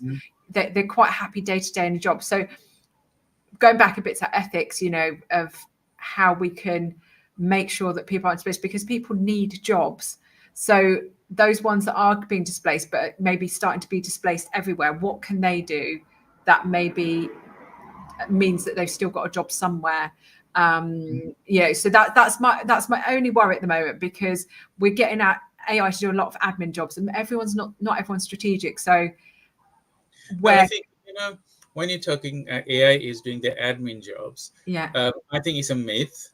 They cannot do all the admin jobs. That's because true.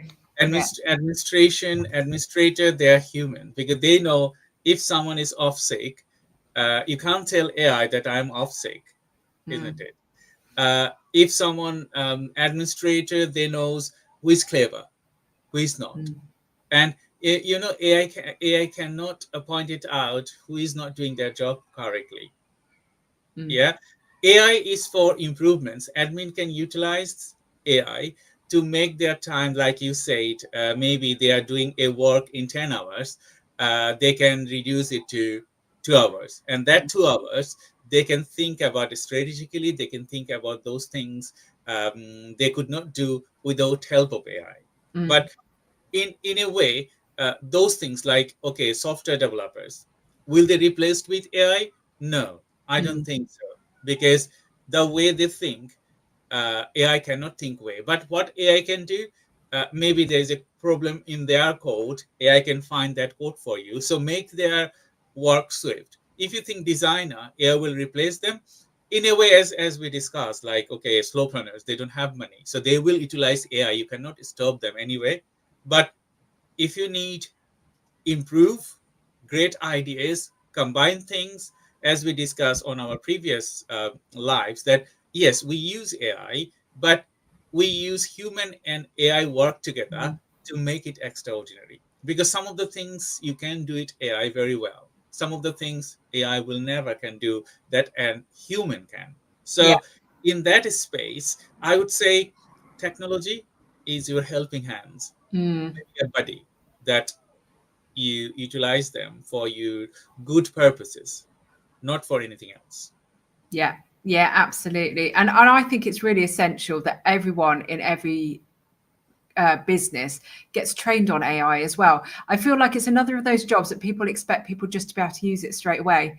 Everyone could do marketing, everyone could do design, everyone can do AI, and prompt AI. And actually, that's the best thing you could do for all of your staff, is to train them on how to use it properly and get the most value out of it. And there's a few government grants actually I've seen around at the moment on training staff with AI as well. So you can even get some grant subsidies for it, because they know how important this is. So I'd love to see more AI staff training across all size businesses. And like I said, there are free ones as well. So if your small business haven't got the money, have a look for those. I totally agree. So we're nearly end of our session, Anna. So thank you everyone for joining today's live webinar.